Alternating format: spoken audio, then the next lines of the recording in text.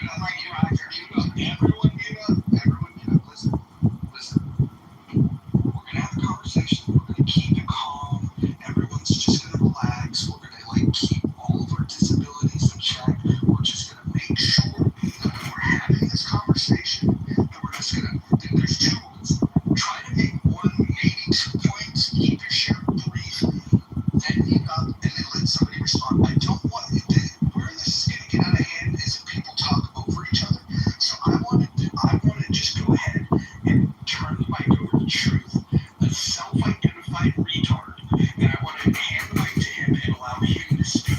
So I will no longer call Truth the retard. I will just refer to him the way that he chooses to identify himself. So Yeah, so for the record, self-effacing humor is common. If I call myself a big jackass, that doesn't mean you can start calling me a big jackass. So yeah, just to why he's more than just one Jew amongst millions. He's the founder of the World Zionist Organization. he started an organization. He started an organization. Who calls him Moses? He was the first president. He started an organization. A lot more important than that. Hold on, guys, listen. This is going to be the order. Truth is going to speak, and he's going to make one or two points, and then Norm is going to respond, and then we'll pass the mic around. But go ahead, Truth, speak, and then Norm, let him uninterrupted get it off his chest, and then you will speak uninterrupted. Thank you. Yeah. So in doing so, he met with the Ottoman Sultan, the Sultan himself. He met with the British government. Originally they fought in Uganda as a temporary solution. He met with the German Kaiser and Russian officials, and he legitimized the Zionist movement. Nobody, you want to withdraw that? No, I'm not holding on. You made a big point that you wanted to do. Okay, please start with there, and then go on. Start there. You call me Moses. Thank you. Who called him Moses? Nobody? Okay, you withdraw the statement. All right, now what do you want to talk about? Yeah, you withdrew the statement, right? Oh, wait. Okay. So there is a publication known as the Mosaic Magazine. It's a Jewish publication, and Never heard of it. cool. Oh, so you don't know every Jewish magazine, huh? Is that? No, you clearly don't know anything about Jews, period. You sound like butter. You sound like you shit in your diaper. No, you know what? You sit and piss and shit, right? You have an unhealthy obsession with men's You're fucking mad. ass. You're having a piss fit. You have an unhealthy obsession with men's ass. You need to work on that. Now make your point. Well, look at it, ass. You need to make an ass.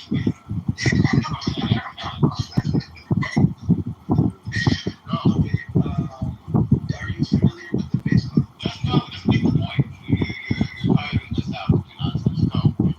Okay, so my main point is just to say this, right? This is what I really wanted to say earlier, and I didn't get to finish.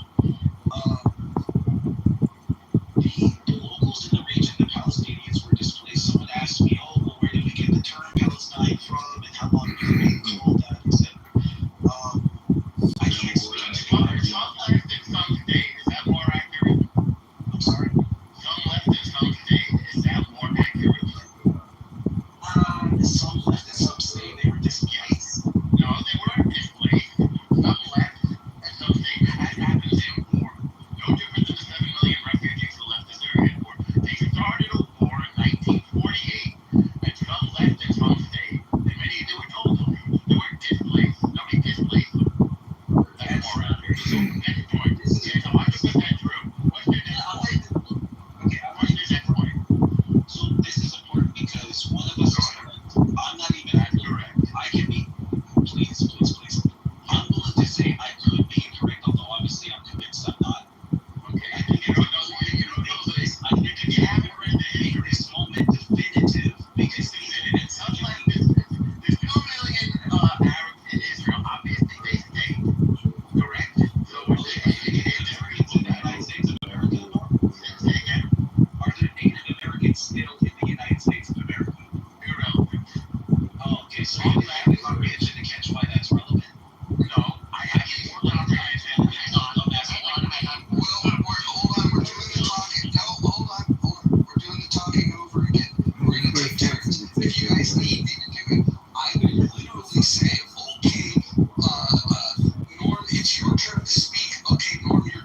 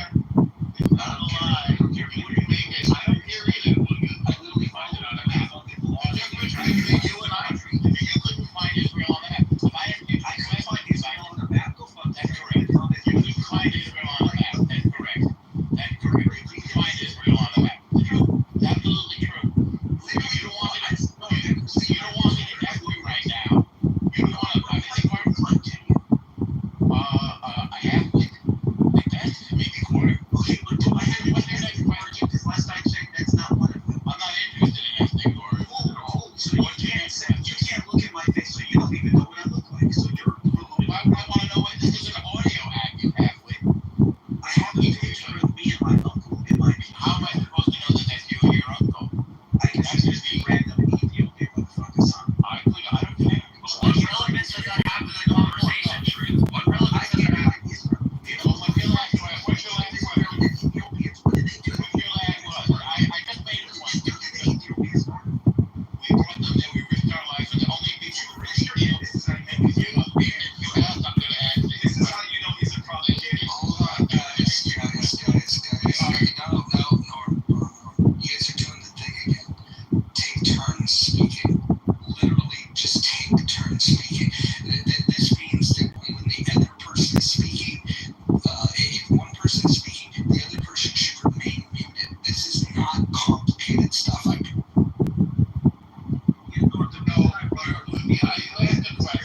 asked the question. I will tell you.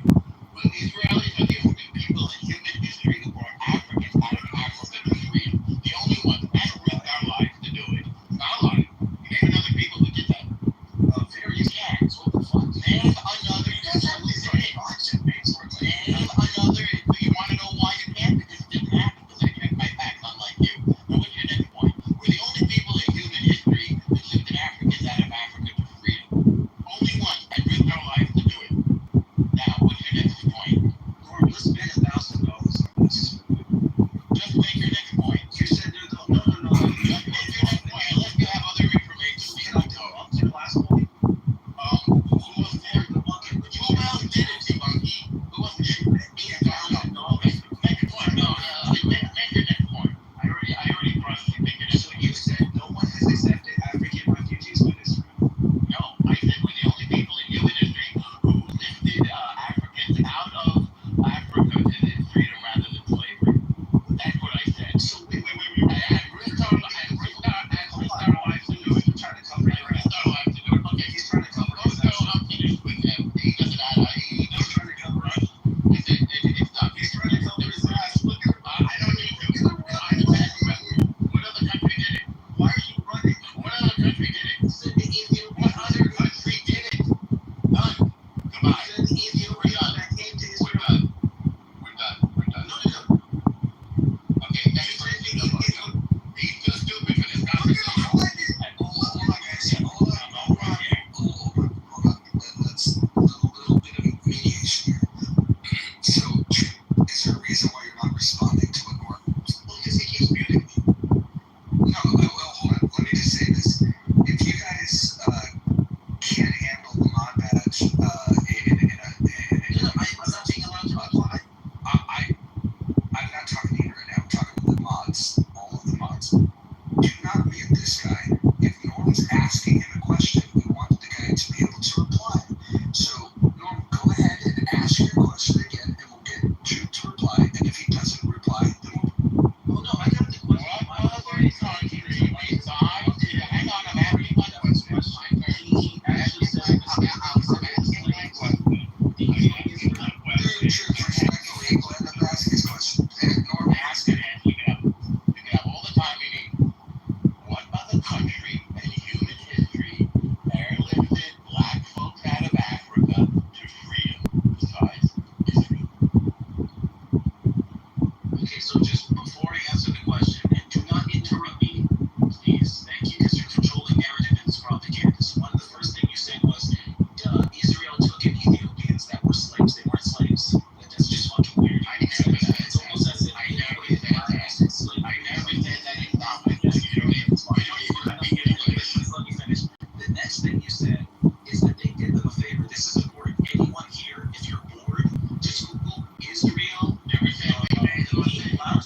You're answering the question right now. Americans did. They did like Oh, no, I don't have to. Hang on a second. unironically. Hang on a second. Hang on a second. Let me finish. Hold on, guys. Hold on. Real quick. Norm, I have a question. yeah, hold on. Real quick. We're gonna make this very simple. Norm, without any extra stank being put on it, just simply ask the question, then mute yourself, and then I will call upon Truth to answer the question. Go. Thank you, and I'm sorry you have to do this. What other country in human history airlifted black folks out of Africa to freedom rather than slavery, risking our lives to do it? Yeah, Canada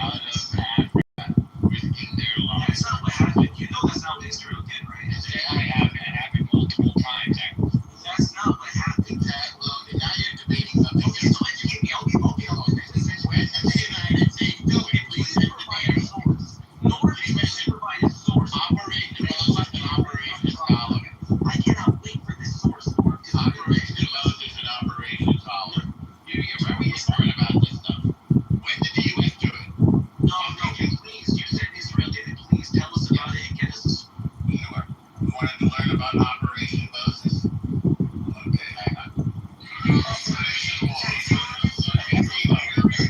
Hey, aren't you embarrassed to not know this stuff? Claiming to be whatever it is you claim to be?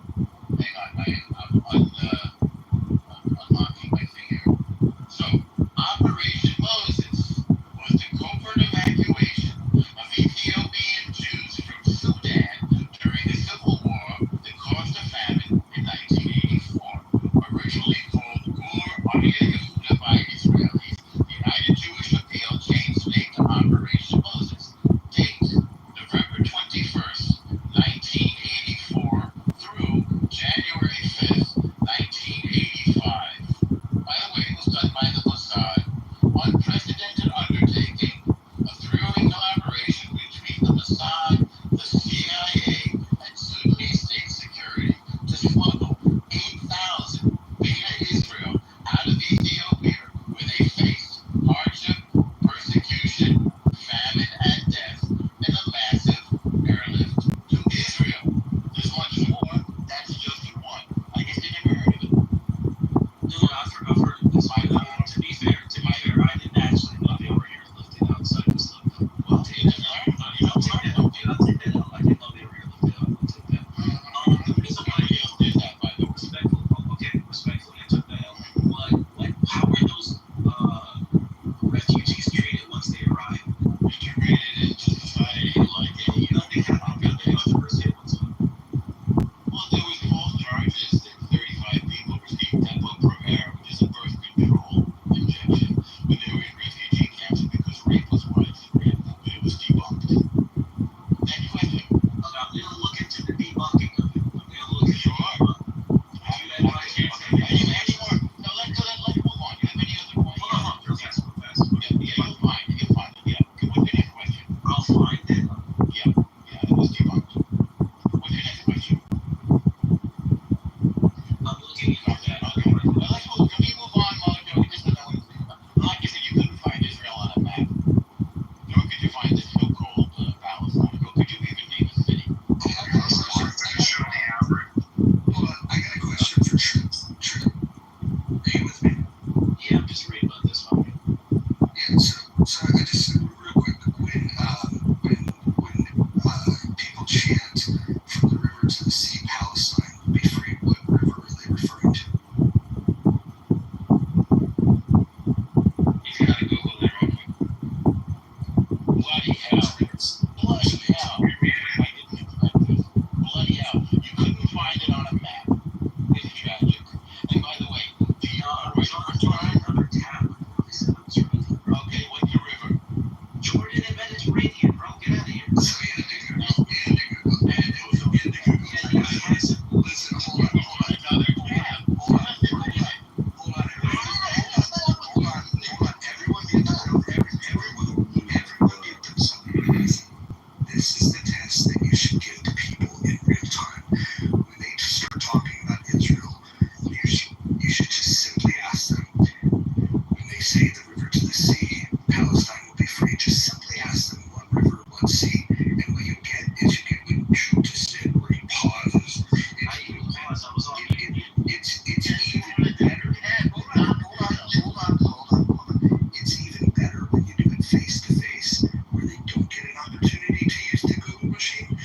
Like the next time you meet people, just ask them. Don't ask them in an accusatory way. Just ask them like you are curious. Just say, hey, so what river are they talking about? What sea are they talking about? And then just laugh at the answers that they give you, or laugh even more when they don't give you an answer.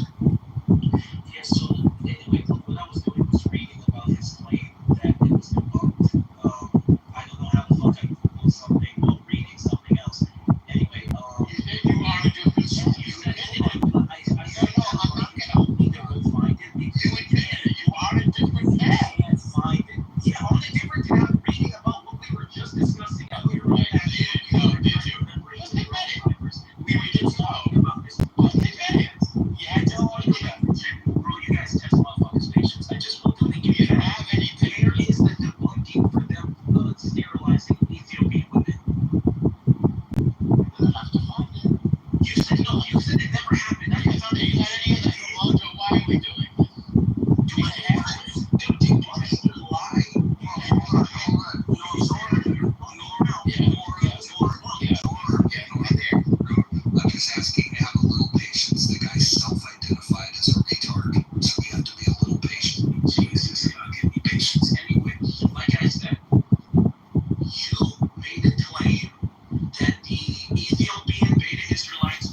airlifted it. To my credit, to your credit, I admitted that I actually didn't know they were airlifted. I just always assumed it was caravan or some shit. Now I know why you emphasize the fuck out of the word airlift. But regardless, I did know about the plan though. I did not know about the airlift, but regardless of that, the main contention was that when they got there, they were sterilized. Now, you told me that was debunked. I took it on face value because I just took the L on the airlift, so I said, hey, look, maybe I'm wrong. I go and look it up. I can't find a single fucking source debunking it, but I'm finding a bunch of sources verifying it. So if you would do me one last favor, and I'm sure if you, I don't know, maybe you want people thinking that Israel sterilized black people just because they're black? No, you're a fucking lying anti-Semite. I don't want anybody to think like you. The article is in the chat halfway. I'm sorry, you're not halfway, you're a quarter way.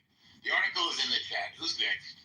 This is a joke. Okay, Who's you have a next? third party. Who's next? No Do you more. have a third party Mojo, publication? Mojo, he's too stupid. Do you have a third party news publication? They're amending. You've been debunked. This guy gave me Russian Mojo. to talk about Russia. Hey, guys, look, here's what we're going to do.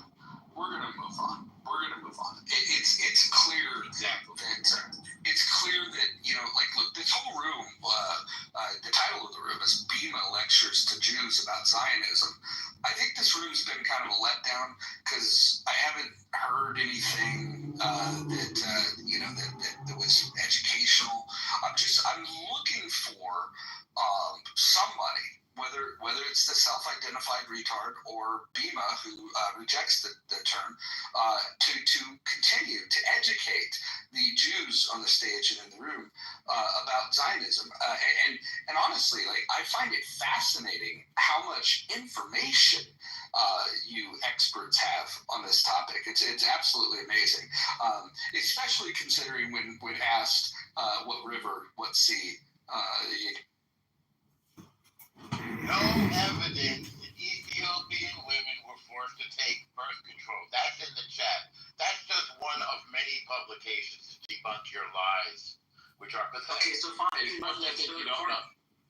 know. Find me one that's not based in Tel Aviv. What's the third party? Find me. Okay, Mojo, read it first. Yeah. Hold on, guys. How about this? Yeah. We're gonna kind of gently move past this topic.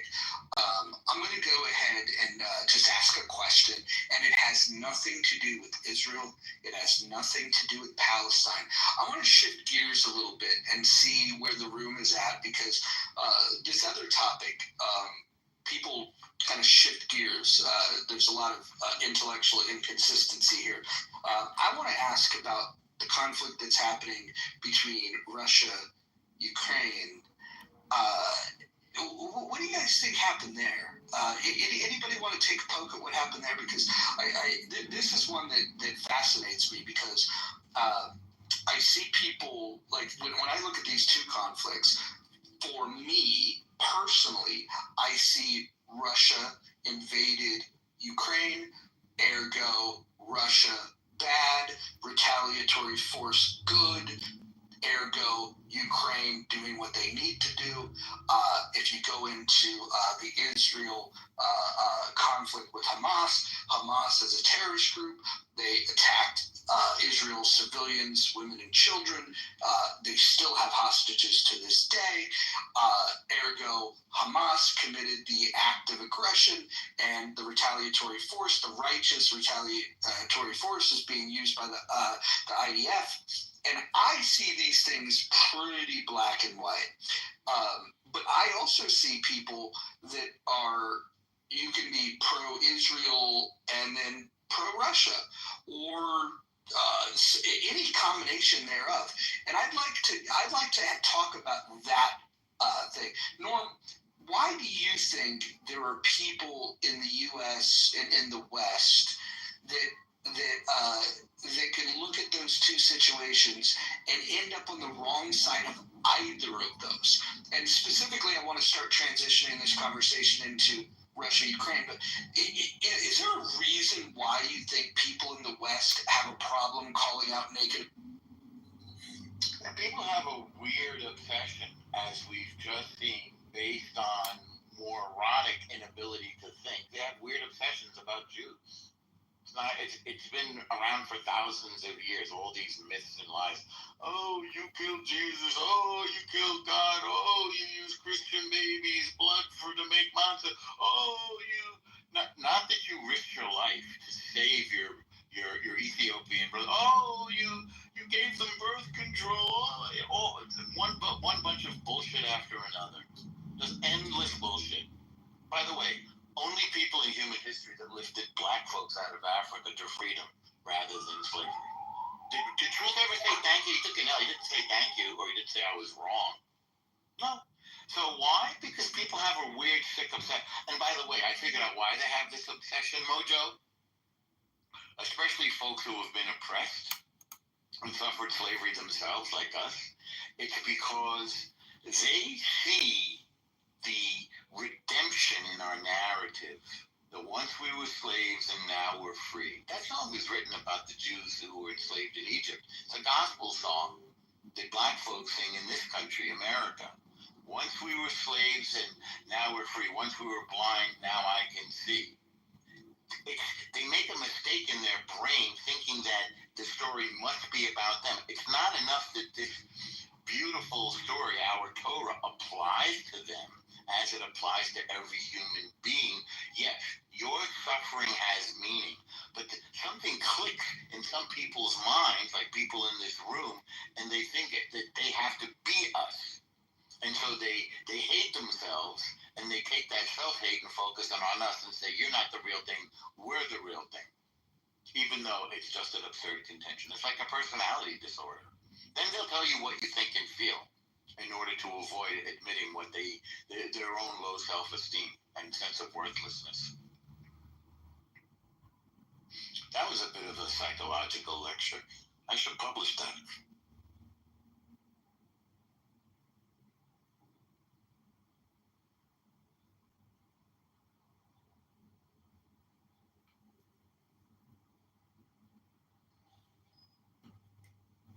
I see. Okay. Anybody else on the stage want to tell me when they look at the Russia-Ukraine conflict, who they see as the aggressor? Anybody want to answer that? Bima, I'd be interested in hearing your thoughts on who the aggressor is with Russia-Ukraine. Always the state. It's always the state. Russia wouldn't be able to do what it was able to do without the violent back force of the state. They're not a bunch of Russians that are so pissed off that a few Ukrainians wanted to live the way that they wanted to live, declare independence however many years ago. They didn't give a shit. They're just following orders like the sheep that they are to do what government and daddy says. And that's the collectivist disease. It's always the government. These aren't people warring back and forth. This isn't a civil war. So you would agree that you would agree that it's the tyrants, Putin, that invaded Ukraine. You'd agree with that? I'd say, of course, but more so, right? Putin didn't go by himself. He wasn't just this person born to the planet with all of this military power, right? He got it. How did he get it? Through belief. People, a fucking superstition. Bunch of people believe that he has some authority and they're just going to follow and do what he says. So they're going to go and harm innocent people and violate other people who are just trying to live. It's what it is. Always a government. Always a government. Kind of sounds like what Hamas did to Israel. Yeah, I would agree. Oh, you agree on that? Interesting. No, actually. 15 minutes ago.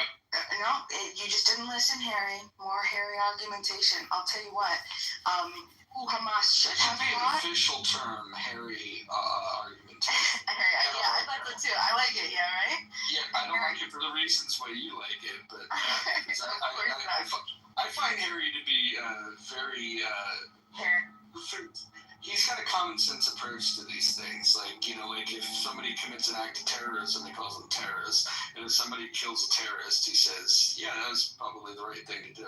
I think Harry argumentation is rooted in common sense.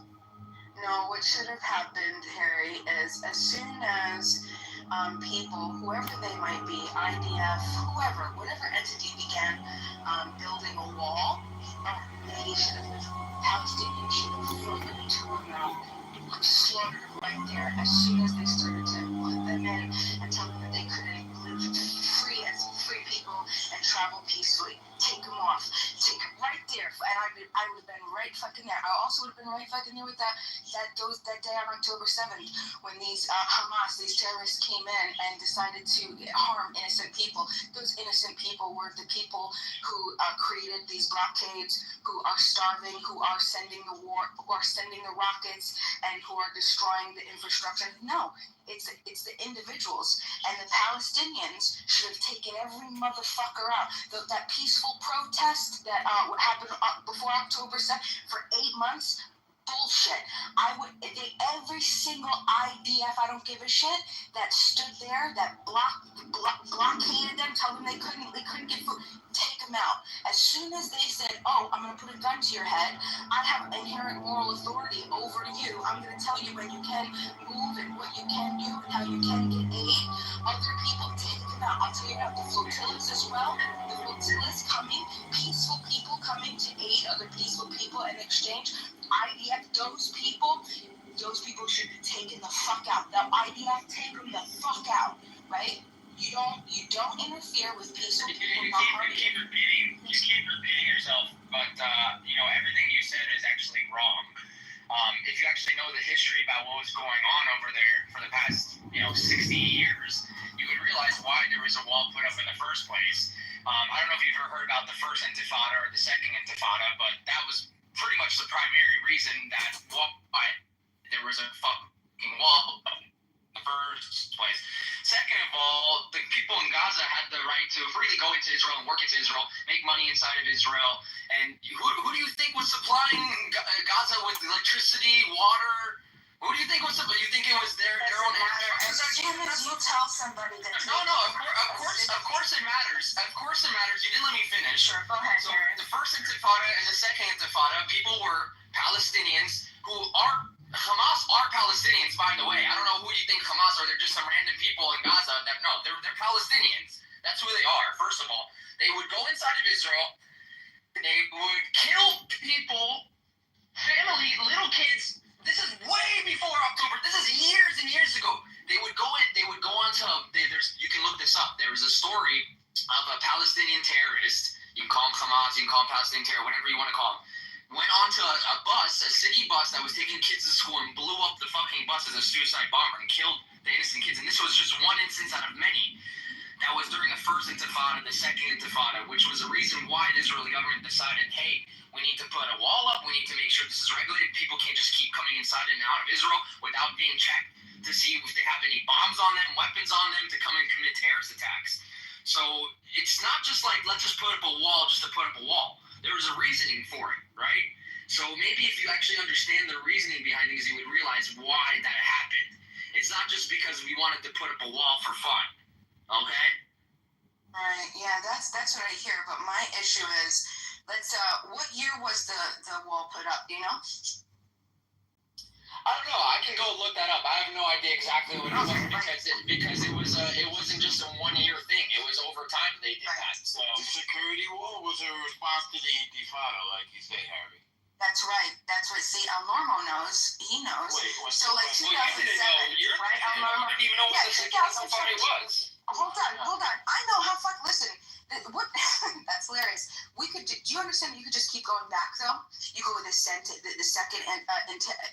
Intifada, the first Intifada, and then what happened before that? Then the Lebanon War, and then what happened before that? The Yom Kippur War, all around this. Wait, we could go back. Yeah. The Yom Kippur War wasn't against Palestinians, by the way. What happened before that? Wait, why did you say it was one topic at a time? It's like ADD over here. Yeah, but hold on. No, but this is what I'm talking. Then you just keep going back. You had the Lebanon insurgency, and before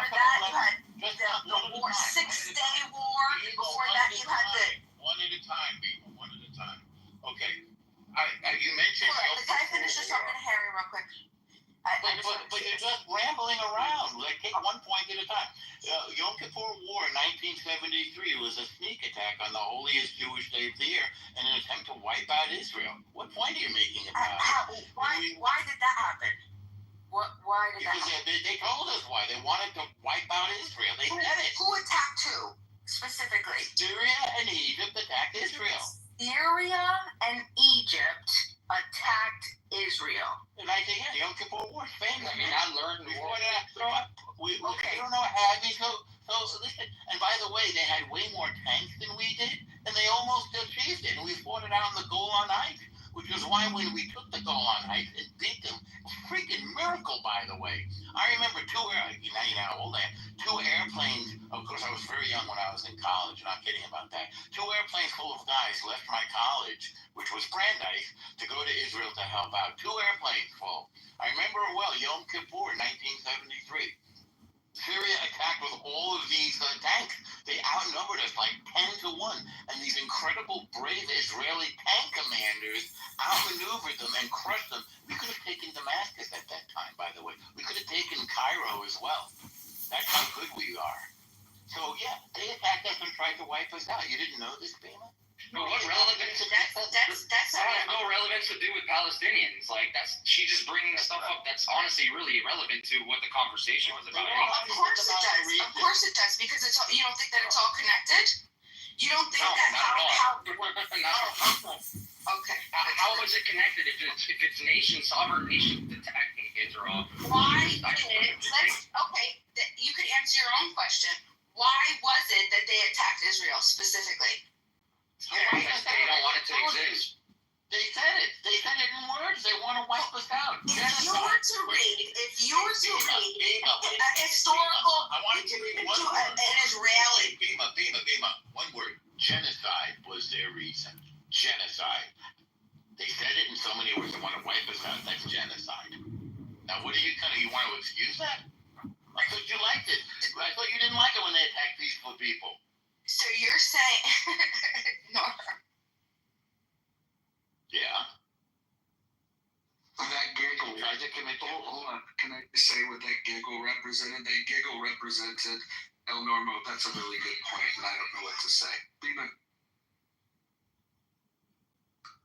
No, to be honest, it's slightly disingenuous because yes, and I here let me meet you in the middle before I make you think I'm an enemy. So we're innocent Jewish people being attacked, settlers, etc. Yes, but from the perspective, there were no settlers. Hold on, that's what I'm saying. From the perspective of the Arabs, they just watched people get displaced and lose their land. And No, they didn't. No, they didn't. They were expanding.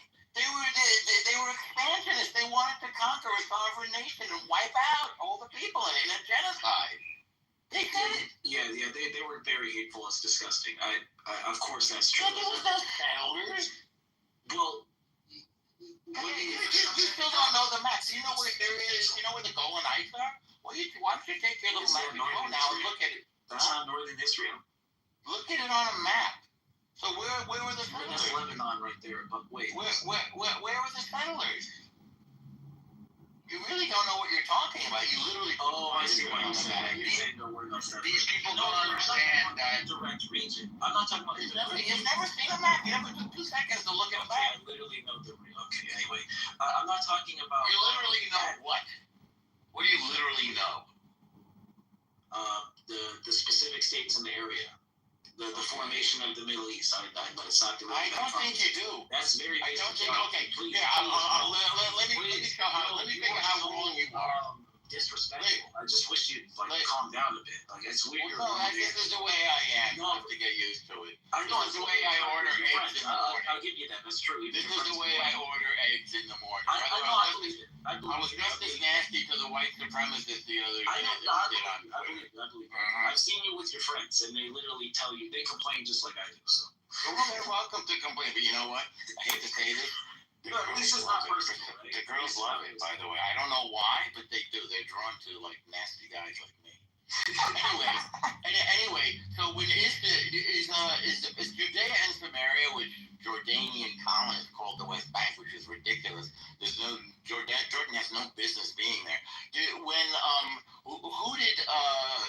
Judea and Samaria were occupied, right? Who did we occupy it from, if you know? Truth. And when? You said I actually don't know. Sorry. Jordan. Do you need to know any more? Wow, I'm shocked. No? He said that he didn't know something. It's not You hard. don't know the region. You don't understand the geography. You haven't seen a map. Jordan attacked Israel in 1967. Up until then, they maintained domination of our holiest site, which is called the Kotel, the wall of the western wall of the temple. And when they attacked in 1967, Israel begged them not to attack. They did anyway because they didn't want to lose faith among the other Arab nations. It was Egypt to the west, it was Syria to the north, and it was Jordan to the east. Jordan attacked, and they lost. And it's interesting to note that while Jordan quote unquote occupied Judea and Samaria, they also destroyed like almost 60 Jewish dumps. They looted and completely desecrated holy grounds to the territory. And when Israel took over after the war in 67, right, when they took it back in 67, they allowed the Waqf to maintain control of the Al-Aqsa Mosque. They didn't destroy anything. That's correct. The Waqf, W-A-Q-F. That's right. That's the religious authority. Yeah. You probably didn't know this either, Truth. Did you know that these so-called Palestinians had Jordanian passports? I don't know what makes them Palestinian. They had Jordanian passports. So I got another one for you. Hold on, I just triple checked. I knew I was right. So Israel had begun settling in those territories in the Sinai Peninsula. What territories? In the Sinai Peninsula. And we were talking about Syria. I'm talking about back when we were talking about the young. You said settlers. There were no settlers for them to attack. There were no settlers in the Golan. We're talking about Syria. The Golan Heights that's Syria. That's right next. That's north. You said Sinai. There were no settlers up there. Hold on, so if I'm not mistaken, they were Israeli farms. The 6 Day War happens. They capture that territory. To be fair, hey, they took in a war. They attacked them. But to be fair, they also attacked because that was when they first came and took the land in the first place. So that was a response. Who took what land? From my understanding, the WZO negotiated with the Ottomans and the British to secure. Dude, who took what land? What are you talking about? The Zionists purchased what we would consider Israel, modern-day Israel. What do you mean? And they displaced 700,000. Israel was created on May 14th, 1948. And I guess you never looked at the UN partition plan either. That's what I'm describing right now. No, it was a purchase agreement before. You don't even trust me. It was how are you talking about 1920. No, people think Israel was 1920. It was like 19. Norm, you know, right? Was it like 1920? Don't try to get me on your side. Hold on. Well, no, I don't know what you're talking about. You literally. Hold on, guys. Hold on. Everyone, hold on. But you know I'm. Everyone holding on includes people that self-identify as retards. So I just want to ask this question. Truth.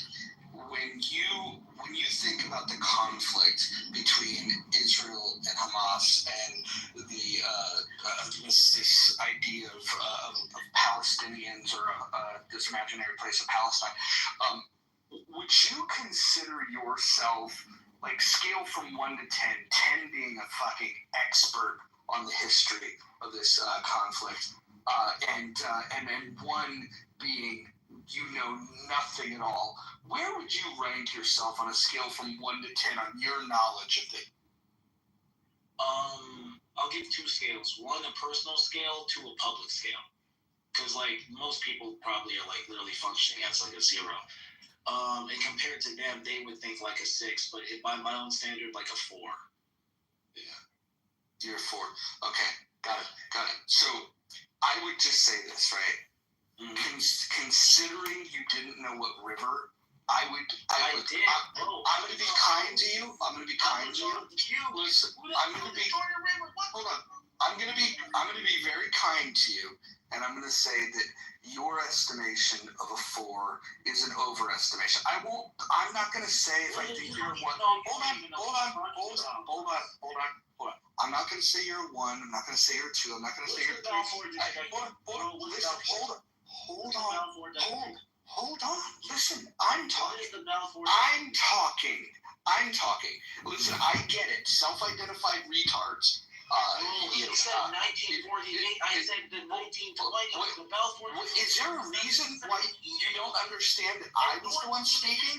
You're trying to interrupt me. I'm not going to let you do that. I don't let self-identified retards have an excuse to interrupt me. You can just stay silent. I have a chance to reply, dude. You will absolutely get a chance to reply. I like it when self-identified retards reply to what I have to say. It's amusing to me. So let me just finish. You said that this is your score, that you're about a 4 expert on this conflict. I'm going to say that based on what I've heard today, considering you don't know what river it was, that you were probably less than a 4. And I'm not even going to score it 1, 2, or 3. I'm just going to let your imagination, decide where I might rank you on the scale. What I would also like to ask is a question, and you will get to reply, but just a quick question. Norm, when you think of this conflict, the history of Israel, Hamas, and these claims made by the imaginary group of people called Palestinians, would you consider yourself on a scale from 1 to 10, 1 knowing nothing, 10 knowing everything? Where would you rank yourself, Norm? 7. Excellent. I would say that is probably an underestimation, because I think you have a very good understanding of this stuff. And by the way, when who the hell am I to decide this stuff? Listen, I observe stuff. I read everything. When I talk to people that are genuine historians about this stuff, it seems like while there are definitely opinions that may vary, when it comes to the facts, I think Norm is very strong with the facts, and I think truth. What I would encourage you to do, and I promise you're going to get to reply, what I would encourage you to do is do some study, figure out what river, figure out what sea, figure out who the Palestinians are, what their lineage is, because you tried to explain it earlier and you didn't know what the fuck you were talking about. I would just ask you to do a lot of research and then come back to the room with what resembles facts, and then have a good faith conversation with Norm. Thank you for giving me a chance to reply. So everything I said was correct. I was talking about the genetic lineage of. I was asked what is a Palestinian? And I said, well, they're a descendant of the. Wait, hold on, Truth. I was just gonna ask Roger. Roger, do you remember what he answered when you? Because I remember. I almost remember word for word what his answer was. Do you remember what he? Yeah, he went off on this weird tangent about Canaanites. No, he didn't. Okay, wrong. No, actually, Bima, why would you? Okay, listen, Bima, you're not going to interrupt the self-identified retard. This is ableism, Bima, so I had to move you down to the audience. Correct. You don't commit acts of ableism. No. Truth, I'm going to give you the self-identified retard. I'm going to give you the floor. Go ahead. Thank you. Yeah, when I spoke about the Levant, and I even said then, I was like, I'm not some expert from off the top of the head. They're descendants of people from the Levant. They have more genetic ancestry to the region than the modern day Israeli does on average. It's mostly Sephardic Jews. Ashkenazi and Sephardic Jews are from Spain. So delusional. What you're saying? No, that's been proven. I can get. No, it hasn't been. The opposite has been proven. There's more that I have to reply. The opposite has been proven. There's more that I have to reply to, because I was treated, and in fact, I kind of have a bunch of big ones, because I asked you to come in and verify what I was saying, because I wasn't wrong, and because it you were wrong. your narrative. You're wrong about everything you said. No. Yeah, let me finish. So we have this Balfour Declaration, right? In 1917. By the way, Are we cutting over? This is what's What so is it that you said that you were right about? Stop. You gotta let me finish. I promised a chance to finish. True. So what did you say that you think you were right Just about? because you got mentioned, you don't need to jump in real fast. Just Truth, what did you say that you're claiming you were right about? please. What you're about to No, I'm trying to it's understand. hard for me to think. I can't hear you. Please, bro. Okay, so just listen to me. I'm What did asking you say to let that you me were? talk, please. So you weren't right about it, right? No, I'm You're asking wrong. you to stop interrupting me. I can't Okay. hear you and think. So don't make false statements and you won't Alright, answer me, cool. okay? Okay, whatever. You're right. Whatever, please. Okay. So, like I was Okay. in the middle of saying, right? The thing I mentioned was the Balfour Declaration in 1917, and I think this What is would you like actually to say important about piece of that? history because I think it's a beautiful moment in history for Jews. I don't think it's something like it's not bad. I'm not bringing it up as a gotcha. But what does it have to do I'm with just anything? expressing my perspective on the What history. about it? of Everybody this knows whole about it. What is your point? because I think actually the way they were treated is horrible. I think anyone with common decency and reads the So history what do you is kind think of about nuts, the right? Balfour Because Declaration? there's a What's your point? please stop interrupting me. There's Well, a just ton get of to the point. You're just anti-Semitism on the buffering. rise in the world.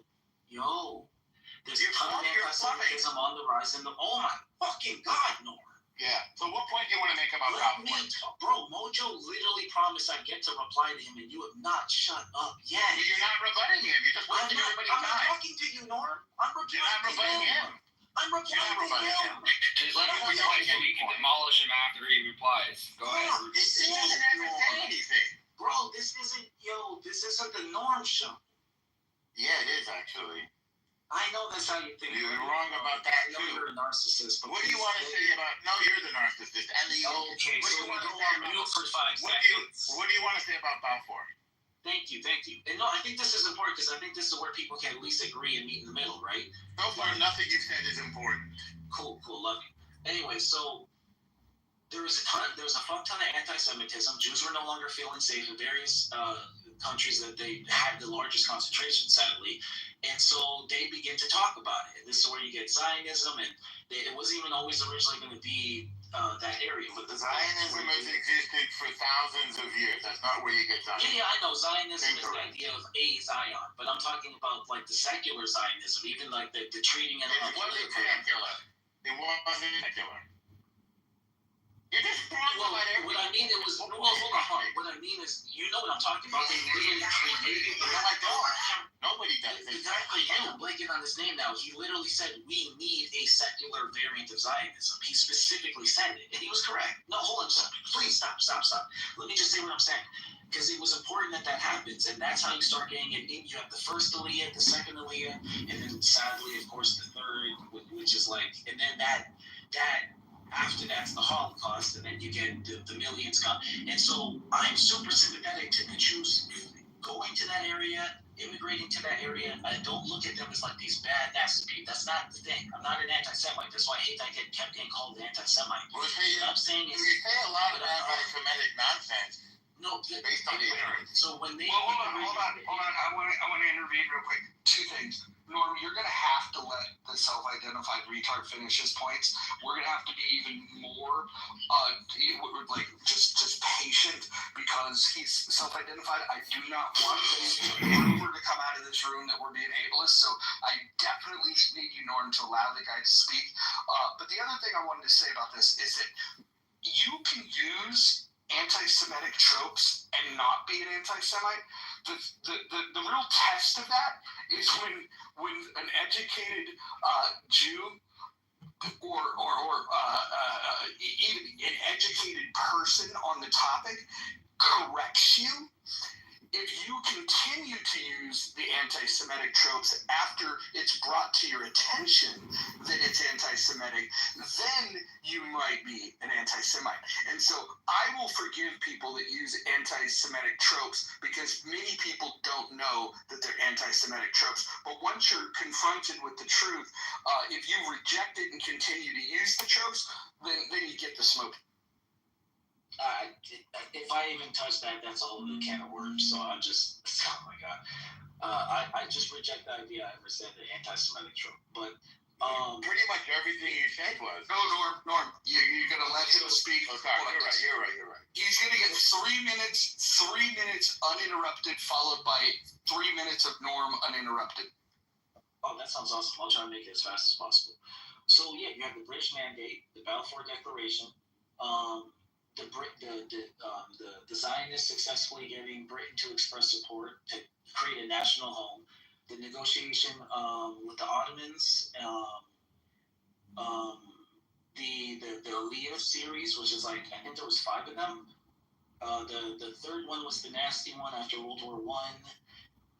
No, there was another one after that from Poland that was pretty bad because like the anti-Semitism was getting on the rise, and then the biggest Aliyah was the one just before the Holocaust, and then the Holocaust when like 1 million came, and so the region that they were immigrating to just started ballooning in concentration, which is from a sympathetic stance good. Because now Jews are given the opportunity to have their own land where they're more safe from the anti-Semitism, which was real, as proven by the Holocaust.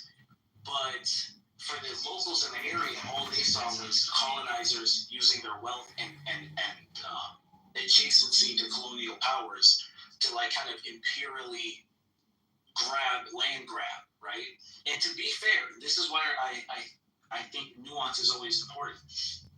It's probably a bit of both.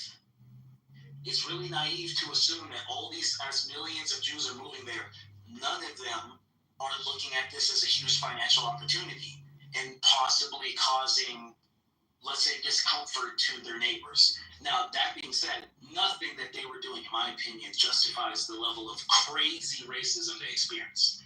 Like that whole behind every rock, behind every book. Like, no, it's a religious kind of hatred that's going on. So I'm not trying to downplay that. I have my own experience with racism as a black person, so I can't imagine what that is. I have Jewish people in my family. I've always been very sympathetic to that. I'm not trying to downplay that at all. But I think what happened is, at some point, the Jews became. They were the winner. The 6-Day War is crazy, and that's another piece. I'm probably running out of time, so let me make sure I hurry this up. The 6-Day War is another example of like they did not have that coming. That's insane. They almost got genocided, and in a miraculous, as Norm was talking about, in a miraculous turn of events, they dominated. They secured new territory from people attacking them, which is just badass. I just think that's such a badass thing. And historically, if you go to war, you conquer territory, you don't have to give it up. They gave up some of it. They didn't have to. They kept less than they gave back in an attempt to get peace. It didn't work. Like 20 to 15 years later, the same states tried again. The Yom Kippur, and it just shows that there was really a high level of hostility to them, and nothing they were doing was like successful in creating fair treatment. But again, now from the other side, from the flip side, the Arabs were mad from the beginning from the UN partition plan. Right now, to be fair, there was violence against Jews before the partition plan, but it escalated dramatically after the partition plan because it gave all the port access and the fertile farmland and the historical like relevant territory to the Jewish state.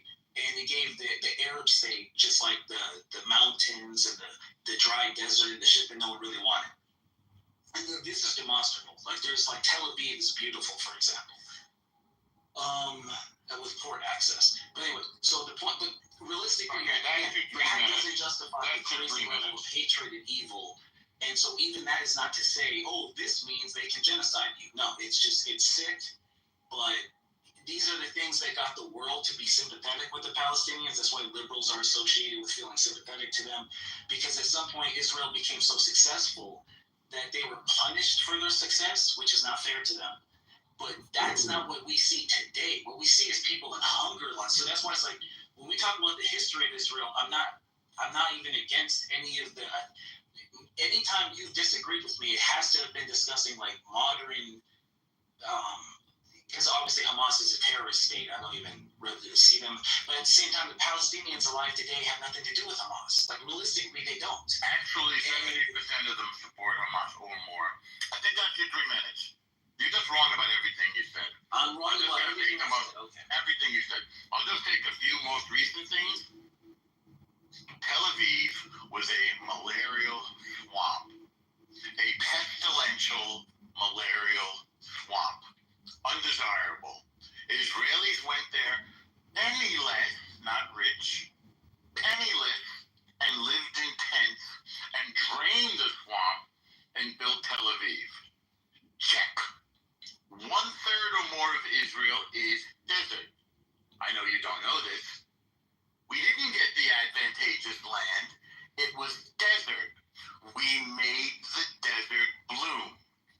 it says in the Torah, we made the desert blue. I was just there. It is desert, and we're growing stuff there because we created innovative agricultural techniques. Check. The Arabs got 22 nations and all of the oil. Almost all the land, maybe 1,000 times what the Jews got. Almost all the land and all of the oil. Check, check, check. The Balfour Declaration was not the deciding factor in the Jews returning home. The end of empire was the deciding factor in the Jews returning home. Almost every nation in the United Nations of the 200 were formed in their current form in the 20th century, just like Israel. Pakistan and Greece and the South American countries and Germany the way it looks today, all of these nations were formed in the 20th century, just like Israel. Israel is the only one that people have the chutzpah to say shouldn't exist, or that people have the chutzpah to say what their borders should be. So almost everything you said was wrong. The League of Nations was formed after World War I because that was considered the worst war of all time. It was formed to end those wars. How did they intend to do it? For the British weren't there as colonists. The British were there to end the empires and manage the land, turning it over to the indigenous people. Who were those indigenous people? Well, there were Jews and there were Arabs. They weren't called Palestinians then. It was a land, British called it the British Mandate of Palestine and Eretz Yisrael. People always leave the second part out. It wasn't called Palestine by the Turks. There was various Sanjaks. There were in Syria and Transjordan. No such thing as a Palestinian in those days. Certainly there was no movement for the Palestinians to have a country. But the British said, okay, you're indigenous, you guys don't get along with each other, you have this land over here, you have that land over there. And then they got down to their real business of making sure that they had good deals with all the sheikhs who owned the lands with the oil, because that's what they were really after. And pretty soon, because the Arabs got pissed off, they blocked the emigration of refugees from the Holocaust to the land of Israel. They blocked it because they wanted to please their Arab oil partners. And so they became almost enemies. And finally, we finished the business of kicking them out of Israel. And by the way, we remain allies with them. They're good allies. They were also allied with the Arabs, by the way. They're the ones that trained the Jordanians to attack us from the east. So your view of Israeli history has been infected by anti-Semitic tropes and anti-Israel, and trying to sweeten it with a sprinkle of sugar with, I know the Holocaust was awful. Yes, I know. People love dead Jews. That's right. Once we have our own country with an army and begin to defend ourselves and defend our borders, and once we begin to go and get our hostages from these barbarians, people don't like us anymore. That's okay. We don't need to be liked. We'd rather be alive and disliked or resented than dead and pitied. That's what Golda Meir said.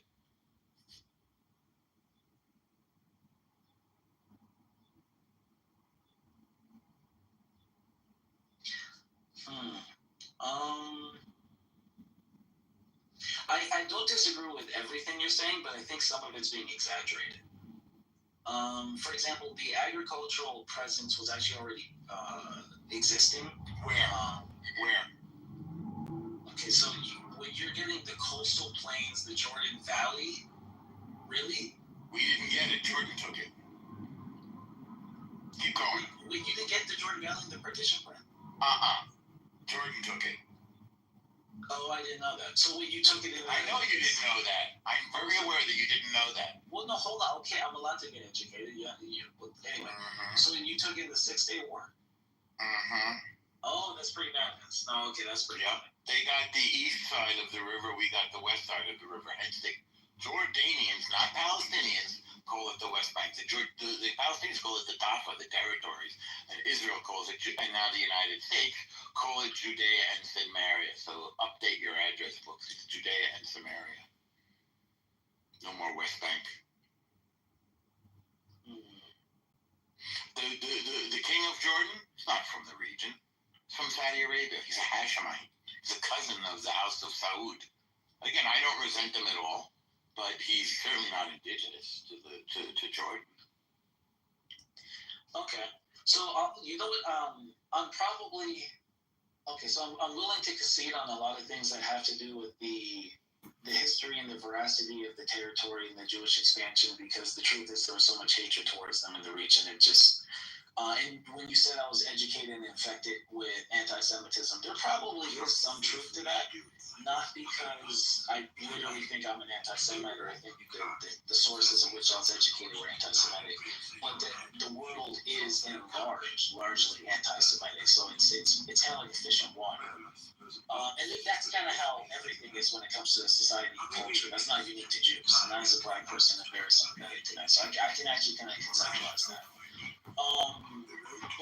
But in line with that same pattern of thinking, I also kind of see the flip side where I think you're very defensive, where you like, okay, so for example, you said that region wasn't called Palestine, or literally it was. I didn't say that. I said the Ottoman Turks didn't call it that. They held the region for 400 years, or maybe 500. By the way, are you really Ethiopian? Yeah, my grandmother's side. My father's mother.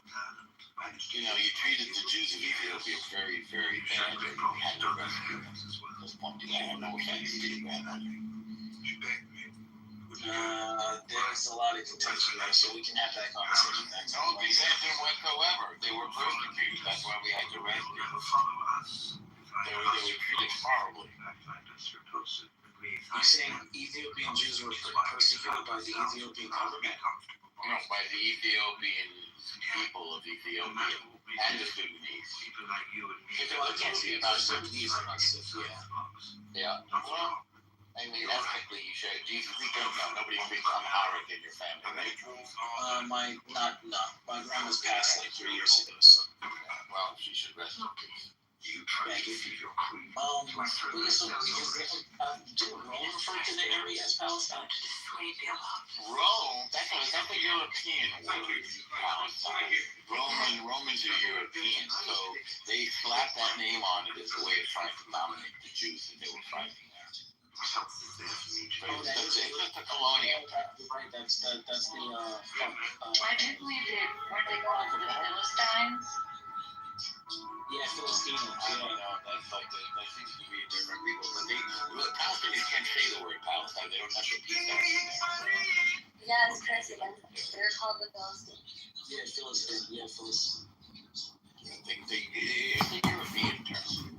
It's a colonial term. Well, so I only say that to say, like, that region has been referred to with that. Not by the Ottomans. Not by, I don't know how much. I mean, you can go back 2,000 years, but it wasn't called that by the Ottomans. They had Sanjuks, which were little areas of government, like Syria, Transjordan. I'm telling you, there was almost nothing there. Mark Twain wrote about it. There were a few guys. There were Bedouins. They didn't have. It wasn't like they had civilization or anything. Okay. Yeah, and I kind of meet you in the middle on the because I remembered you made the point that they weren't really fighting for a national identity at the time. The people in the region, ever. They weren't fighting for one, but they had. So they didn't have a national identity. There was no king. There was no queen. There was no president. There was no government. There was no national identity. They tried. Hold on, but they did not try. They tried. They did not try. Hold on. Well, specifically, did they not try? What was the Arab Congress when they were rejecting the Balfour Declaration? No, there wasn't even a so-called Palestinian representative at that Arab Congress. Well, no, his point at is the Arab what? Oh my God! There were not even. How can you say there was no? There was Wait, not hold on. even a Palestinian representative at the Arab. No. Herzl himself refers to the area as Palestine. You just changed the subject because I just refused. Because no. Because you're saying something where now I have to fact check it because I'm not going to be dishonest. So I'm going to go and make sure that there. What was it you said? You said there were no Arab. No, I said there was no Palestinian representative at the Arab Congress. There was no interest in a Palestinian state at that time. There was no Palestinian. Okay, all right. Let's see. Sure. I mean, the Arabs, they look like a caliphate. Let's see if I'm wrong. Please do. I don't think the Arabs like being called Palestinians at that time. I think, if I'm remembering correctly, if I'm getting my history right. So there were no Palestinians at the time. They weren't called that. They were called Arabs.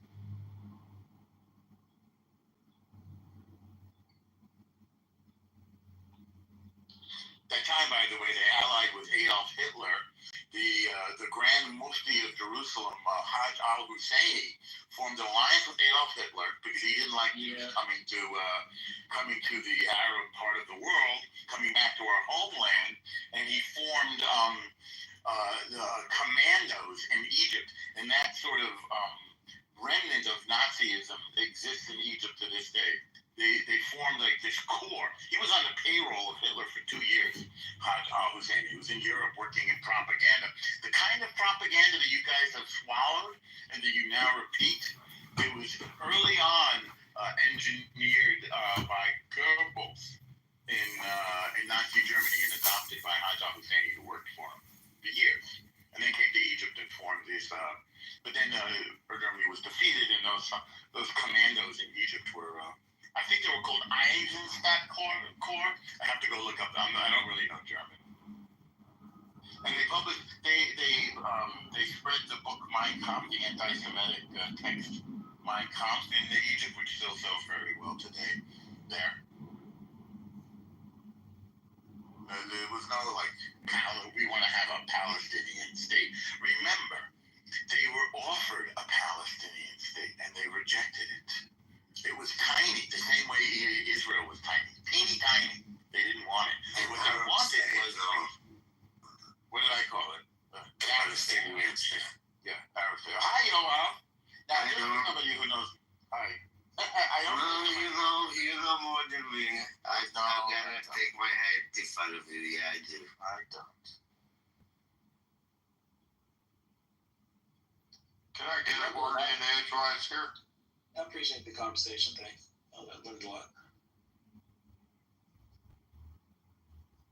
Don't agree on everything, but I do feel as though I've shifted a lot. Go ahead. Oh, hi, Captain. I would provide assess my understanding. My understanding of the history of Israel and my depth of understanding of the current conflict at about 3. But what I heard, I came in fairly late, but I did hear Truth's 3-minute dissertation. I would say that arguing with Norm about the history of the state of Israel would be like me arguing with Kissinger about the history of the United States. Now, I'm not saying Norm is at the level of Kissinger, but in terms of his. Hello. Hi, this is Candace with the Department of Employment Security. Is this John? Yes. Hi, I was just giving you a call about an unemployment claim that you've reopened. Do you have just a moment? Yep. Okay. Before I discuss the claim, can I have you verify your date of birth? 11/6/82. All right, thank you. So the reason I'm calling is you had opened up a claim back in March, and there wasn't any new information on the claim. So I was just calling to confirm that your last day of work was May 22nd of 24, and that you've not had any new employment since then. No, actually, it's Based on the letter I received from IRS, my last day of employment was May 30th, 2025. Okay. When was the last day you were physically there to work? Well, a lot of it is remote, so I have an ongoing employee EEO complaint, which is tied to the unemployment claim. So to my technical last day. I'm sorry, go ahead. Yeah, I was just saying my technical last day with the agency, where I received an actual termination letter was May 30th, 2025. And the last physical time that I was on site was last year in May of last year. But I've been, technically working remote. Okay. So if you've been working remote, when was the last day you actually worked? I think it was May 30th of 2024. Okay. Right. So whenever you had filed the claim back in March, there would have been an interview scheduled in regards to your separation from them, and it looks like you were denied benefits based on that separation. So in order to qualify for unemployment benefits, it's a new basis of separation. That's what I'm claiming. So I'm technically filing a new and separate claim. So it's still the same. It's not because I have. Day of work. Well, it's technically not because I'd have to send you the letter they sent me if you really want to see it. Okay. What I would maybe do is just go ahead and send in the appeal to that particular issue that was addressed back in April. Just state that you're appealing that decision and send in that letter, and then we would have to schedule it to be looked at to see if we need an administrative law judge to get a telephone hearing scheduled. Okay, so where do I mail the appeal to? Can I do it online? You can actually do it online. There is an appeal form. If you want to use it, you can. If you don't, you can just handwrite it or type it out. You just want to state that you disagree with that particular issue number, and I can give you the issue number. Okay, what is that? Okay, it's 006. Wait, hold on one second. 6. Okay. Okay, 006. 602. Okay.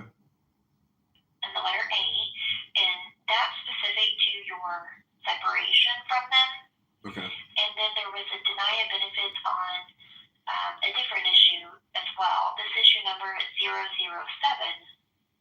500 and the letter C, it's in cat. And that decision was based on whether you're able and available for work.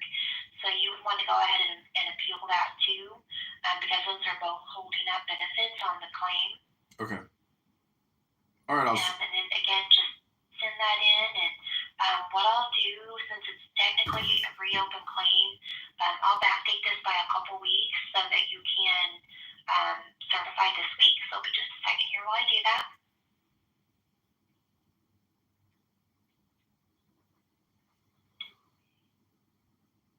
And when I file this appeal, I can just log into the portal and submit the appeal in there. You can.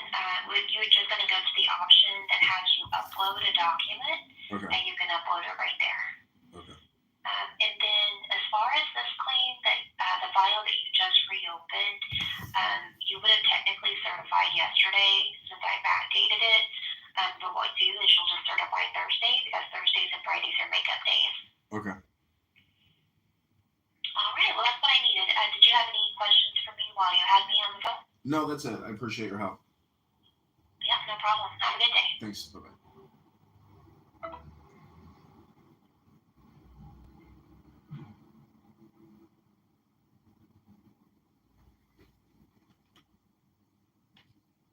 From the BBC where the IDF admitted they mistakenly shot 6 children waiting for water. They died from airstrike while waiting in line for water. That was on the 13th. BBC. Great source. So what are sources I should be respecting? Go to Twitter. There is a handle that's called Gaza Wood or Pallywood. For US, dude. It don't matter. I like discounts. Don't be mad because I save money. What the hell? Don't go chilling. You mean you engage in illegal activity to save $5? It's not illegal. This is just a based on religious hatred towards Jews. You can see that all over the world. Just look at it. I believe you're a Christian. You're a Christian. Just look at what is happening to Christians in Mozambique. What is happening to Christians in Nigeria? What is happening to Christians in Pakistan? They are being eliminated. Yeah, I saw that Nigeria. Yeah, I saw that. So the same thing is happening with the Jews. If you read the scriptures of Islam, you'll find that there is a lot of anti-Semitism against the Jewish people. The problem is within this 2025, Islam is able to gaslight a lot of people into believing Jews are the problem. See, there are about more than 50 Islamic countries. Why can't they take them in? Now they are claiming that Gaza is being surrounded by, isolated from all other places by Israel. But if you look closely, there is a southern boundary wall, isn't it, with Egypt? That's a 12-kilometer wall, which is fully blocked by Egypt. I don't know, have you heard of the Black September incident? Have you heard of the Black September incident? It sounds super familiar, but I'm blanking. I don't know why. Exactly. Palestinians went into Jordan, the PLO chairman and all. They started abducting the Jordanian civilians. They bought a plane, they blew up the plane in front of the camera. And the Jordanian king, they wanted to kill the Jordanian king and install a caliphate. Okay, so it is on religious. The Jordanian king, fed up with the Palestinians, brought in Pakistanis who are now crying for Gaza. 25,000, at least 25,000 Palestinians were slaughtered in few days. So the Jordanians themselves cannot stand Palestinians. Yeah, I remember this. Now what happened in Kuwait? I remember this. What happened in Kuwait?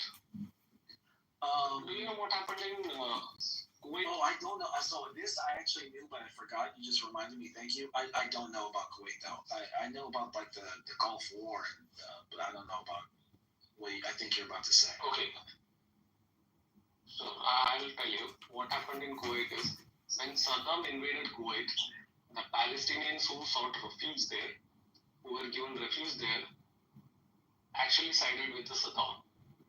I've heard reports of Palestinians looting the Kuwaits and raping some of the women. I don't know if it is true. I have to confirm that. But the problem is they sided with Saddam.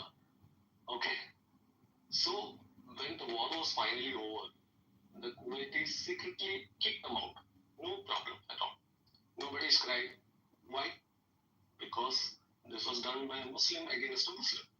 Because the Palestinians were going against the interest of the nation. This is not only the case of Jordan or Kuwait. There are other nations which have kicked them out. They don't like them. So these brats,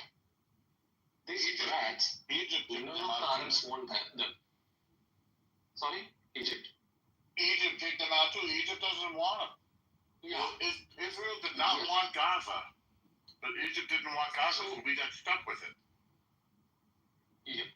So what I'm asking truth is, see, none of their Arab brothers who are crying for them want them in their house. But they want these people to, they want Israel to take them, or they want to wipe out the issue. So this is nothing about land. I am from India. We are also, you have never faced the Islamic problem. That is why you are finding that all the stories that these people are saying are far-fetched. Only when you live under an Islamic, when you have significant Muslims in your area, only then you will find that all these stories are nothing compared to what these people are saying. It is coming to. I think you're in United States, isn't it? It is coming to. I am seeing a lot of imams calling for caliphate there. And believe me, if Trump goes out and some idiot comes in, and if the next president is going to be somebody who is very lenient, believe me, you'll have it. And this is not a free speech problem. The Westerners, they treat this Islamic problem as a free speech problem. They discuss a lot. It's not a free speech problem, and this is a problem of survival. If Islam takes over your nation, you will not survive. You know the kind of humiliation that you will be subject to. I don't know whether you understand that or not. Just look at what's happening in Egypt also. So none of these Islamic nations allow, like freedom of religion and worship and all, but they want that in your nation. And I'm proud to say that I belong to a nation where Jews are now persecuted. They lived here for 2,000 years. They prospered. Many of them, they were pioneers in many areas. And when finally Israel happened, they left this place and went to Israel. If they were actually occupiers, they would have occupied a large portion of our nation, isn't it? They didn't occupy anything.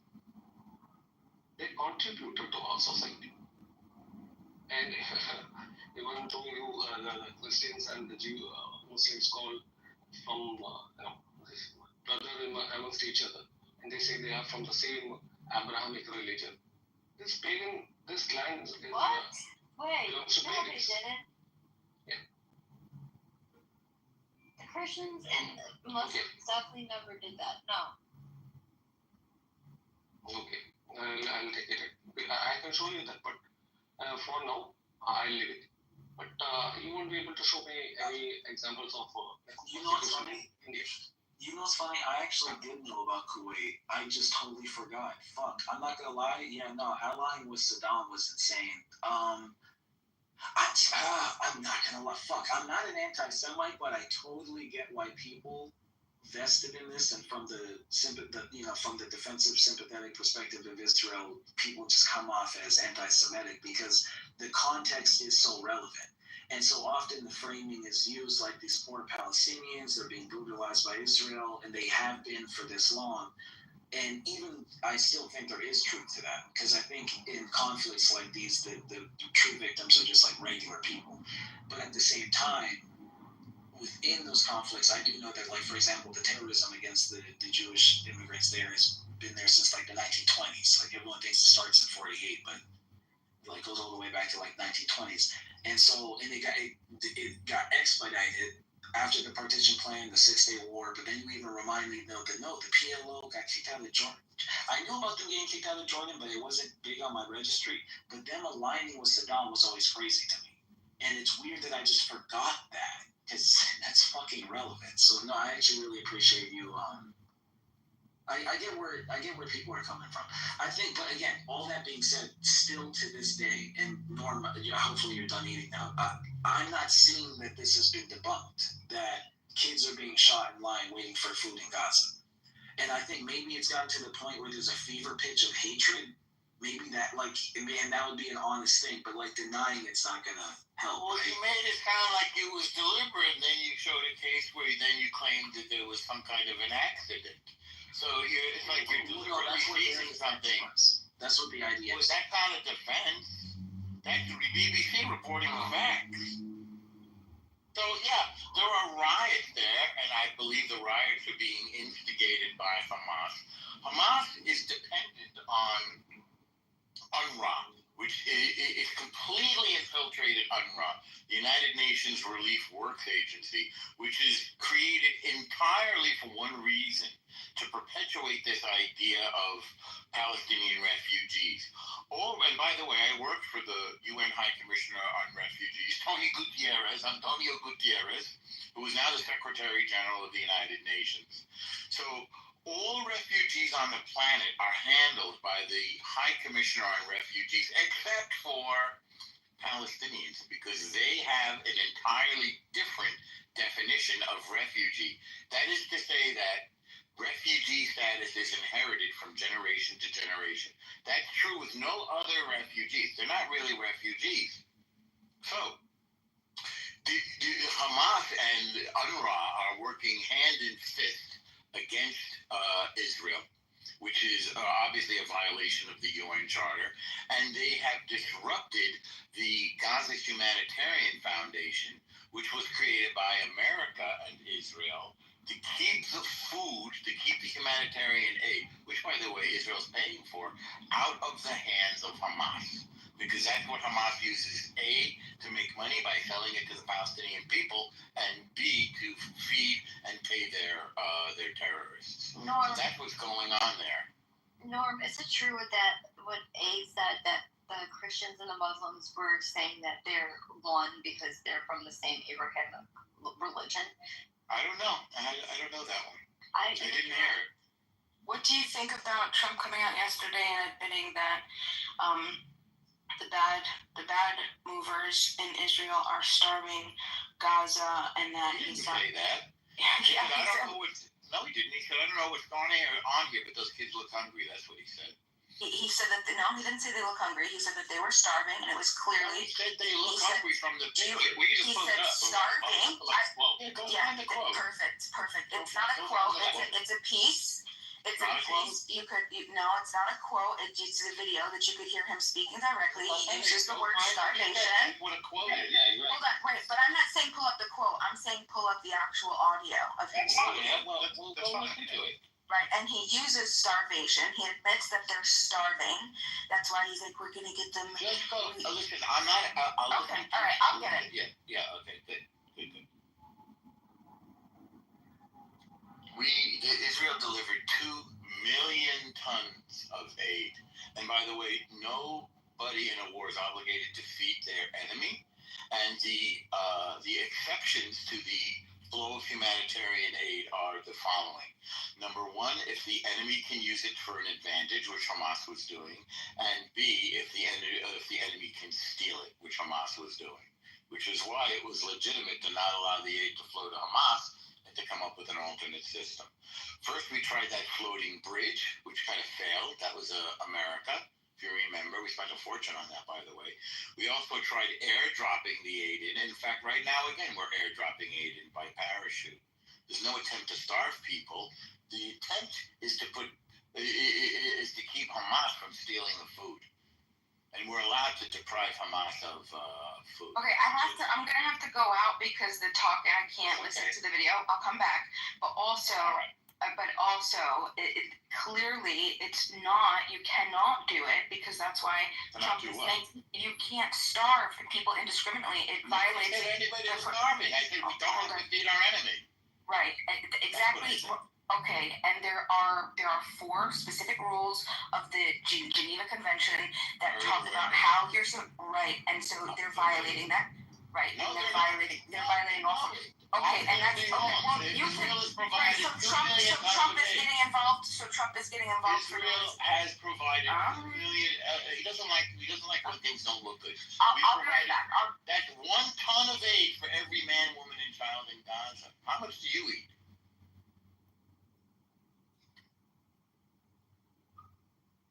Okay, Truth, have you heard of what happened in Hebron in 1517? You said about 1920s, attacks, isn't it? Do you know what happened in 1517? You said 1517? No. Yeah, just Google what happened in 1517 Hebron. So this is not a recent phenomenon, as people want you to believe. People will make you believe that before 1948 everything was hunky-dory and everybody was like, everybody was happy and lived next to each other. But pogroms against Jews, minorities, Yazidis, Christians were very rampant in the Arabian Peninsula, and Jews were at the receiving end of most of it all. So this didn't start recently, and definitely not with the Jews. I'm looking at it right now. Sorry, I like that light back in. Okay. The final phase of something else not look for. Okay. See, you don't understand a conflict situation, that too, especially with Islamic people on the other side. We have got a conflict going on in the northern side of our country, which is called Kashmir. It's a majority population there, majority Muslim population in 4 or 5 districts.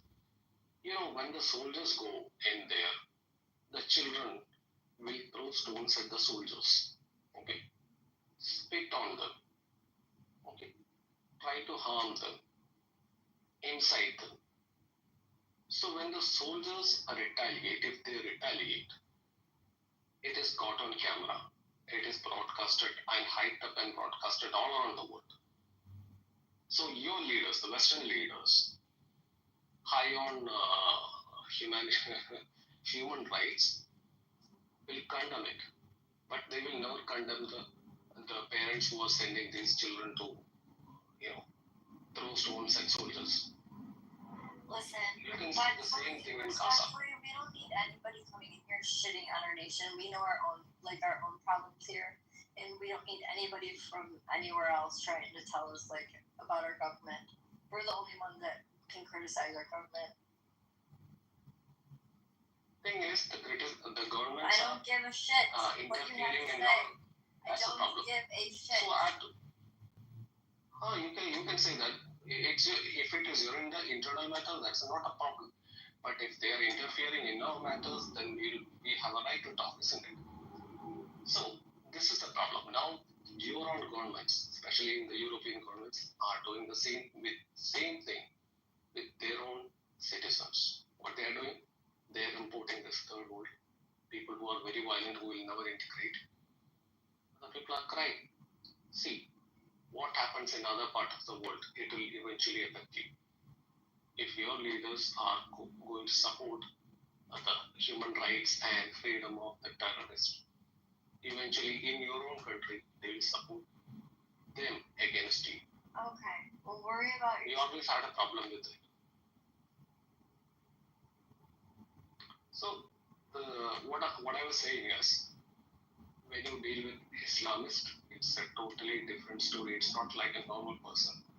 They'll try to fix you in any way possible. And the media and the foreign governments, they all interfere in it.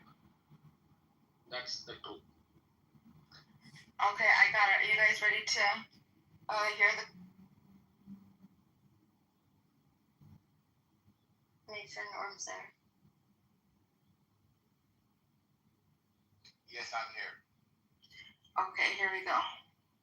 They tend to forget it, but they can't forget that was one of the most evil things I've ever seen.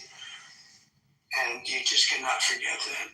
So we're very much involved. The Prime Minister's involved. I'm involved. We're going to set up food centers, and we're going to do it in conjunction with some very good people, and we're going to supply funds. And we just took in trillions of dollars. We get a lot of money, and we're going to spend a little money on some food. And other nations are joining us. I know your nation's joining us, and we have all of the European nations joining us, and others also fold, and they want to be helpful. So we're going to set up food centers and where people can walk in, and no boundaries. We're not going to have fences, and they can't. They see the food from 30 you would say yards away, and they see the food. It's all there, but nobody's at it because they have fences set up that nobody can even get it. It's crazy what's going on over there. What if I told you learning AI could change your life? Let's be real. Most people go No word, starvation. Hold on. It's coming. Starvation's coming. Hold on. I got it out. Right. You talking about the guys who do humanitarian foundation or recognize how will this work? Well, it's going to be working with the United States. We'll be helping with the food. We have a lot of access to food. We got a lot of food ourselves. And we're going to bring it over there. We're also going to make sure that they don't have barriers stopping people. You've seen the areas where they actually have food. And the people are screaming for the food in there. They're 35, 40 yards away. And they won't let them because they have lines that are set up. and whether they're set up by Hamas or whoever, but they're very strict lines, so we have to get rid of those lines. But we're going to be getting some good, strong food. We can save a lot of people. I mean, some of those kids that's real starvation stuff. I see it. Oh, what's it? It's real starvation stuff. I see it. Some of those kids, it's real starvation stuff. Okay. Yeah, real starvation stuff in the way that you said. Right. So He's blaming Hamas for it. even more involved. We do He's some. blaming Hamas. Come on, Normal, we're not. He just blamed Hamas. Yes, blame Hamas. It's a political. Wait a second. Go back to the line. He said Hamas is doing it. Hold on. Normal, you think that we're fools? We're not idiots. I do think you're a fool. Commander-in-Chief, he has to tread lightly, right? He's not going to demonize. He's blaming He's not going Hamas. to demonize Netanyahu, okay? So He yes, blamed Hamas. Keep going. He blamed Hamas. He He blamed said, Hamas for whoever the is doing it. starvation of the It was kids that were Okay, being stop pretending like you don't know this isn't fucking politics. This He is so blamed bizarre. Hamas. And He didn't blame Hamas. We have Israeli professors. I agree with you. Geospatial data set. I agree with him that he's. Israeli. You're getting upset From now. Jews from Israel. You're getting That upset. is the Gaza humanitarian. Thank you for blaming Hamas. I agree with Right you. out of fucking Israel. Her data. I thank you for blaming Hamas. I agree with you. Real Jews. Thank you for blaming Hamas. What are you doing, baby? We're trying to clear up the Trump. Okay, so it seems like Trump did say starvation. Now we don't know who he's saying is responsible for the starvation. Yeah, well, Even he said if Hamas. some kids are. He said Hamas. He said or whoever. He did say Hamas or whoever. So I mean, Yeah.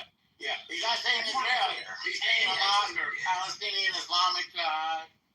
Okay, what else? I want to hear more.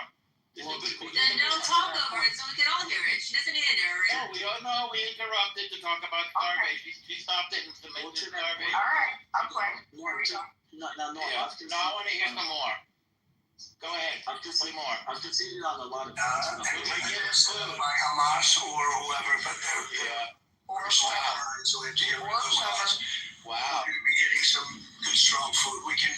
Good strong food. I agree. Some of those kids As are. long as it doesn't go to Hamas. Starvation stuff. I see it. Very strict lines, so we have to get rid of those lines. But we're going to be getting some good, strong food. We can save a lot of people. Some of those kids that's real starvation stuff. I see it. And you can't fake that. So we're going to be even more involved. We did some airlifts before, some airdrops. And the people are running for it. And the Prime Minister is going to help us. They're very effective with that. You've done that before. For many, they've done that for 100 years. Is really the United States feeding the God? It's not very British Prime Minister. President Donald Trump telling reporters a humanitarian crisis in Gaza is, quote, one of the main reasons for his meeting with British Prime Minister Keir Starmer, that you were meeting in this moment. They're going to keep going more? Great. I'm glad they blame Hamas for the starvation of these people. No. I agree with you. I agree. I completely agree with you. I thank you for that point. Hamas or whoever. Yeah. Okay. Who are the other rappers? And maybe Definitely Gaza blame Israel. They definitely do that. Now you can blame that. The guy who's in humanitarian foundation is American. Straight out of the He fucking. didn't say the guy who's humanitarian foundation. He would have said humanitarian. If He he would've said said that, we would be condemning ourselves.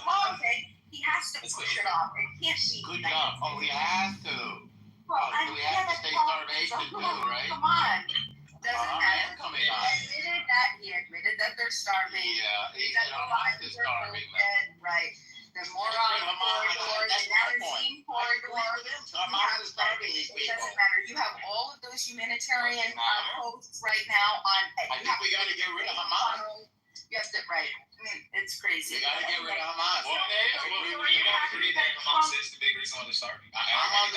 Even if we accept what Trump said, I think we can all agree that the primary reason why Palestinians are starving right now is because of Hamas. I can't. Well, yes and no. I'll say this in that they're. Look, here's what I'll say. I'll say Hamas. Direct and indirect, by the way. By direct, by hoarding aid, and indirect, by stopping aid being able to be pushed in there because people are scared that they're still direct and indirect. Yeah, of course, because Hamas is often scapegoating Israel, but I think the IDF, and I think the IDF often scapegoats Hamas because it's come out now that The UN. Where are you getting this from? It's come out. Hold on. Well, I can give the link in the chat, but it's come out. Okay, the UN. Okay. It's It come should out. be illegal to be this dumb. Like, seriously, it should be. We should all take IQ tests I and don't have know our what IQ. you could possibly. Wait, hold on. Why are you guys talking at the same time? A first good pass at an IQ test would be who can have a conversation and who can't. If you guys can't even get through a conversation without talking over each other, I think you guys have failed the first fucking hoop of this IQ. Normal. The rest of that clip, I thought it was interesting. So they played a little bit of Netanyahu's speech after he heard Trump say that, and he said, "There's no starvation in Gaza. There's no starvation policy. You know, that's a bold-faced lie." Basically, I think Netanyahu knows a lot more about it than Trump, frankly. And so, Trump saw some pictures. yeah, Looks like there's real starvation stuff going there. Yeah, you can ask Bibi's them actually involved in feeding these I'm sure people. they'll say they kill nobody. Anyway, Bibi is the one who's risking the life of Israelis. So now, you could talk about it here. So Netanyahu said that he's a bold-faced lies. Trump responded to that. He said, yeah, no, the kids look pretty hungry. That's not something you could fake. Doesn't matter what you say. They're starving. We're gonna. Bima, I have a question for you. Hold on, everyone. Hold on. Bima, I got a question for you. So, are you aware of the aid that's been stolen by Hamas that was intended to get to the people? Are you aware of this? Yeah, I've heard about it. Yeah, I sure have. So I'm not educated on it. So what do you think of Hamas stealing the aid? I think that Hamas stealing aid, what are you gonna do? Right? You're in a war. You don't, if you're not allowing the people to be sustainable, they have no other source. You can't starve out Geneva Convention. You can't starve people, innocent people, for the sake of that's one of the 4 principles of the Fourth Geneva Convention, Article 5. Right, Hamas is doing it. It has to be delivered. It has to be delivered with humanity. It has to be delivered. It cannot have to be delivered impartially. Hold on, Bima, hold on. Listen, let's have a calm conversation. Like we don't have to just hear you crash out every day. Let's just talk about this logically, right? So you have a group of terrorists that decided to attack innocent civilians, kill them, rape them, take hostages. Right? Hey, shut your fucking. Why would someone interrupt me? Like this is the thing, and I was the guy talking about IQ tests. Jesus Christ. Sabina, you have a group, Hamas, a terrorist group, that was chosen by the people in Gaza to lead them, that attacks innocent civilians, kills, rapes, takes hostages. They still have hostages, 49 hostages. And Israel is going out of their way to be very precise in the targeting that they do. And the same terrorist group is putting their weapons and their enemy combatants in churches, in hospitals, in schools, and they're hiding themselves in violation of the Geneva Convention in regards to human shields.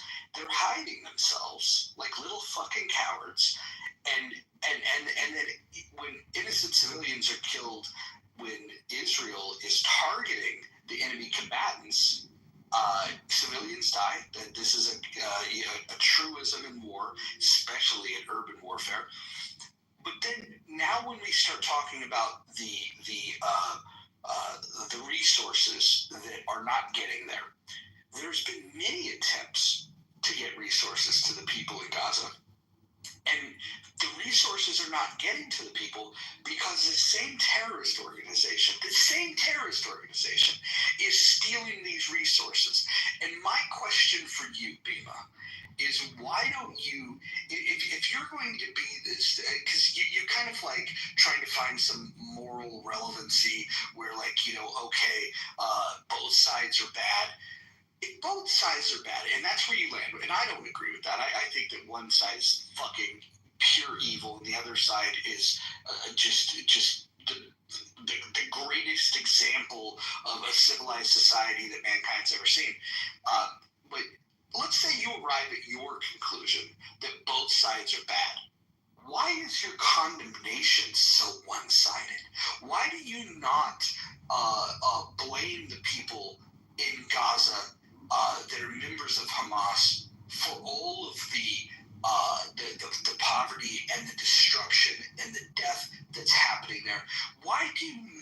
I've never heard you put the blame on the terrorist group that is in Gaza, and I'm just the very terrorist group that is still holding 49 hostages, and these hostages are not hostages in the traditional sense that you see in war, where you take enemy combatants and you hold them hostages, and then you negotiate their release and that sort of thing. We're talking about taking innocent civilians and holding them hostage, and I have never once in any of these conversations ever heard you condemn them for any of those acts. In fact, all I've heard you do is say how bad Israel is. So I'm just not going to reply to you.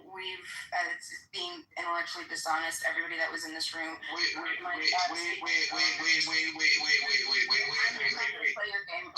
good. Okay, fine. So what you just said. Hold on. No, listen. The self-identified retard now wants to speak.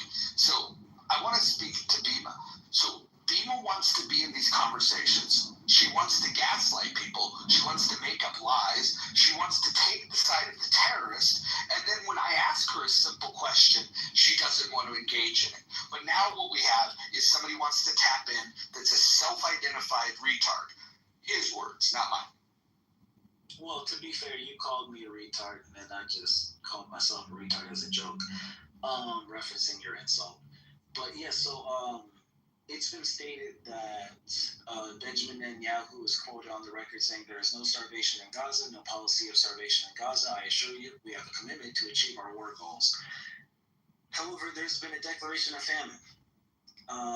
Various world organizations have all coalesced in agreement. Really? Could you show us the declaration of famine? I haven't seen that.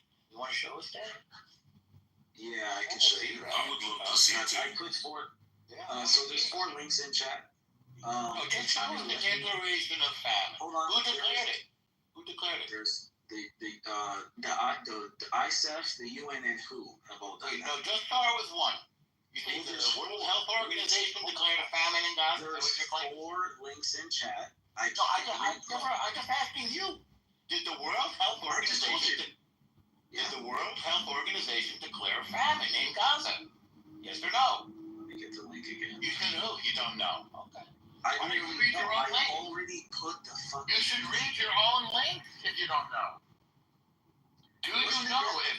Okay, let's try it this way. Do you know if the World Health Organization declared a famine in Gaza? Do you know? Maybe we don't know. What's the definition of a famine? Why are you asking me? You're the one who made the claim. See, you won't let me put the link. Looks like you said. All right, so Norman, what the article says is, what does it take for famine to be declared in Gaza? Gaza hunger crisis worsens by the day, but it's still not been declared a famine. Well, holy cow! No, it has not been declared a famine. Hold on. Truth, you gotta change your name, Truth. Truth, you gotta change your name to fall. Hold on. Why would I hold on? Is it this one right here? Why would I hold on? This is So Truth, you know, you're taking us into these situations. Who declared a famine? It wasn't the World Health Organization, I guess. So who did? Fair enough, but someone did. Hold on. I read 4 articles back to back. Maybe from us. Hold on. Before people beat him up, listen, when somebody acknowledges that they were wrong, we should just move on, because not enough people on this app do this. This is one of the things where I want to compliment Truth. He did something that's very difficult to do, especially in a hostile environment where people are yelling and screaming and whatnot. For him to say, okay, I was wrong, I think we could just accept that he admitted defeat on that position. And we could. Thank you, I appreciate that. And it was the IPC. The IPC declared the famine. The IPC. What does that stand for, IPC? Insane Clown Posse? Actually, I'm reading it from this article site. Okay. I have to click back. Hold on. Wait, what are the names of the guys in Insane Clown Posse? Crazy Harry? What are the names again? What are the names of those two guys from Insane Clown Posse? I honestly don't know. Sorry. Oh, they got funny names. Let me see if I can find them. Norman, here's what it says. Worst case scenario of famine is happening in Gaza. Food crisis 6%. It says the integrated food security phase classification said Gaza has teetered on the brink of famine for 2 years. Shaggy Kudo. Was it Shaggy Kudo or was it Violent J? Those are the guys. Violent J is one. Maybe it was Shaggy Kudo. You're right. I think it was Shaggy Kudo who declared a famine in Gaza. No, but that's the issue. Like, all these medias, like, they say, Israel's got a genocide, a famine. And then, like, these are established kind of, like, okay, I take these seriously. And I tell you, if you're just a genuine person who's not that tapped into this, you're just looking at media, yeah, you would get this idea. But, like I was saying in the chat, yes, they have brainwashed a lot of people. I know it sounds kind of crazy. Like, UN, Amnesty, all these, prestigious organizations are just saying lies. Yeah, actually, it happened. It's kind of.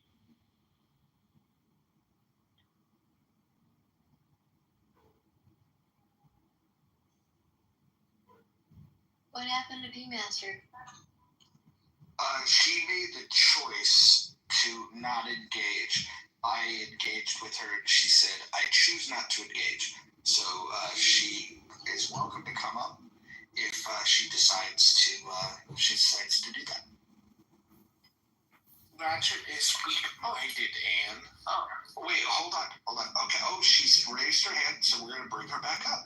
So now I guess she wants to engage. We'll see if she'll answer my question now. Let's see. Okay, B-Master, did you want to reply to what I... Yeah, none of what you said is true. And moving on. The room has been here the entire morning. Everything you said was a lie. What next? What's next? Oh, well, hold on. B-Master, let me ask you this.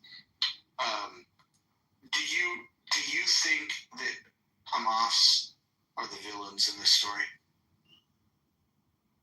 I think any person who's violated another peaceful person is the villain, 110%.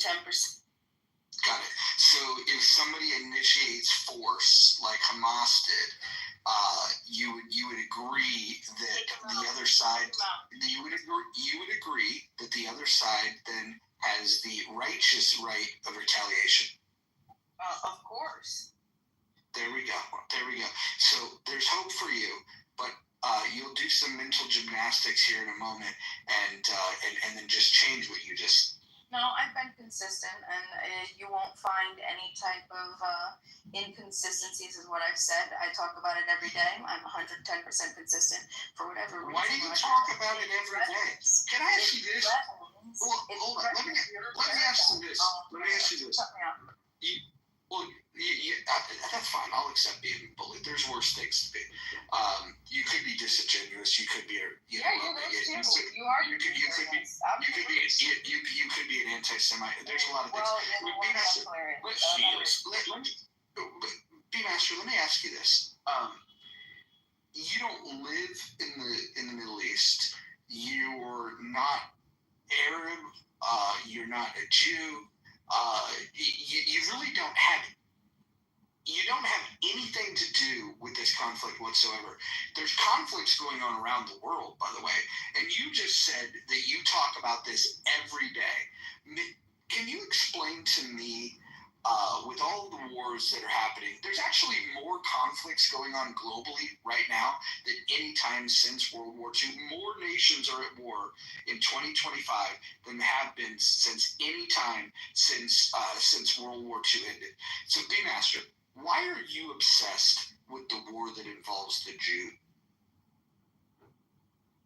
I think two things could be true. I think that's a logical fallacy to say that because I talk about this and I don't talk about anything else.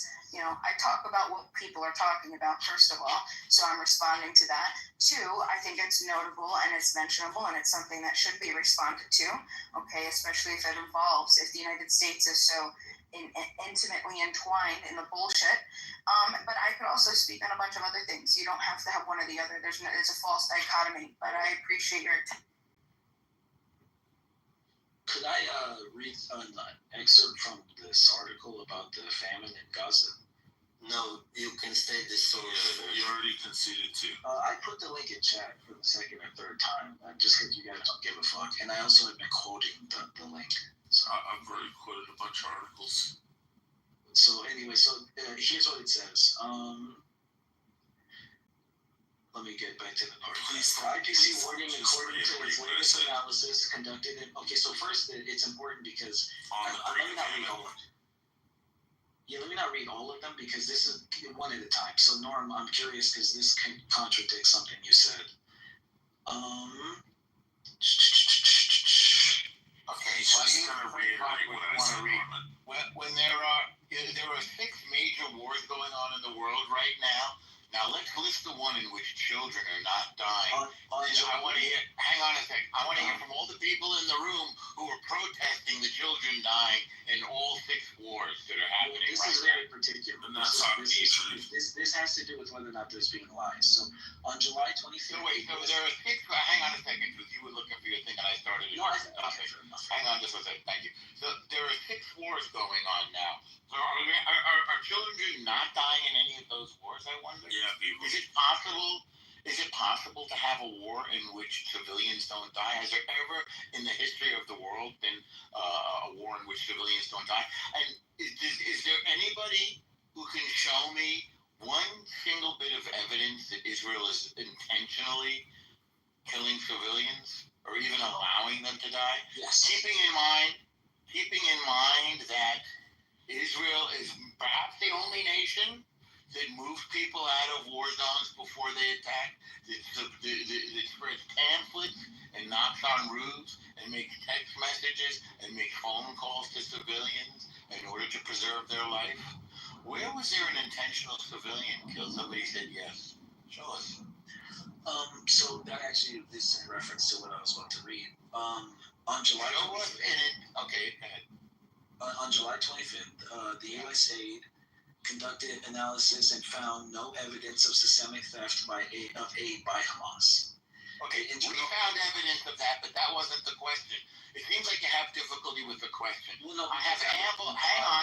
He's trying to prove his point from like an hour ago.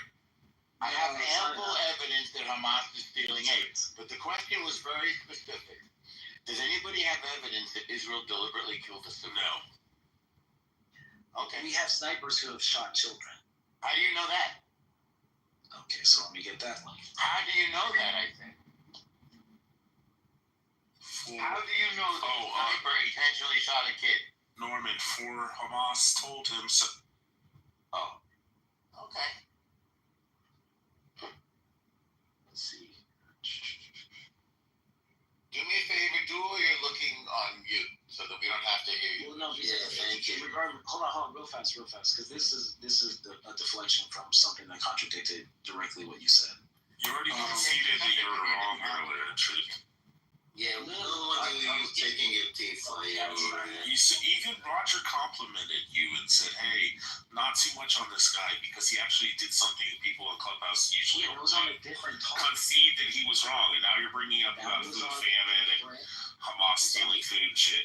You're still trying to prove your point. That's not. Whoa, hold on. You are. You said there's no evidence that Hamas is getting. Is just false, and it's kind of frustrating. So Norman said probably 10 minutes ago, he literally verbatim said that Hamas is causing the disruptions to the food distribution. 100%. 100%. So that's a deflection because you just said it was an hour ago, and now you said, of course they did. Did he say that an hour ago or 10 minutes ago? Well, it's something in between the two, but what's your point? My point is, I just quoted something from a reputable news organization quoting a U.S. government organization that is contradicting your claim. No, Do I have evidence? So, being obtuse? No, not being obtuse. You weren't clear, so you were being obtuse. Yes, there is ample evidence that Hamas is disrupting the distribution of food in Gaza. Still, maybe they didn't find any. It's possible that the place that you cited didn't find any, but others have. A lot of it. So what's the GHF? The Gaza Humanitarian Foundation. And who are the two funders of it? The United States and Israel. And the analysis was conducted by a U.S. government agency, and you're telling me... Unrelated to the GHF? Does that matter? Well, why did you bring it up then? If it doesn't matter. Are you suggesting that the left ear doesn't know what the right ear is hearing? The left hand doesn't know what the right hand's doing? Are you trying to tell me a U.S. government doesn't know how to analyze and investigate another? The burden of proof is on you. Why would they bother to do something they're ill apt to do? Who said that they did? They did. They said we conducted an investigation. Who said that? USAID. USAID, which by the way is not in Gaza, but okay. They said they conducted an investigation and found no evidence of disruption on the part of Hamas. So absence of evidence is not evidence of absence. You have to go late because I remember reading this article. What they say is they haven't found evidence of Hamas because while they found evidence of different gangs and things looting, they can't tell if it's Hamas or not, right? So that it's a little slippery. We haven't found evidence of Hamas. We just found. Click what it's a quote and it has a link, another hyperlink that goes to the actual article that talks about that. I've read about that. They say we have found no evidence of Hamas. And if you read the article where it says we haven't found evidence of Hamas, like, we found evidence of different gangs attacking and stealing food. You don't know if that's Hamas. That could be anyone. It could be anyone. It's like, okay, sure. But yeah, so your argument is a ragtag group of gangs is causing violence. One, I don't know what Nor's argument is. My argument right now is that it is Hamas stealing it, but these people, they don't have systemic evidence. They don't have 4K evidence of Hamas saying, yes, we're Hamas and we're sending this aid. What they have is a bunch of video proof of Hamas going in and disrupting, shooting at trucks, taking trucks. That's what they have. I have video of them standing on top of the trucks with their masks on with guns, commandeering the trucks. And shooting at the people who are swarming around it. So there's video. No, that's no way. Those Hold on, Dima. The Hamas. There's video of it. No, Dima, there's video. No, it's how you're. We've all seen it. I'm sorry. Would that be sufficient evidence for you? But this is the Palestinian. This is who the Palestinians support. They support this. This is what they want, right, El Normo? This is who they support. The people that are killing them and robbing them. 70% of the Palestinians support them. According to a poll, 70% of the Palestinians supported what they did on October 7th. The brutality, the medieval torture. Are you saying Stockholm Syndrome is not a real thing? Are you saying that women don't go on dates with bad dudes and then the bad dudes then rape them and murder them? I'm just going over my head. It's going over your head that the Palestinians believe that Hamas is doing the right thing for them and Hamas is telling them they're doing the right thing for them, but then they're using them as human shields and starving them to death and stealing their food. But that's who they support. That's what they want. I put it in the chat, by the way, True. Go ahead, Bima. Blame the victim. 56 incidents of loss of death reported. 60 were attributed to unknown perpetrators. Wait, hold on. Why is there people speaking over each other? Everyone in here wants to be an expert on what's going on in Gaza, but you guys can't even be experts in how to have a basic conversation. One person can speak at a time. This is just fucking crazy. And I'm just fascinated. I'll be honest. I'm like, it tickles me pink to learn the high level of confidence and the low level of information that people have that are not tied to this conflict in any way, shape, or form. Some of you have self-identified as, on a scale from 1 to 10, 1 meaning you know nothing and 10 meaning you know everything. You've identified as a 4. Yet we're carrying on this conversation as if there's expert knowledge, and then we scramble to find sources that agree with the weird things that we say. Can we just be honest about this? Like, if we're going to be really flat out honest about this, truth, be master, neither of you Jews, neither of you Israelis. You guys have been spending your entire morning talking to Jews and Israelis, telling them what's going on in this conflict. Don't you feel stupid? I mean, she is Italian from Philly, so Logic is a beautiful thing. Circumstantial ad hominems would tell you, if you knew logic, that a person's geography or their ethnicity is completely irrelevant to the truth value of whatever they're fucking saying. That's how we can have professionals and intellectuals discuss topics like this, Roger. Welcome to Logic 101. Hold on. Here's Logic 101. Okay. If we're going to talk about a conflict and pretend to be an expert, like you and Truth have done, when simple questions are asked, Truth was asked a question earlier. Hey, what river? He didn't even know what. He didn't even know what river. I'm gonna tell you this right now. I wish we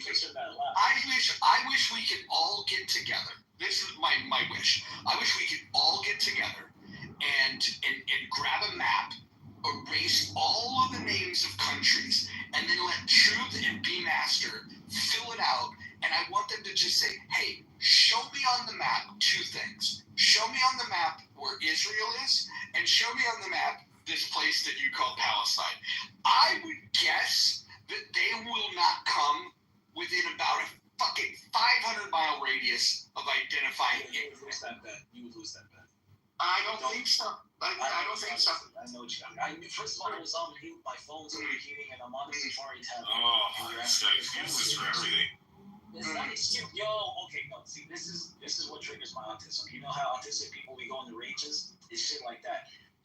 The disingenuousness of this. So you're gonna tell me, while you're here on your app yourself, that if you're reading a fucking article because someone asked you a question, and then they ask you another question, and you gotta swipe between tabs, go to Clubhouse, and hit the unmute button. There's not a fucking delay. Truth. Is that so? Yeah, okay. Listen, I'll take your advice and I'll go fuck myself. But before I do, I just want to get this out. There are people on this stage that live in Israel. There's people on this stage that used to live in Israel. There's people on America. Hold on. There's people on the stage that plan. Hold on. There's people on the stage that plan on returning to Israel. And what's interesting to me is that the 2 people claiming to be experts on this subject are Truth and Bima, who have A, never been to the region, B, don't plan on going to the region, and C, have 0 fucking scholarship on this whatsoever. When it comes to this issue, B Master, I knew her on this app before October 7th. And what was interesting about this is that B Master never spoke about the Middle East. Then all of a sudden this conflict comes up, and overnight, she's not the only one, by the way. I don't know if you guys remember Sella. She was somebody that would go in and talk about, all kinds of nonsense. And then October 7th happens, and she became an expert. Everyone, it's the same people that were COVID experts. Now they're experts on world history, specifically pertaining to the history of Israel. And then if you talk about any warfare, they're experts on strategy. They're experts on geopolitics. You guys are experts in everything. It's fucking amazing how smart you guys are. The problem is that you guys have no humility and you don't understand how ignorant it sounds when you have a high level of confidence and a low level of information. Hey, Truth, hold on, I have a simple question for you. We can figure this out. I know, I think I would violate this thing. Because I reject the framing. A, I never presented myself as an expert. B, Clubhouse is literally a place where people shoot the shit, talk about the news. Truth, are you familiar with this conversation? Respectfully, because you hear me replying right now. That is real I'm trying to speak over 302. Never presented myself as an expert. Never did. B, and by the way, no one here is an expert just because they're Jewish. That's a ridiculous. I love you to say that, B, because when I go and find a Holocaust survivor who agrees with us, will you just shut the fuck up? Anyway, let's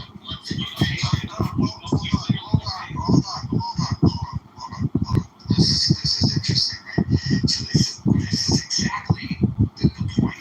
You just said, if I go find a Holocaust survivor that agrees with me, will you shut the fuck up? I'll tell you this. You can go here's a challenge to you. Go find yourself, bring a Holocaust survivor onto this app, because I can produce one on this app. We can produce one on this app today, right? Then we'll come in here and we'll talk to you about this. Can you produce a Holocaust survivor to jump on a Clubhouse? Holocaust survivors to stop the genocide. No. That's not the question. I will bring one onto Clubhouse that you can speak to directly. Your point doesn't stand. Your point doesn't stand. Here's the thing. No, your point doesn't stand. Your point doesn't stand. I'm going to explain to you. Why are you interrupting me? Is this the retard thing again? Like I was thinking. Shut the fuck up. Okay. I want to just make something clear. If I go eat at a Mexican restaurant, and I've had their chili con carne, and I've had their carne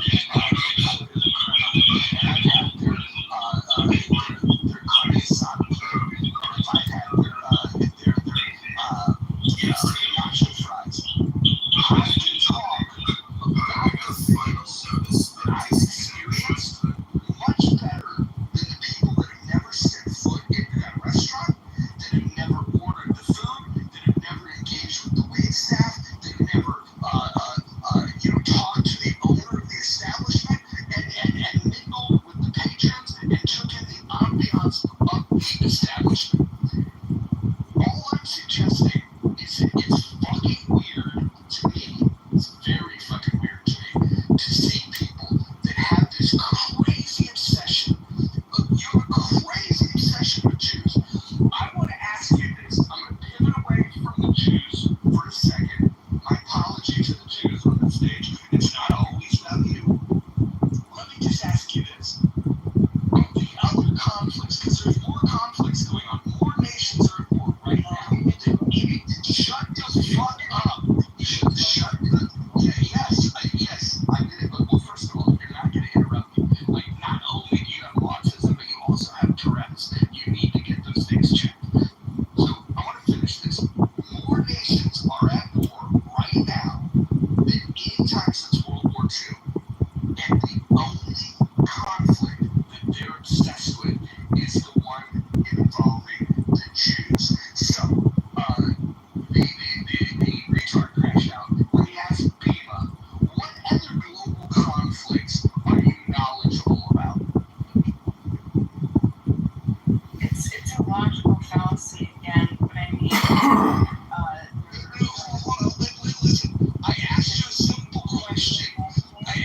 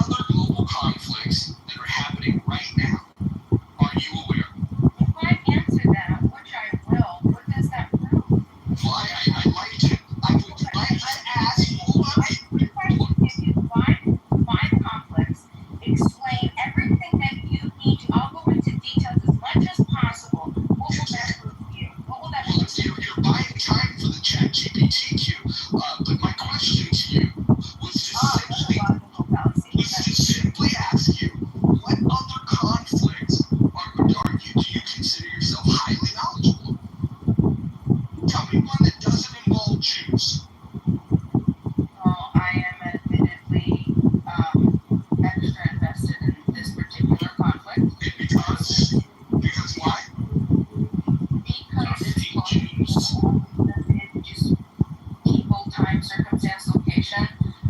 It's been an ongoing conflict for a while. I have not just started talking about it October 7th. This is a long, I went to school, I went to college, I studied about it then, I was very passionate about it then, and interesting enough, the people who actually know me and have heard me speak about it before I can attest you never talked about that. I didn't even know. Hold on.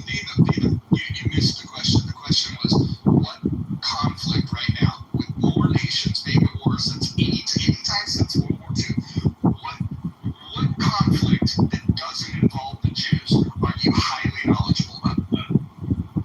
I'm not as knowledgeable about any other conflict. I would say I would just be average. One in specific, the Kenyan situation outside of Nairobi and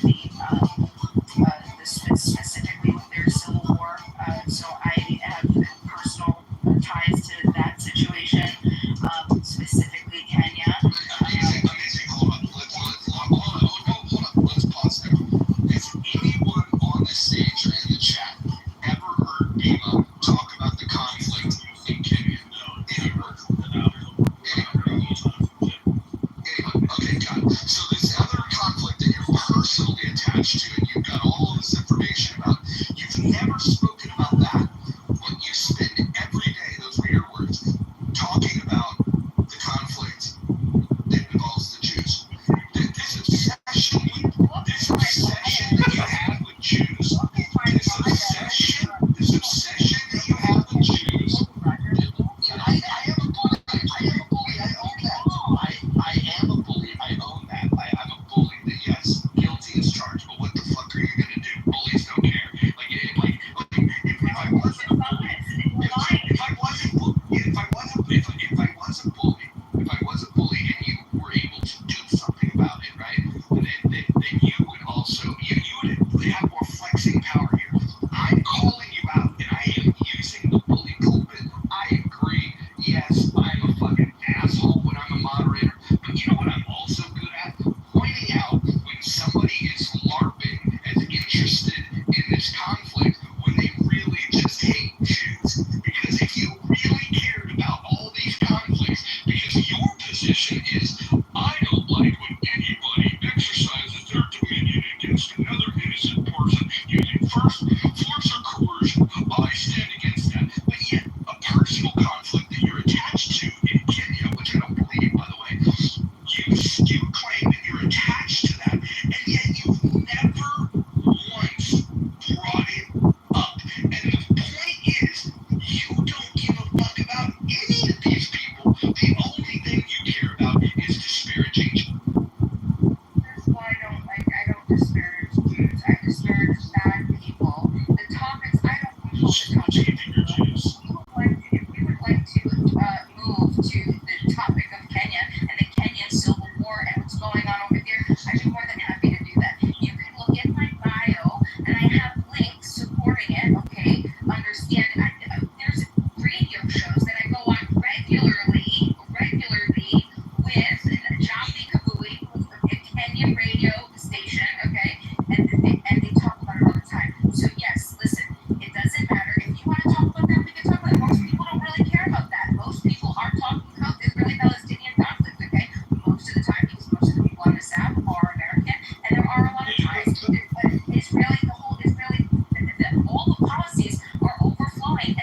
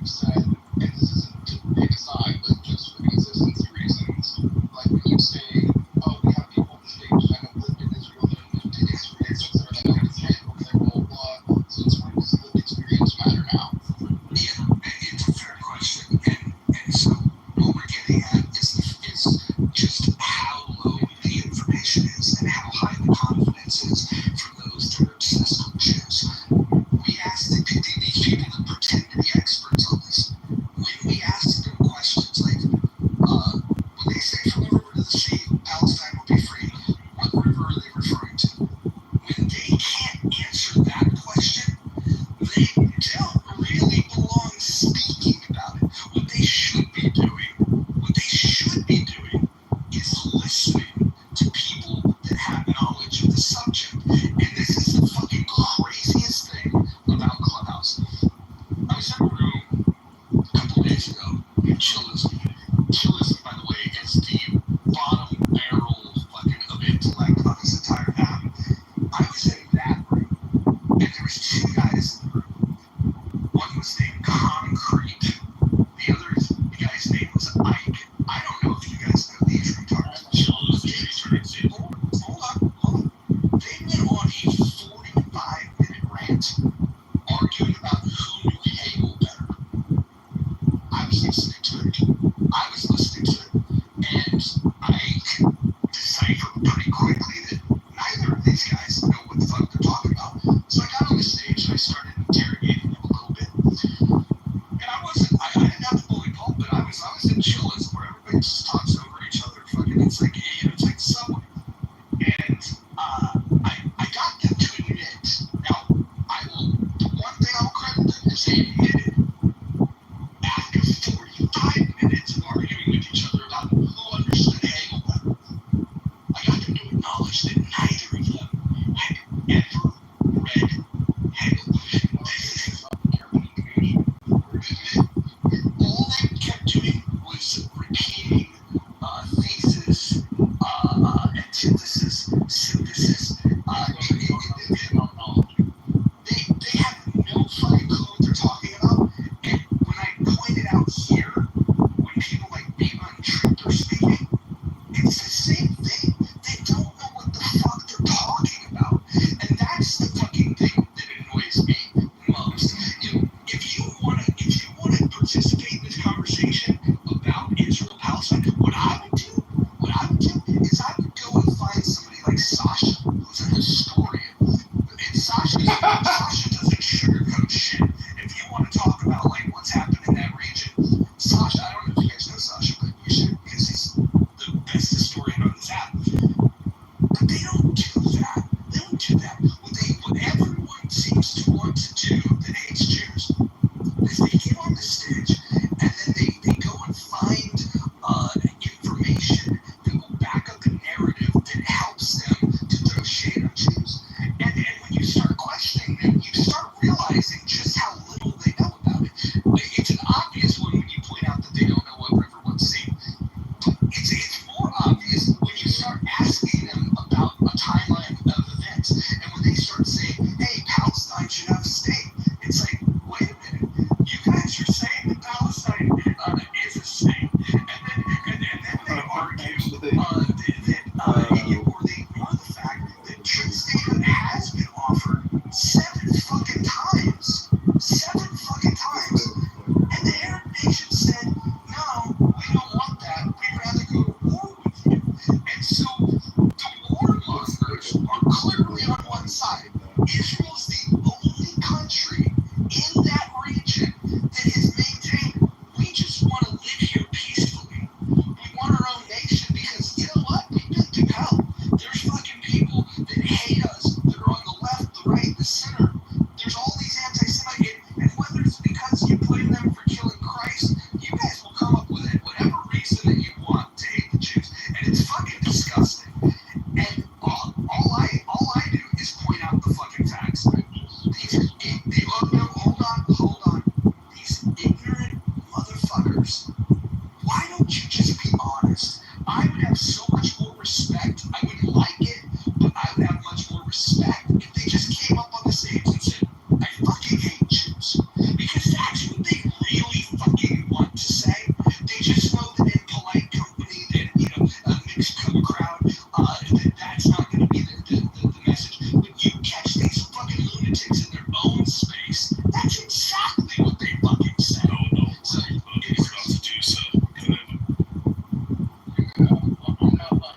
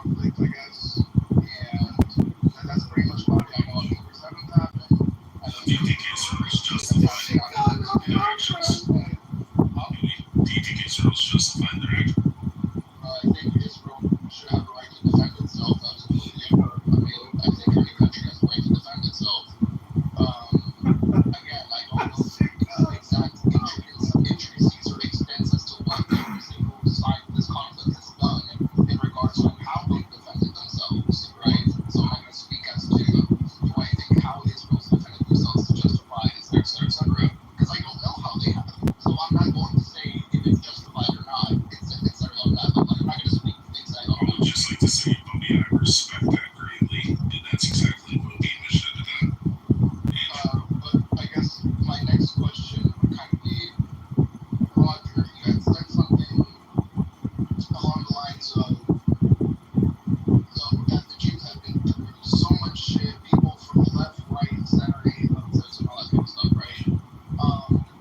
And that would be kind of a justification as to why they need to have their little state. So would that also be applied to like any other marginalized group of people that is hated from all centers or all aisles? Would they also be entitled to that for the same reason or no? And I'm not asking, by the way, I'm making it clear, I'm not asking this because I don't think Israel should be a state, etc., etc. Because again, I don't know shit about that either. I'm just asking for consistency reasons. Yeah, so I think there's a lot of groups that have a particular identity that they like to cling to that make arguments for statehood. You got to remember that in this particular piece of land that we're talking about, the historical homeland of the Jews has had pretty much every empire run through there. And it's a reality that when you have, back when the age of empires, if you had the money, you would go in and you would take over.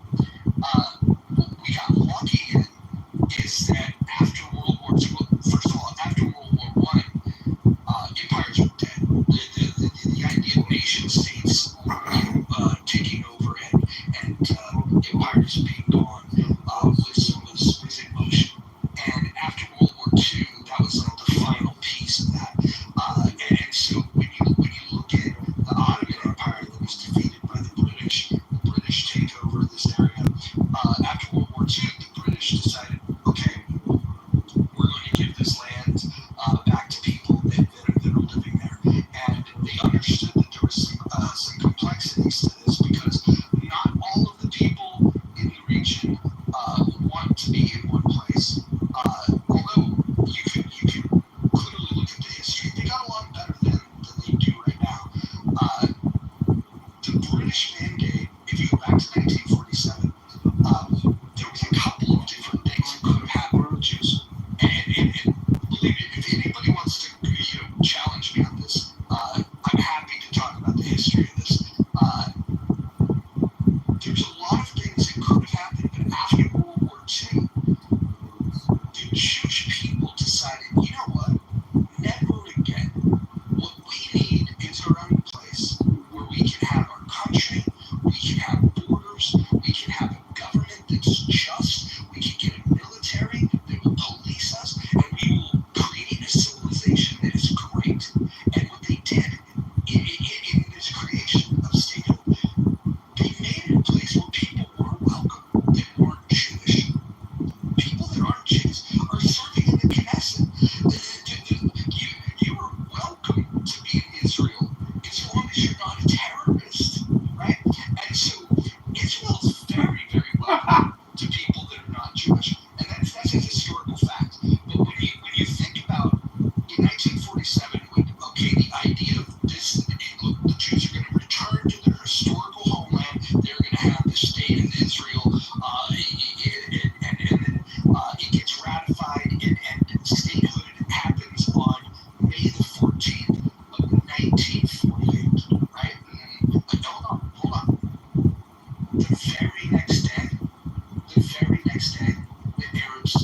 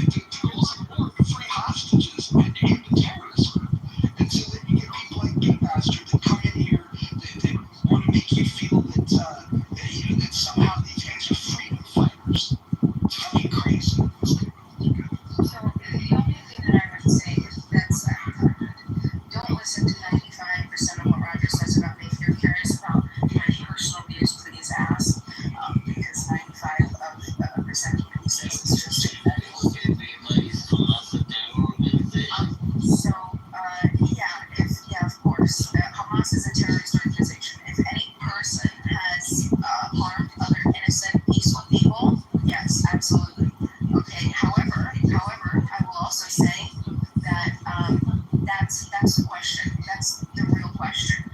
Historically, did October 7th happen in America? No, we know that. We know you can ask Israeli Harvard professors, Jews who write on this topic, who I'm sure don't have great information about all the other topics and conflicts of the world because their main focus is one particular topic. Okay, but I digress. So anyway, my challenge to the Palestinian not being a people and all this other stuff.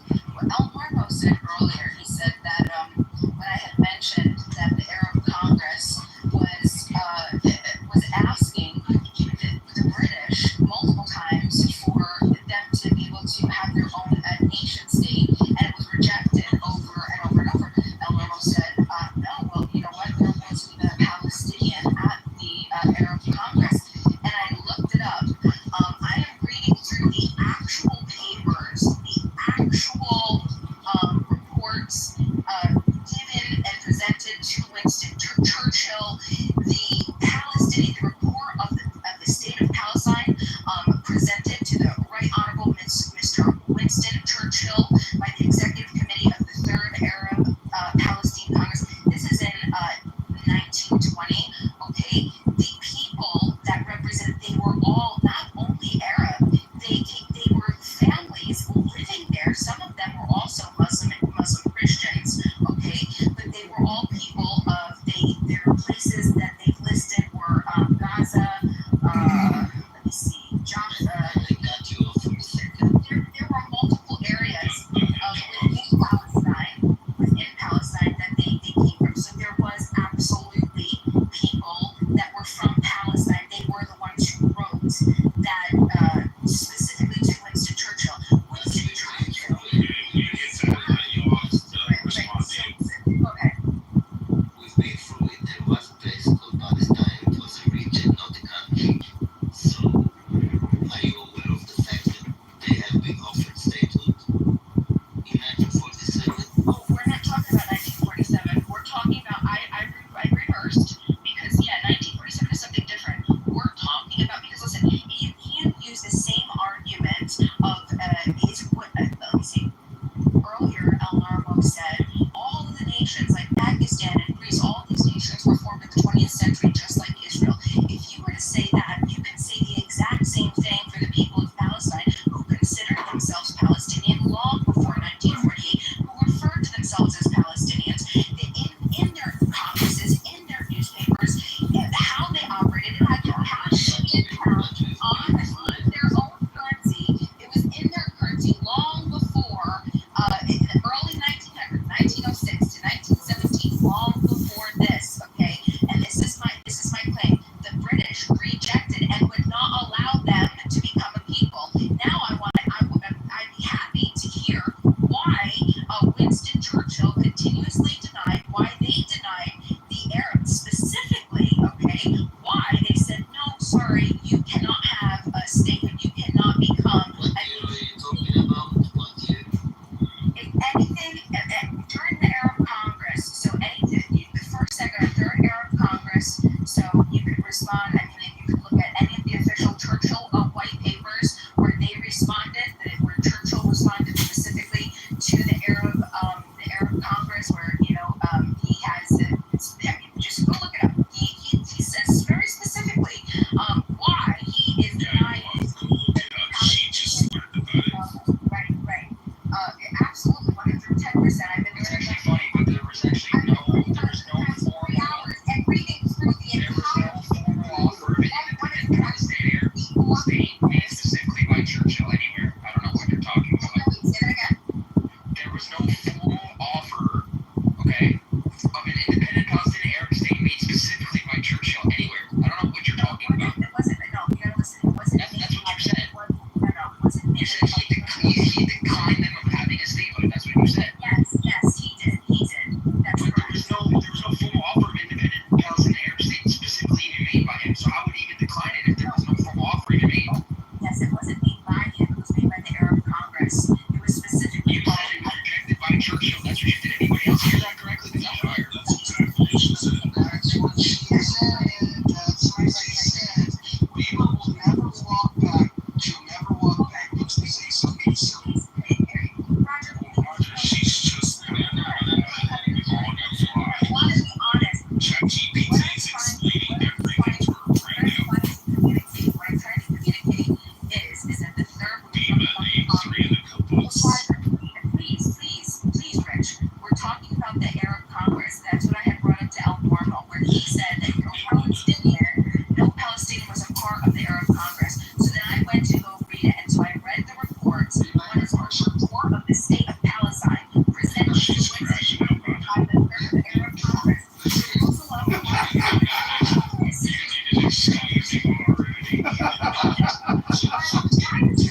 Whenever we're talking about real stuff, everyone else crashes out. I get all the information from the school. I got a question. Scale from 1 to 10.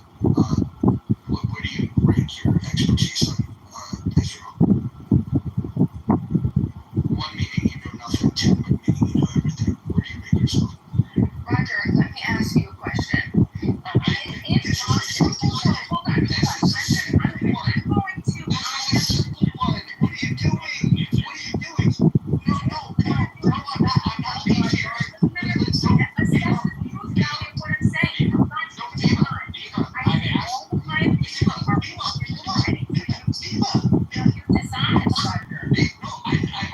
you a question.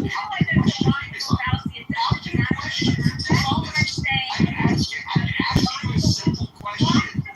Why are you crashing out? Why are you crashing out? Why are you crashing out? Why are you crashing out? Why are you crashing out? Why are you crashing out? Why are you crashing out? Why are you crashing out? Why are you crashing out? Okay, got it. I'm gonna ask you a question. And I want you to engage in good faith. Scale from 1 to 10. Where do you rank your expertise on Israel? Roger,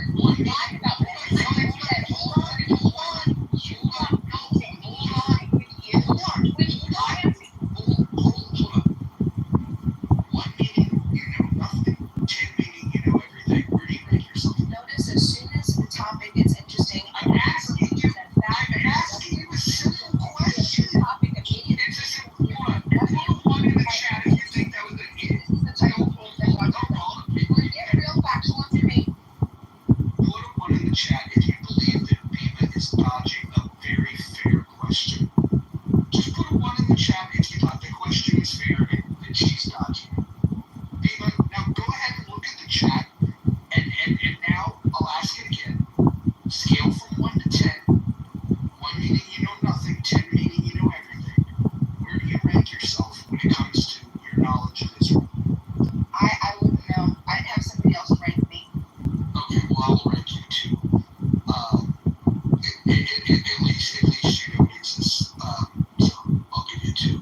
I would just advice for everyone on every topic. If you're not, listen, you can comment whether you're an expert or not, but I would say that the less that you know, like if you're like me, master, you should be doing more asking of questions to gain knowledge and do more research to gain knowledge than to sit here and pontificate as if you know fucking everything. It makes no sense. You make no sense, master. You make no sense. So I was talking to Normal earlier, and I always say that any communication, anything that I say, if you have a better information to counter whatever I'm saying, I'm open to it. Just like El Normal. El Normal actually engages in fucking critical thinking, unlike Roger, who likes to just put a logical fallacy, slap a logical fallacy and absolutely everything. Did flag, make sure that you don't talk about the actual shit, lie on you, inflame the conversation. It's total trash. No, it's total trash, and it's dishonest, okay? It's complete trash. El Normal and I had this discussion earlier. So what did I do, Roger? I got the fucking information and I read it. I just spent the past 3 hours reading through several pages. One was 64 pages, one's 100 pages, the other one was 38 pages, okay?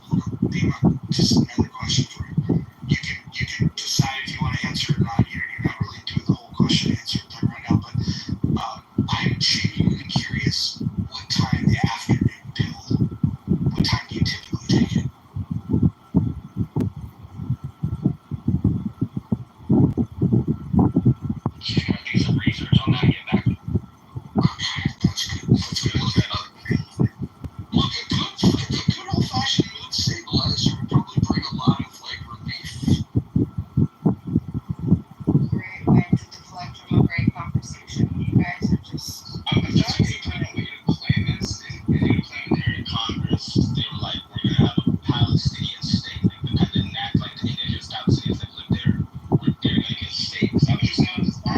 Yes, not that they were going to get a state, but that's what they were advocating for. That's what they thought. That's what the Arab Congresses were about, and they were asking Brits if they could have their self-sovereignty to create their nation state, and they were rejected.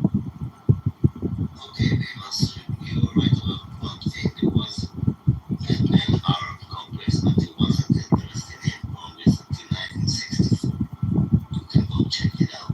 So the Arab Congress, which I said the third Arab Congress specifically, resulted, they were specifically nothing but Palestinians. They came from 4 jurisdictions. They were Arabs. They were mostly Arabs. There was also some Muslim Christians. It gives it all in the paper. The state of Palestine, this is what I was just referring to earlier. They were, and they, no, 1920. Okay, 1920. The, specifically, I'll get the name again if that's what you need. There was no Palestinian Congress before 1960. Yes, there was. It was called the Third Arab Palestine Congress, 1921. Yes, it was. And yes, it was. It was in Jews were there too, because Jews were Palestinians too. it didn't matter. It was a people, of course, there were, and you could see that in the census of 1922, there were mostly Arabs, but yeah, absolutely, there were Jews, there were also Christians, of course, but the claim was that there was no Palestinians a part of the Arab Congress, and that's clearly false. That was a lie. That's not true.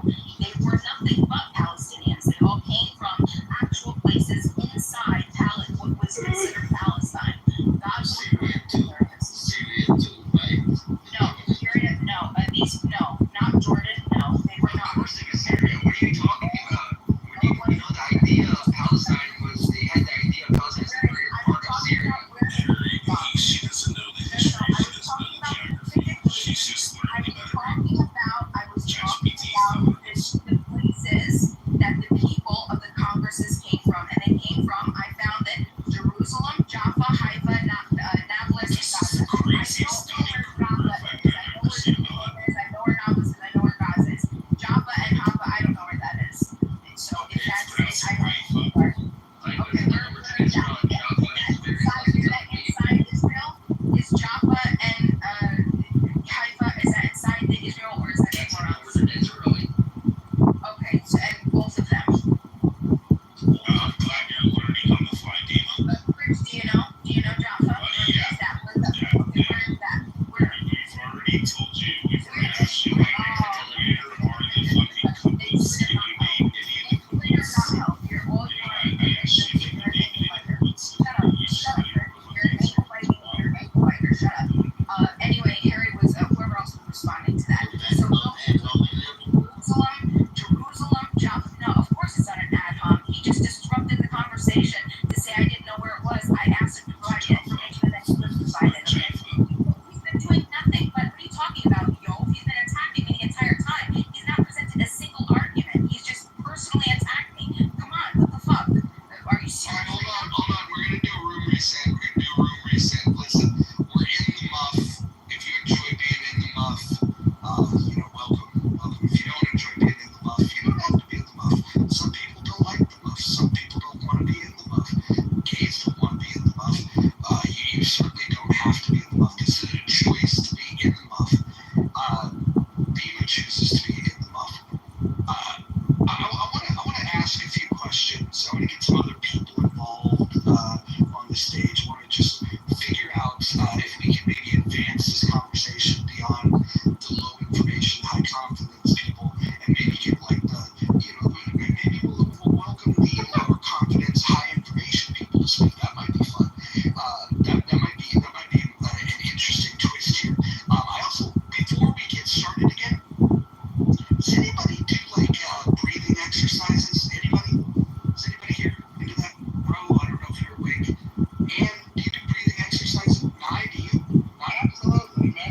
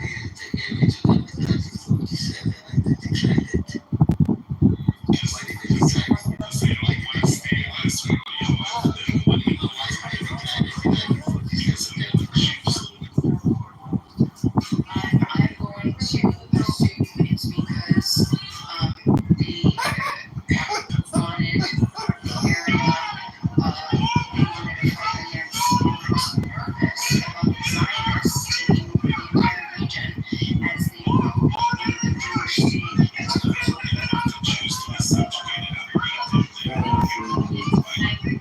Well, why did they go both ways though, Rich? See how No, he went to be days, he went to like shit, say, the people who are class citizens, because they're doing shit like they did on this bullshit part, like they did with the colony. Like they did under fucking Ali.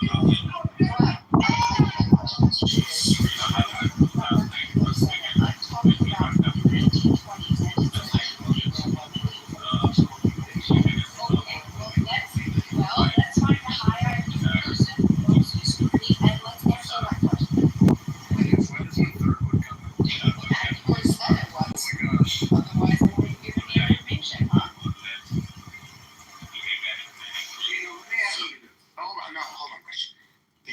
Let me ask you this. I don't want to do your games. I don't like it.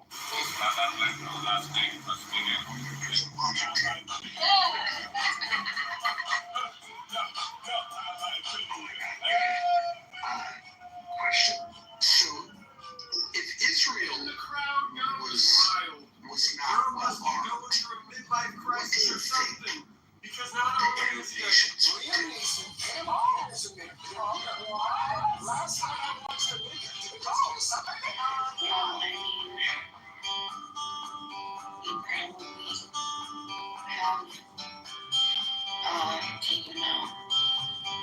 And what I think is interesting is that Israel does have arms. They have well-trained military and they have very sophisticated weapons. If Israel's desire was to commit a genocide, they could do it. It's within their grasp to do it. It's just not within the desire of their hearts to do that. They have the means to do it. And this is the thing that I don't think people like yourself are considering, is that if it were the other way around and the Arab nations had the superior military, Jews wouldn't exist. Israel wouldn't exist. The fact is they had 60. I understand. And any chance they get, they will take that. This is why, like, Iran can't have a bomb. That question comes up. I hear people say, well, hey, if the U.S. could have a bomb, China could have a bomb, the UK could have a bomb.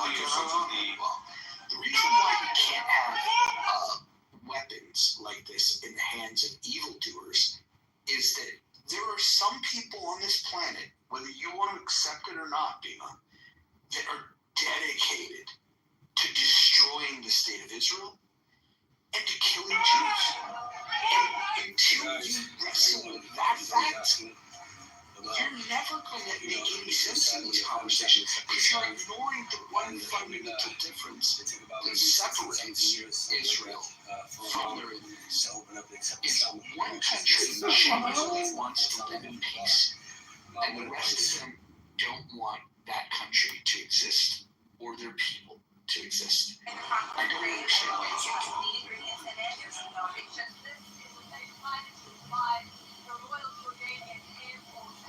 Did she finally fucking leave? Oh, Yeah, she did. Yeah.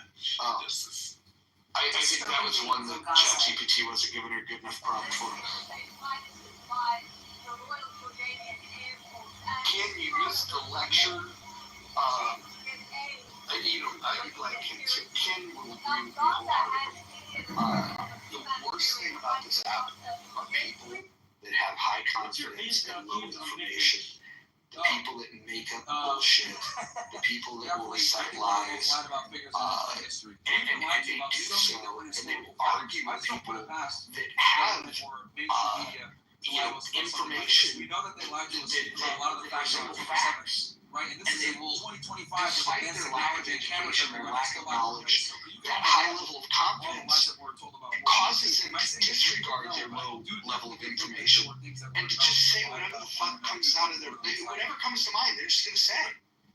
Pope Leo received a Rothschild's welcome at the Vatican's Festival of Catholic Influencers today. He was mobbed by so-called digital missionaries, snapping and streaming on their phones. Clubhouse up when it comes to that behavior. The Pope warned them Being is a perfect example of it. Trace was a lesser example of it. If you go to Chillism and you see guys like Ike and Concrete, they're a perfect example of it. We should start spotting this stuff and just say, hey, look, we're trying to have an adult conversation. Clearly, we have a lot of confidence and not a lot of information. And I think we should just tell these people, instead of entertaining ourselves with their stupidity, because that's what we've done last few hours, is just us, laughing at them. I think we should stop that. I think we should try a new tactic, and we should just ignore them. You know, I saw the title of the room. I didn't expect it to be this room. I actually expected it would be like a room I really dislike. I almost, from the title, I'm surprised I don't know if you're going to give it the history. I almost wanted to report the room just for the title, without even going into the room. And then I figured maybe I should just listen for a second. Yeah, well, I would say it's probably a good practice to not report room titles, and because you got to get context. This is sarcasm. Bima was in here lecturing Jews about her knowledge of the conflict. She's somebody that claims to be aware that there's more nations at war today than there have been since any time since World War II.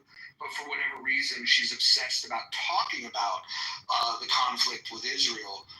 And, you know, when you start trying to ask why, and all of her arguments are just repeated bullshit of anti-Semitic tropes. And we're trying to decipher, does she hate Jews?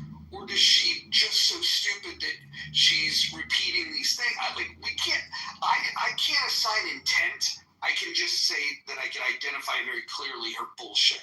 Ken, you would have been so frustrated. No, I have no idea who she is. Never even heard of her. So you can just imagine, though, somebody maybe just scrolling. Maybe they're a new member. I don't know, like in the clubhouse.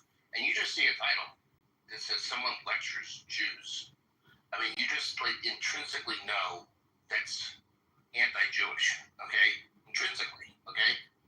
And that's why I really don't like that title, okay? Yeah, well, it was definitely a poke at her and not a poke at Jews. It was... I what you're saying, but normally the average person will look at that title as they scroll through the hallway. Hey, Roger, yeah. Galaxy said he wants to contribute to the room and edify it.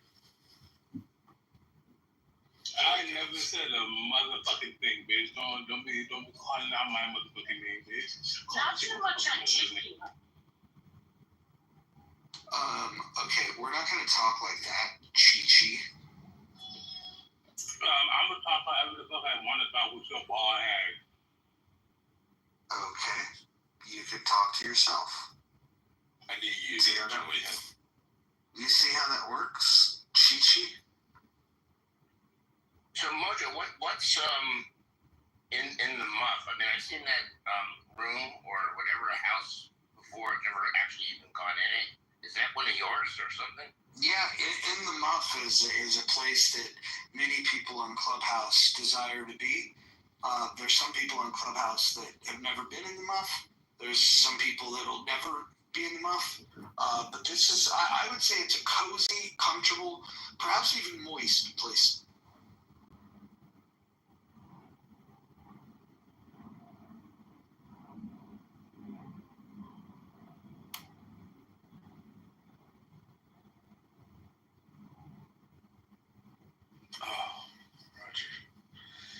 So desperate to get back on stage because he else.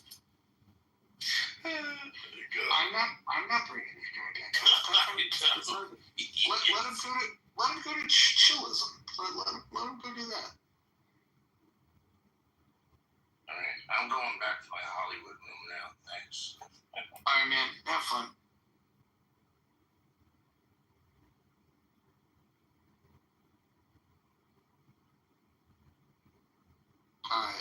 1 in the chat if you want me to bring Chi-Chi up. Put a 2 in the chat if you want me to remove and block.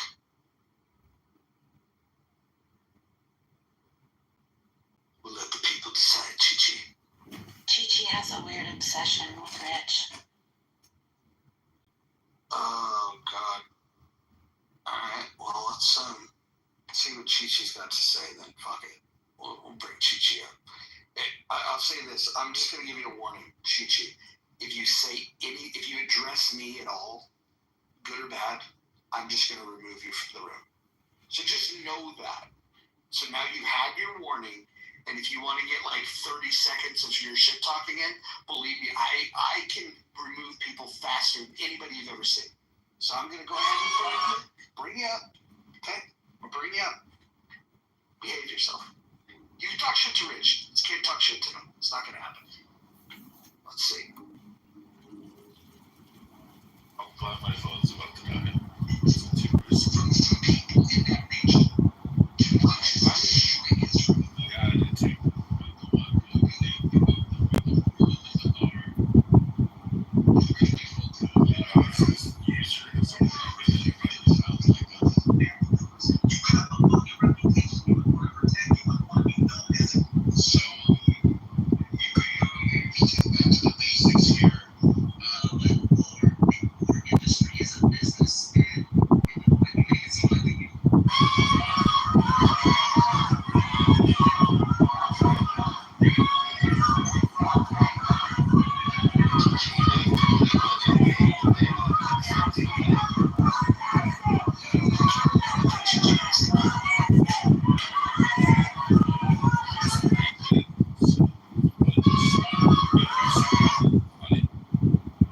Is he a regular chillism? Oh, yeah.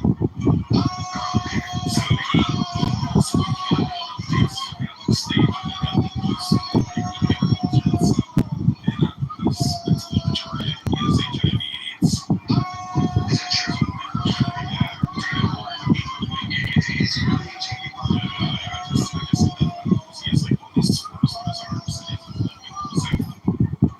Is he homosexual? What's your body count? Do you know it?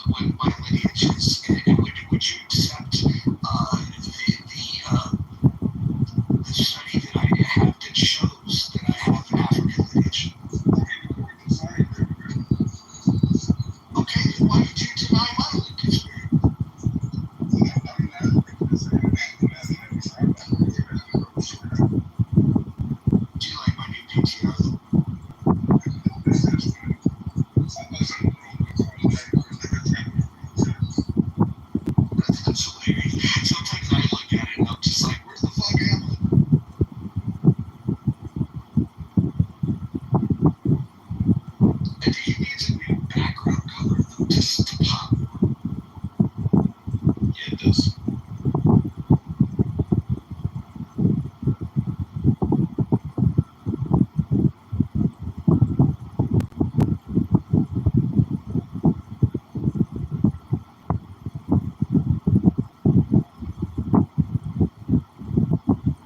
Well, you notice how, like, when the anti-Semite leaves, like, the conversation just dies?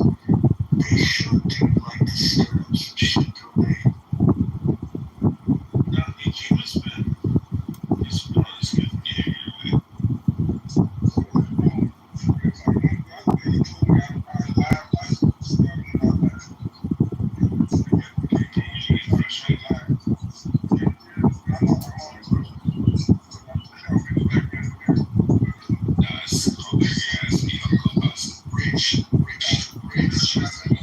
Rich, listen, we're not going to pick on Akima just because B-Master left.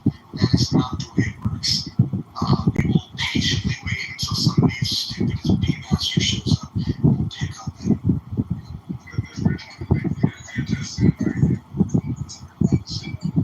So let me invite Chi-Chi up. I've tried.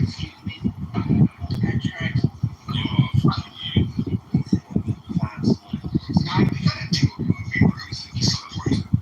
It'll be a completely different crowd, completely different vibe, but now we're really doing to have a good movie premiere. Kitten Saves going back to a movie. There's a lot of interesting people on this outfit join up. If we do collaborators, or if you know, Kim Fields, hell, we might even get Mallory from Family Ties to join us. She's still on this.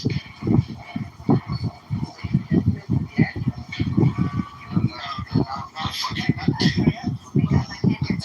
Fucking no. I'm sorry, Dawn Fields is she does. Dawn is great. Yeah, she's great. Tell her Mojo said what's up. She'll know me by Roger, by the way. Wait, do you and Dawn get along? Yeah, she's great, dude. She's great. I love her. Yeah, no, I love Dawn. I'm sure she probably doesn't have the patience for some of the fuckery rooms that I'm getting in. You know what I like about her is that she's truly a heterodox thinker and wants different viewpoints. I used to go in the rooms a lot when the writer's strike was going on, and I was in the opinion of fuck the writers. And man, there people, the actors and the writers were so upset. And all I would say to them is like, hey, look, man, if fucking AI can take over your fucking field, you're just not very good at what you do. And I fucking mean that. Like, I think that some of the arguments that they make, it's not that I begrudge them for making a good living, but like, the problem with the writers should really focus on is writing their material and then figuring out a way to cut through there's a lot of marketing costs that it takes to make a film these days, but they need to figure out how to get the investment and get their projects off the ground. Not crying about like they need more money. You have plenty of money if you wrote better. So anyways, people would come off like crazy at me, as you can imagine, and Dawn would just say, hey, it's a valid opinion.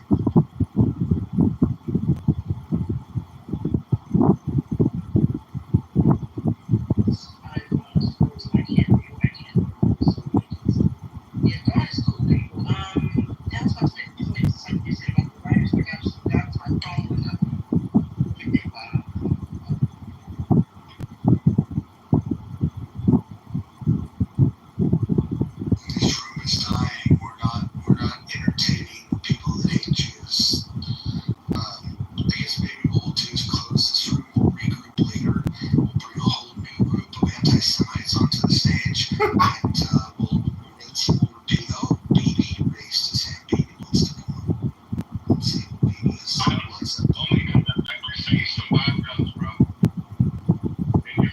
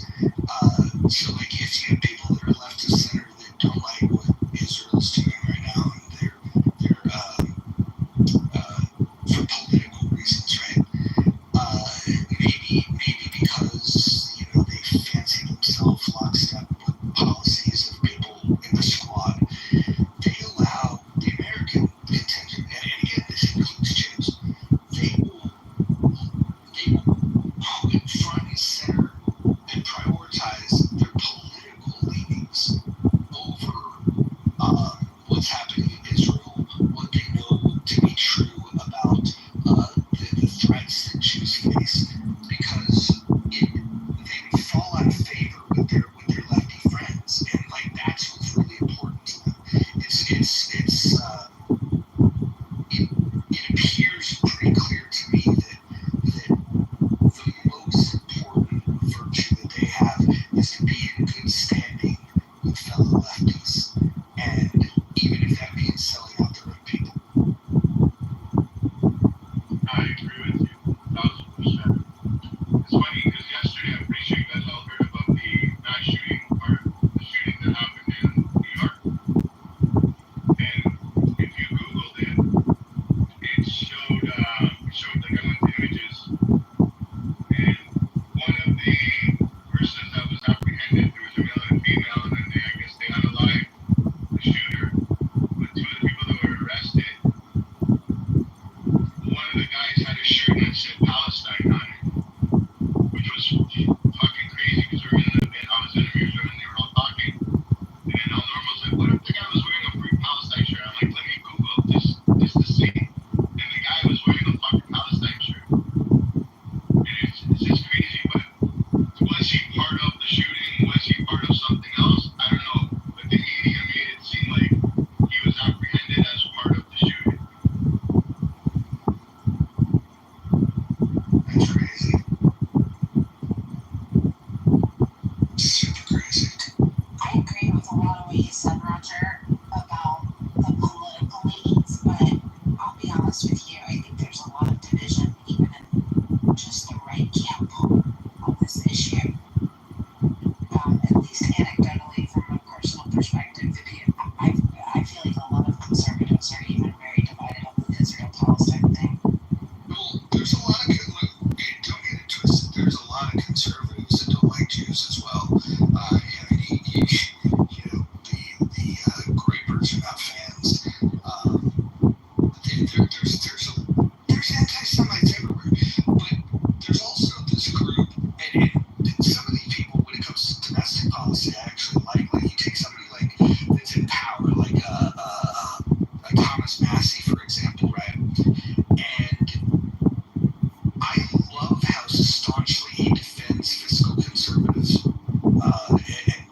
And somebody's spending money on something he doesn't think, it's in the scope of what's on he votes it down. And I think that people that follow him, go ahead and will then come to the,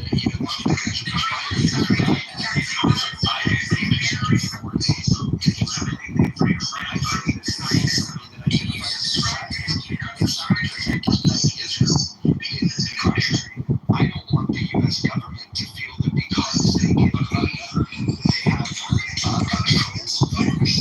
I want Israel to be in control of their own destiny. And I think, not to mention, I don't like foreign aid for anyone. But in my opinion, one of our greatest allies, if I would say that I don't support I'm not saying for them, damn skipping me short about giving billions of dollars to enemies such as Iran. Correct, I agree with you on the foreign aid policy as well, but even with that, like, because of the memorandum that Obama did in 2016, that aid that we give them, even that additional aid that we give them, right now it's up to almost 92% comes back to U.S. American defense contractors. They have to spend it on us, and by 2028, 100%. Report on them on the Chinese economy. We gave a very detailed report on the U.S. economy. We talked about the trade deals.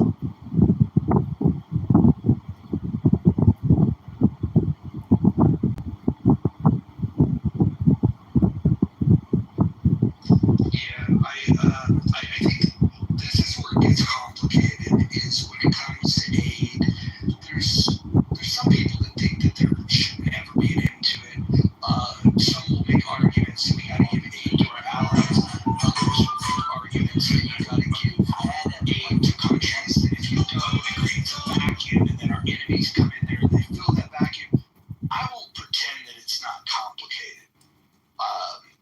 would just say that it's also important to have voices that say pump the brakes when it comes to the spending. If you're going to have people that say yes to all the spending, it's probably good to have people that say no to all the spending.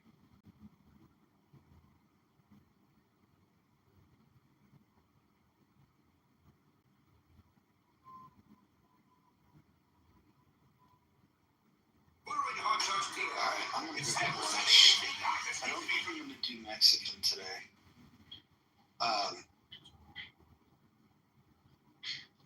Any thoughts? Any thoughts on lunch? Maybe I'll go get some hummus.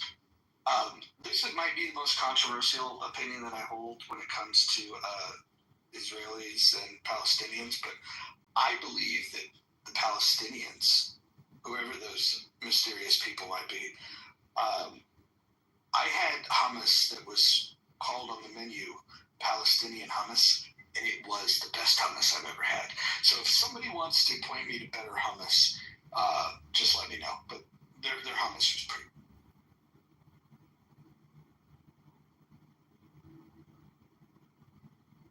I'll probably never go back there though. I'm also chosen to the roots. They fucking hear you. Did you ever watch Curb Your Enthusiasm? Yeah. Remember that episode where Larry and his team tried to go eat at the Palestinian restaurant? And the one friend didn't want them to wear the yarmulkes. Is that what the hat is called? Those things that you the yarmulkes with them. Yeah, you're right. He said, "Yo, did you ever see that episode?" I'm doing it for it right now. They fought in the parking lot over the yarmulke, and the Palestinians in the restaurant were cheering. It is the funniest moment in that show. Probably one of the best episodes. If you have not seen that episode, you're gonna die.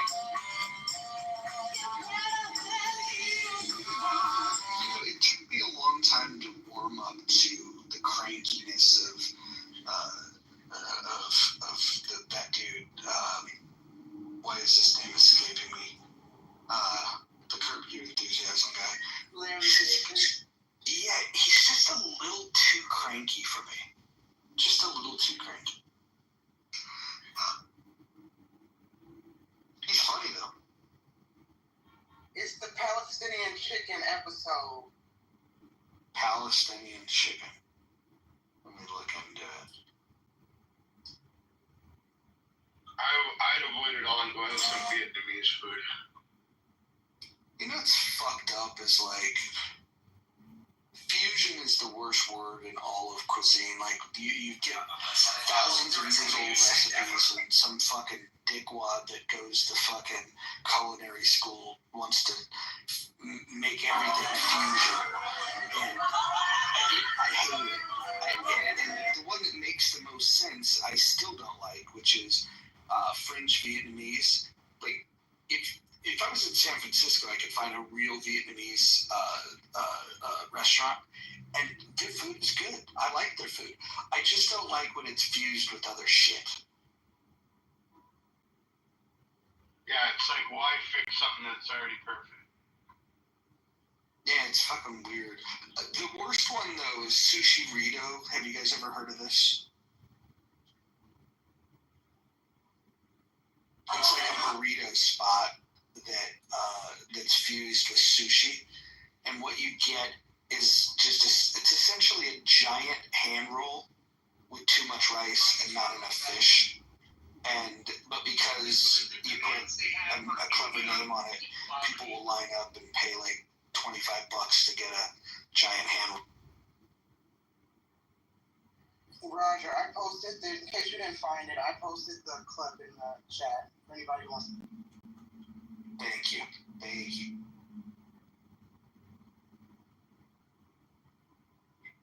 I think we did good work today.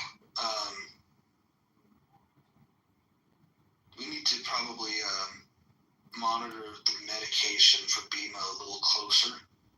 That might help her, might help us. If you guys want to keep the room open, I'm fine with that. I'm going to go eat lunch. I'll be back. You guys have a good one. Peace out. Well, I'm going to take off too. I'll leave it to the other one. I have to go interview Seth Rogen, as a matter of fact. I'm interviewing Seth Rogen today, so I don't know. The other mom if you like to. Girl, Yes. do your best, girl. That's some fire shit right there, huh? Thanks, boo. Y'all have a great day. You too. as well. Have fun.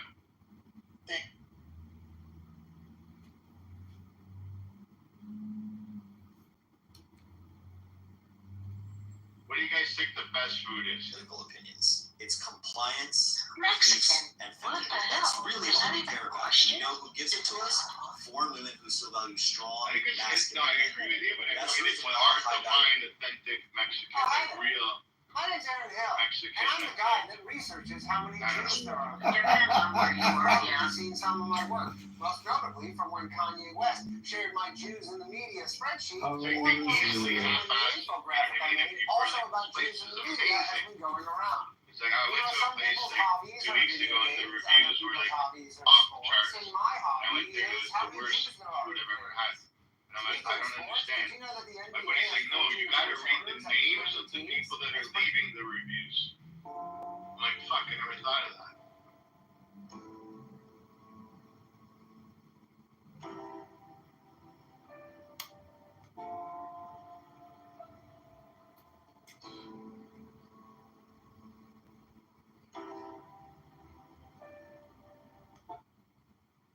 Unfortunately, the review thing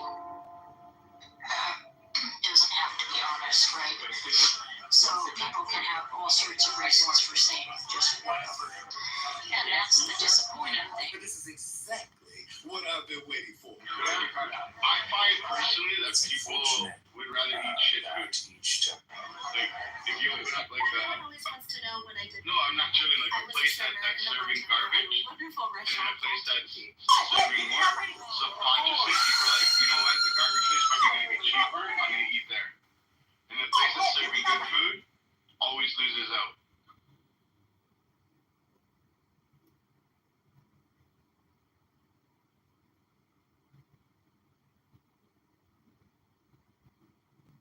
Oh, there's a place in LA we've been going to since our families. I've been going there. It's called El Tepeyac, but it's in East LA. It's off of Evergreen and Soto, off the 10. It is. When I'm listening to Dawn, I know I've reached peak Clubhouse usage. It's the end of it. Expand because it's in a resident.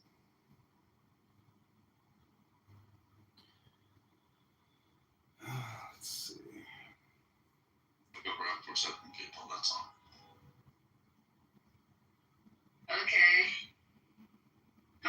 Just drop dead bitches. Hey, yeah, give me a second, sister. I ain't talking when you was talking. My thing is, the shit they talking about, that's low ass, petty ass arguments, talking, spanning from opinions and shit. We talking about where people was really flexing on each other, getting their ass whooped, getting sent to the hospital, going to fucking funerals, because that's the real dark side. I'm still like that shit too. I swear I touched nigga off his head. But look, Oh, my the mom. dark side was really lame. Niggas, it was a bunch of shit. Y'all just don't. Go ahead. One mic on RJ. Somebody that actually know what the fuck he's talking about. Anybody come on that mic that's not RJ, you get shot. Let y'all know. Any ad-libs, you get shot. RJ, Yeah, that's a fact. I remember that day precisely, bro. Niggas started beefing with Elaine, and she was dating some nigga or something. And they started, I think, what was the nigga named Kofi or Coffee or some shit like that. And then like, exactly. yeah, they had this big ass room, and it was getting so much attention that it just unlocked a bunch of characters. There was a bunch of characters that would set themselves on stage, and them niggas turned that shit. Thank you, Don. Yeah. That are smoking their own weed, they can be honest. Yeah, so those spaces, Thank you, Bella. I unlocked that day unlocked probably like 50 characters. Fucking, yeah, all the motherfuckers, they were trying to set themselves on stage. And they got addicted to kids, you bugging.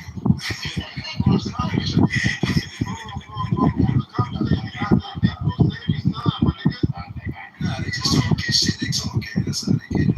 That was talking? She 3, nigga. Hold on, but I feel like y'all are making. Hey, don't you want your kids? Calm down, nigga. That's the second time you did that. Cool, chill out. Y'all forgetting the part that was already taken place. So far, they kids, they need them back. Would y'all say the Nick cells are a big part of dark side? Yes, Yeah, they were. Okay. 100%. Quickly, hold on. The Nick cells were already formed before the elation happened. They were. Y'all missing a piece of the plot. Like Elaine wasn't. They were not connected yet, though. Everyone had their separate smoke, though. This is what I'm saying. Dark Side's name is Dark Side because of what? Because of the shit that y'all got off of my shit. And it's not even a flex, respectfully. It ain't even all that. I'm really just trolling y'all. But if we're being honest, all of y'all had y'all's own shit going on. Even Denat, respectfully. Nobody on the dark side, quote unquote, knew him, though. Until me and Ion got into it. And then everyone was trying to do the, oh, it's okay. You're not a colorist. And I was screaming in your mind and trying to understand why the fuck they was doing all this weird ass shit to UK bitches. It don't matter. Wait, can we get some clips from back in the day, like some memorable clips? What's some of them got 'em, bro? There's a lot of big stuff that was recorded before the recorders was even out. Here's the thing. It's just literally not true. And it goes back to what Lloyd is saying. Most of us absolutely already knew Denat if you were in the political spaces. And again, the dark side was a combination of political spaces, the exoticals, obviously the Nick cells. Those I had already knew about your girl based on value, the dummy bitch you lame. It's called intermingle with the stack. We went after the talking about.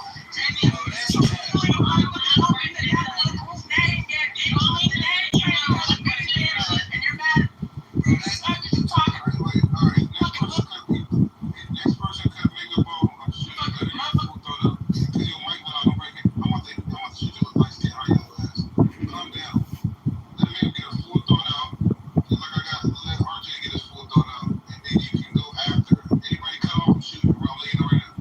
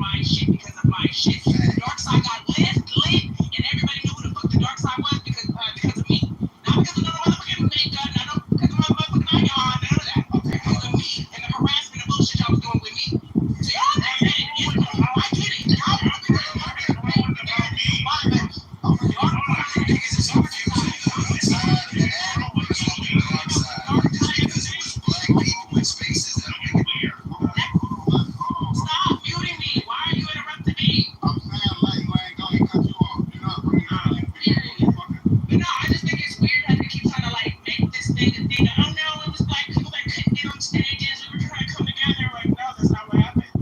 Niggas named it Dark Side because all the dark shit y'all were doing. Yeah, I did that. I want to clarify.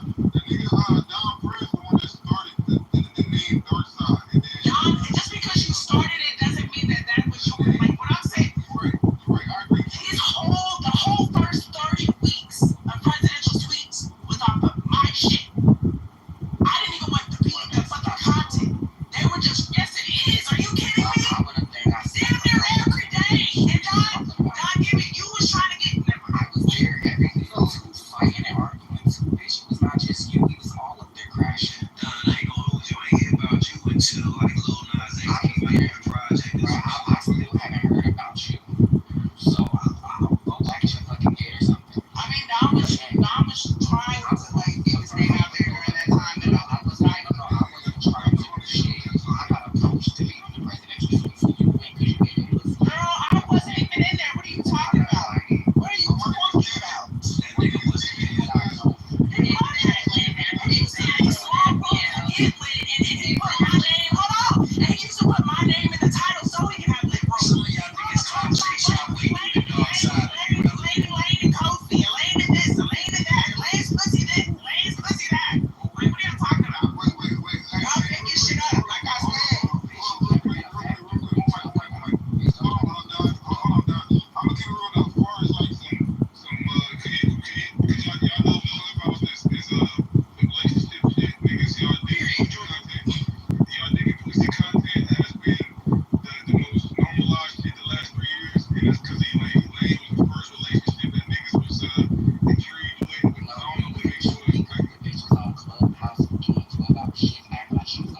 Period. That's why y'all making it up. That's why presidential suite.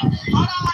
That's why presidential suite got popping. That's why motherfucking Zambito shit went the way it went. And guess what? It stayed drama the whole entire time. Y'all never went back to regular shit.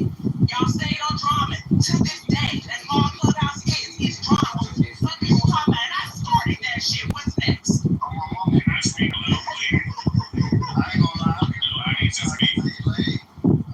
I ain't just being I want to say this. So the presidential suite definitely existed before the Elaine issue. If y'all apply for Christian's history, that is not, y'all don't remember what happened.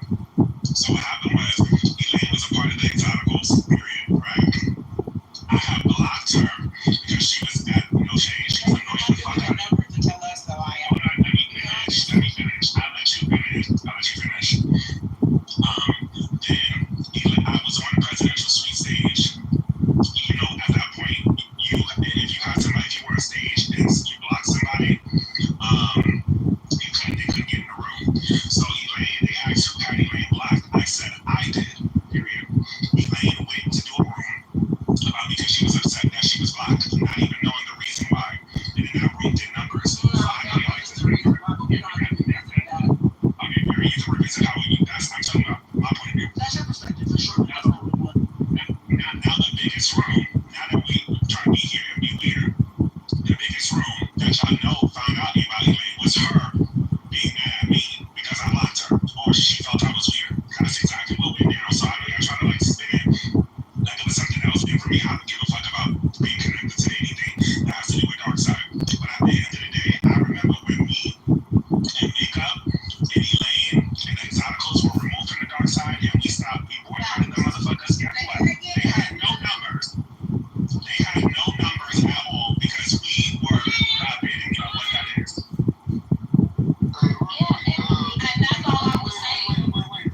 Let me get a shout out to my bro Curtis. Curtis was the first nigga to bring the Discord. That's what really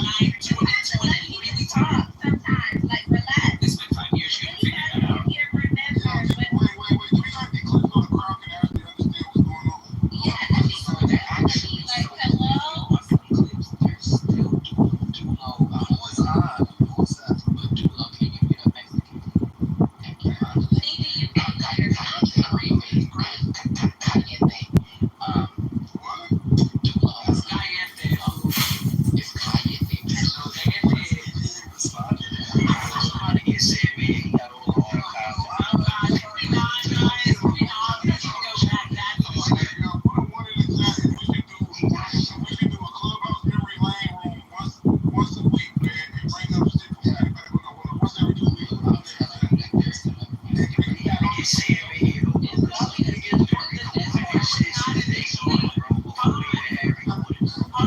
because the Discord, I was there when it was first created. It was not what it became. The Discord was originally for all black people to get along and just come and speak on their opinions. And it was real calm, cool, and collected until a certain individual from the dark side came in that motherfucker.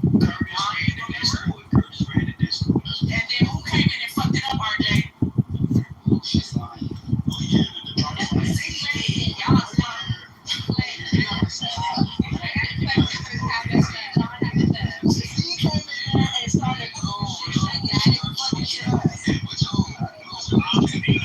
Exoticals too, just so y'all know. I don't know. The king of the dark side is gonna be between Ion and Safe. 100% agree with that.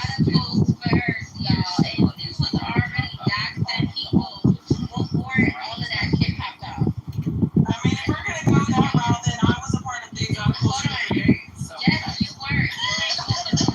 But this is before you went viral. Do you remember Rachel? Hell yeah, I remember Rachel, the way I used to torture that lady. It tortured me. What the fuck you mean? It tortured me. That was the first time we met Z. Because Z was like, this king is I met her in a room with Denied. I didn't meet her with y'all. Okay, so Z was So I met her later. Z was already on the other side of the app, literally driving people fucking crazy. She was being a terrorist. So that's why I'm like, No, that's not true because they used to say Z was very, hold on. They used to say Z was very quiet, very silly. When I met her, she was. Z, I'm not gonna be honest with Z was an exotical. She was very quiet, very demure. Thank you, Pocket. not in the private. It wasn't until me and her got into it where I saw that monster come out. Not wearing glasses, she started being weird. Alright, somebody send me something in the back channel. You heard me? Somebody said Clubhouse Tribes. Black Heaven, Zambinos, and Smoking Jim's crew, The Dark Side, TNN, Presidential Suites, Nick Sales Makeup, Hunter and Crew, Kim Cuts, then Mainstream. Somebody wrote this to me in the back channel. The Other Side, Mainstream or Industry Side, Freddie Roosevelt, Duran, Nelson, Jared, 21 Savage, Dante Brooks, Mace, Drewski, Oshon, Yee, etc. Section Cotton. Section Cotton? What the fuck is that? Oh, Lydia. Section Cotton, Lydia, Dr. D, Darius, Julio, Gary, I don't know half these people. The White Side, JT Fox, Grant Cardone. What about our show? We can't depend on Nobody mentioned that. It's a fact. $1 million booty hole show. We can't forget her. Hey, look, check your text message. That's weird because that must be an exotical hater because they input us on there. We heard. Oh, I thought we were talking about war plus that nation. My bad, y'all. Somebody just sent me a picture, right? Clubhouse season 1. Hey, somebody sent me a picture with Meezy. Hold on, there was a Meezy in the group. That's 21 Savage manager. Somebody sent me a picture with the title was Academics Welcome Party with Meezy and 21 Savage and Meek Mill. That shit had 5,162 people in the room. Hold on, I'm going to screenshot of this. Yeah, that was I have a question. I'm just curious.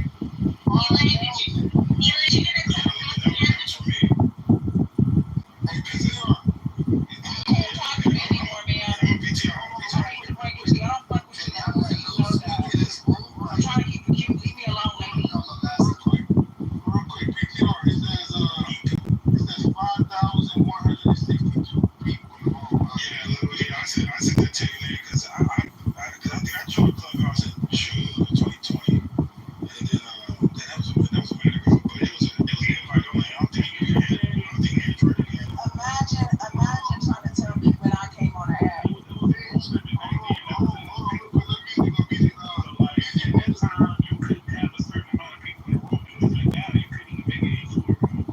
After a while, they had to expand it. The first time that happened on this app was it was somebody trying to expose Kevin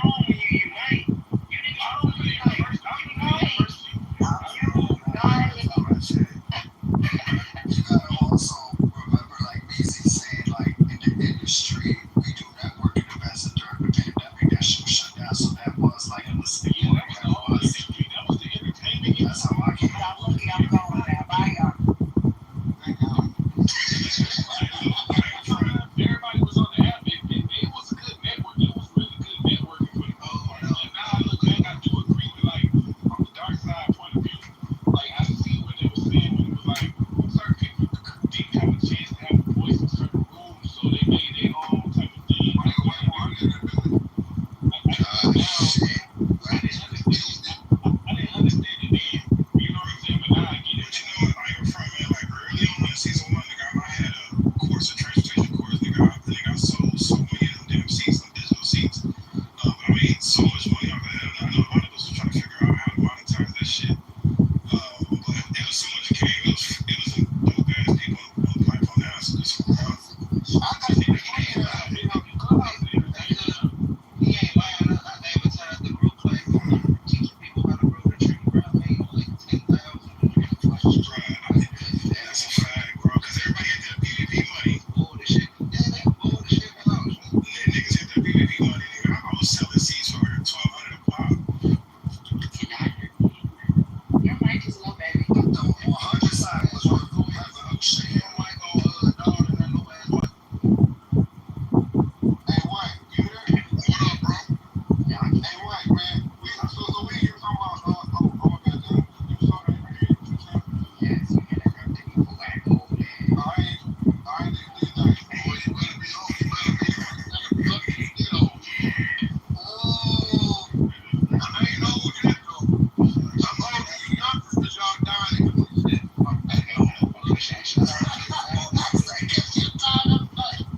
Okay, they hard, bro. When I grew up, niggas went old. Like 50, 60. Now these niggas dying in 23. Mr. Clean, my God, at 24. Can somebody pay Honey Shakur that? That's my nigga. They whack you an OG out here now. It's my nigga.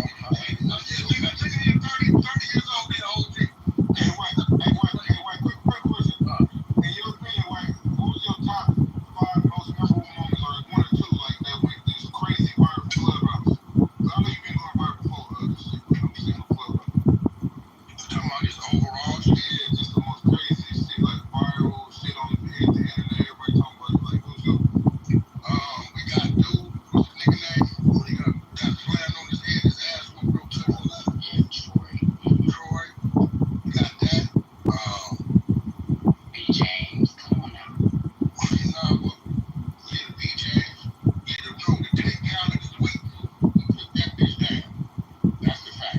Y'all cold, man. When we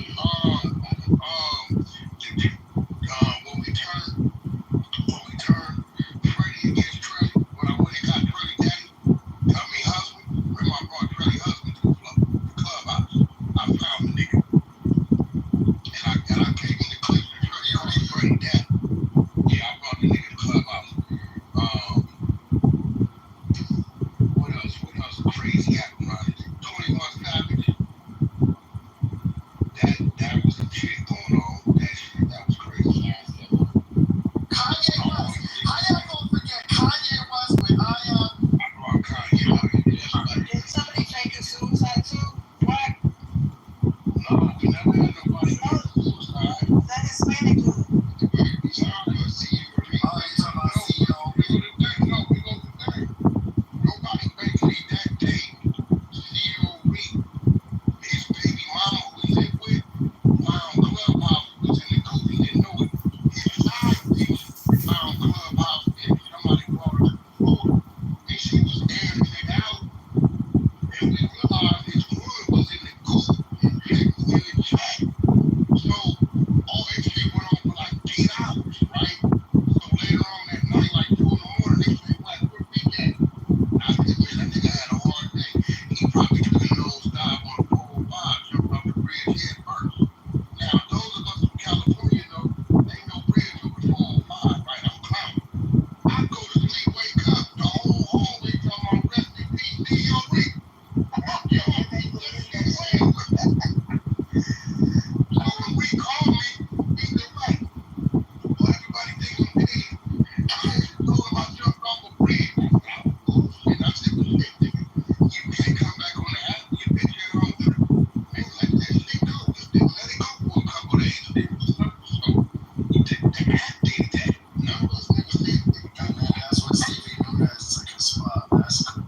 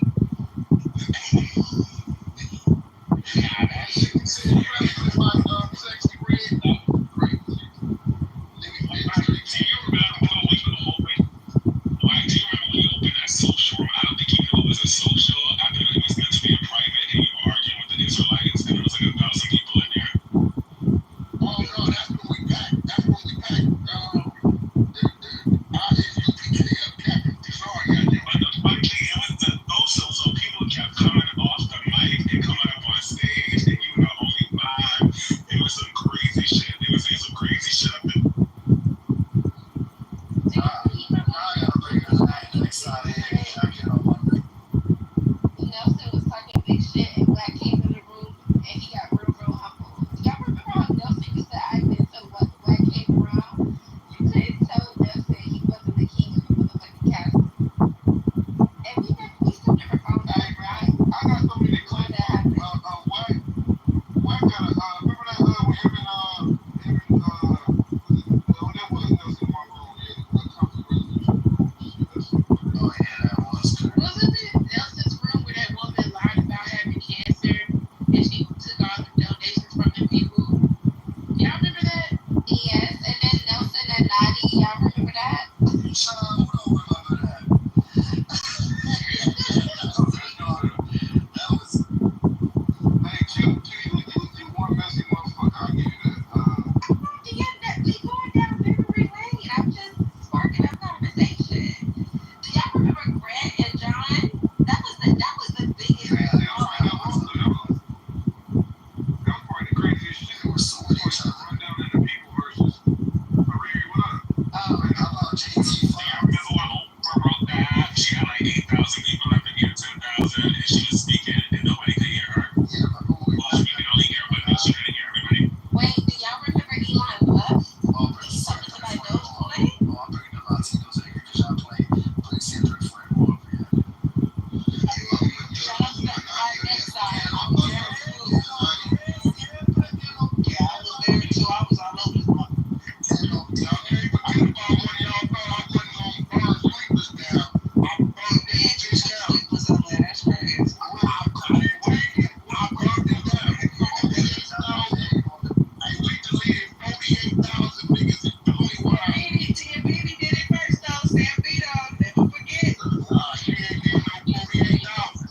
No, that was a hell of a time. She ain't doing no 48,000, Mom. No, she didn't. Niggas like, that nigga ain't finna do that. Well, what happened with that though? Okay, so at the time when I created Hearthstone, right? Sleepless was standalone, right? So people from Sleepless started wanting to come into Hearthstone. So what I did was anybody from Sleepless, when you call and you automatically mod it, whatever, y'all ain't got it. Then I put Sleepless in the schedule, the rotation. Little did I know, Rocky, I guess, was getting a little jealous about it, right? So one of the females like, yeah, why Rocky be sweating me about wearing the Hearthstone badge? I said, shit, I don't know. So I go in there and I'm questioning your bro, what the lady talking about. I don't know, this nigga drunk, low, they start talking crazy, right? He's like, nigga, I'm my own boss, and I'm this, and I'm that, right? So what y'all didn't know, and it's gonna make sense to y'all right now, Sleepless was mine anyway. I just never said nothing. If you ever went and checked that greenhouse, the first name was Swag 100, right? I just let nephew run it like it was his, right? I never said nothing. So as he walked out, I said, yo, you wasn't the boss, nigga, when your life was gonna get turned off, my nigga. He's like, well, consider that 500 you gave me, consider me taking that. I said, oh, you took that? Oh, okay. So I kept talking to the nigga as a I'm 1,500. that's real. I didn't fit into the house, right? And I didn't block, delete, drop this nigga some admin. Everybody that was admin, I didn't drop from admin. So I knew that was Rocky. That's how he got his women. He got him to buy shoes and clothes. That was his everything. That's from Clubhouse, right? So I said, well, all right, I'm gonna show you how to really take stuff. So I left. He blocked. So by the time they tell him, hey man, Black is Sleepless, deleting all the members, we can't get in. I left. Two niggas open. So they can come in and say, Black, we pay you money. We'll give it to you. This is too late. So he email said, we saw you deleted like 1,000, 2,000 niggas. He said, well nigga, when we woke up in the morning and that 48 was looking like 18 and you was still going, that's when we knew you was a different kind of nigga.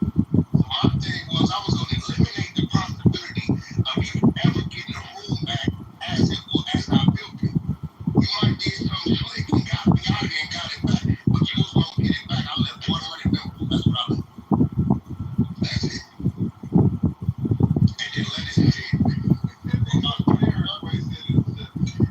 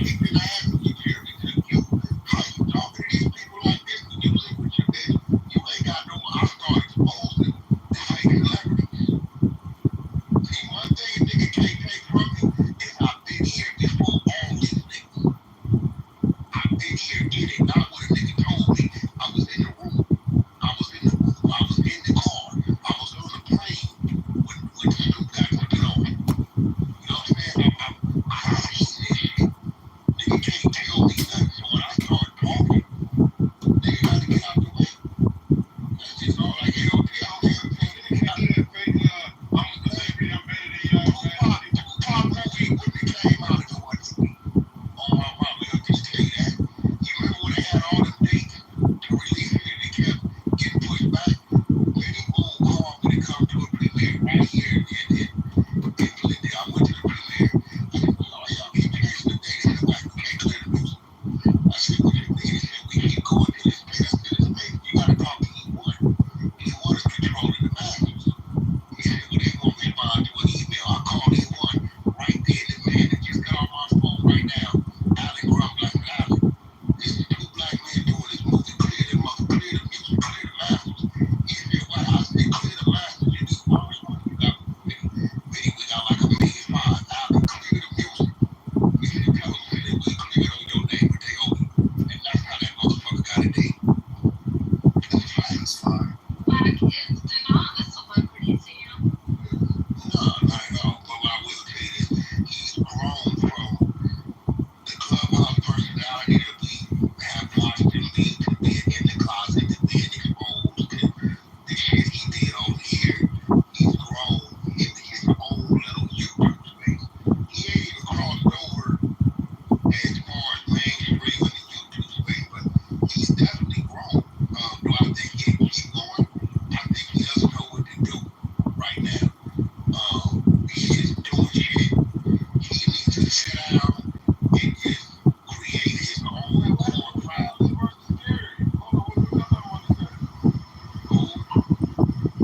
Not being messy, I'm just being messy. Yes, they did. I'm just in the chat being messy.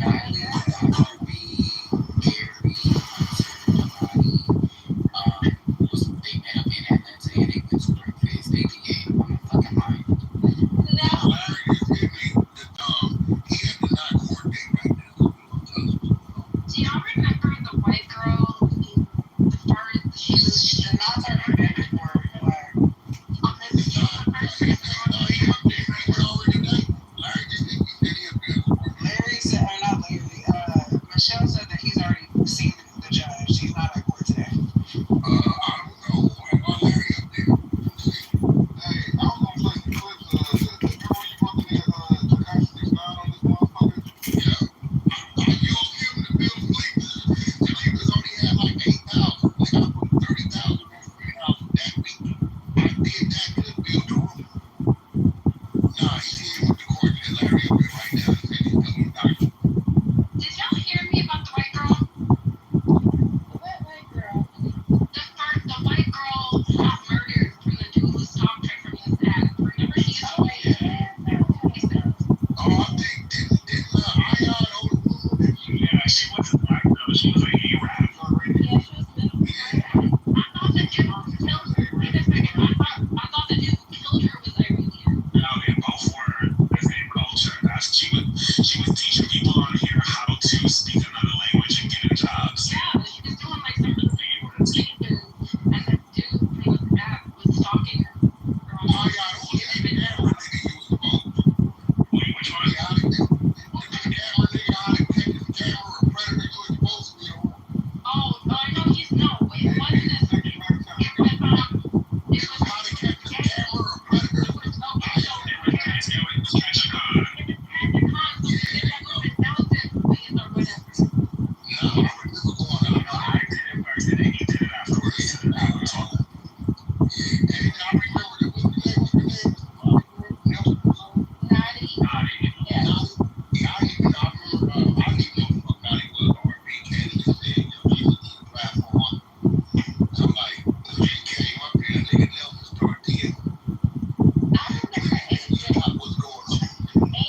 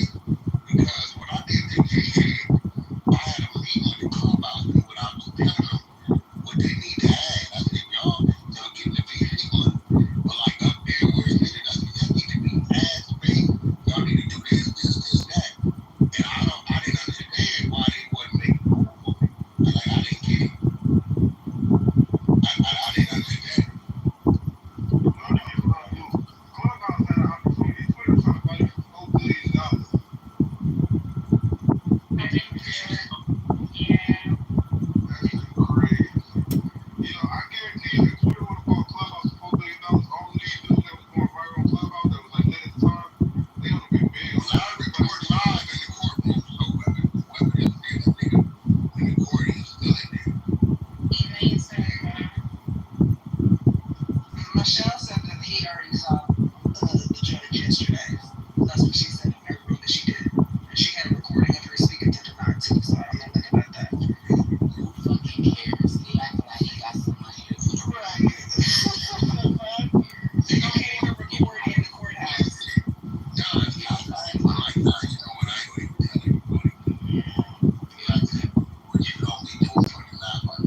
What I be doing for Sean? He got some sauce. Back to the talking. You know, I feel like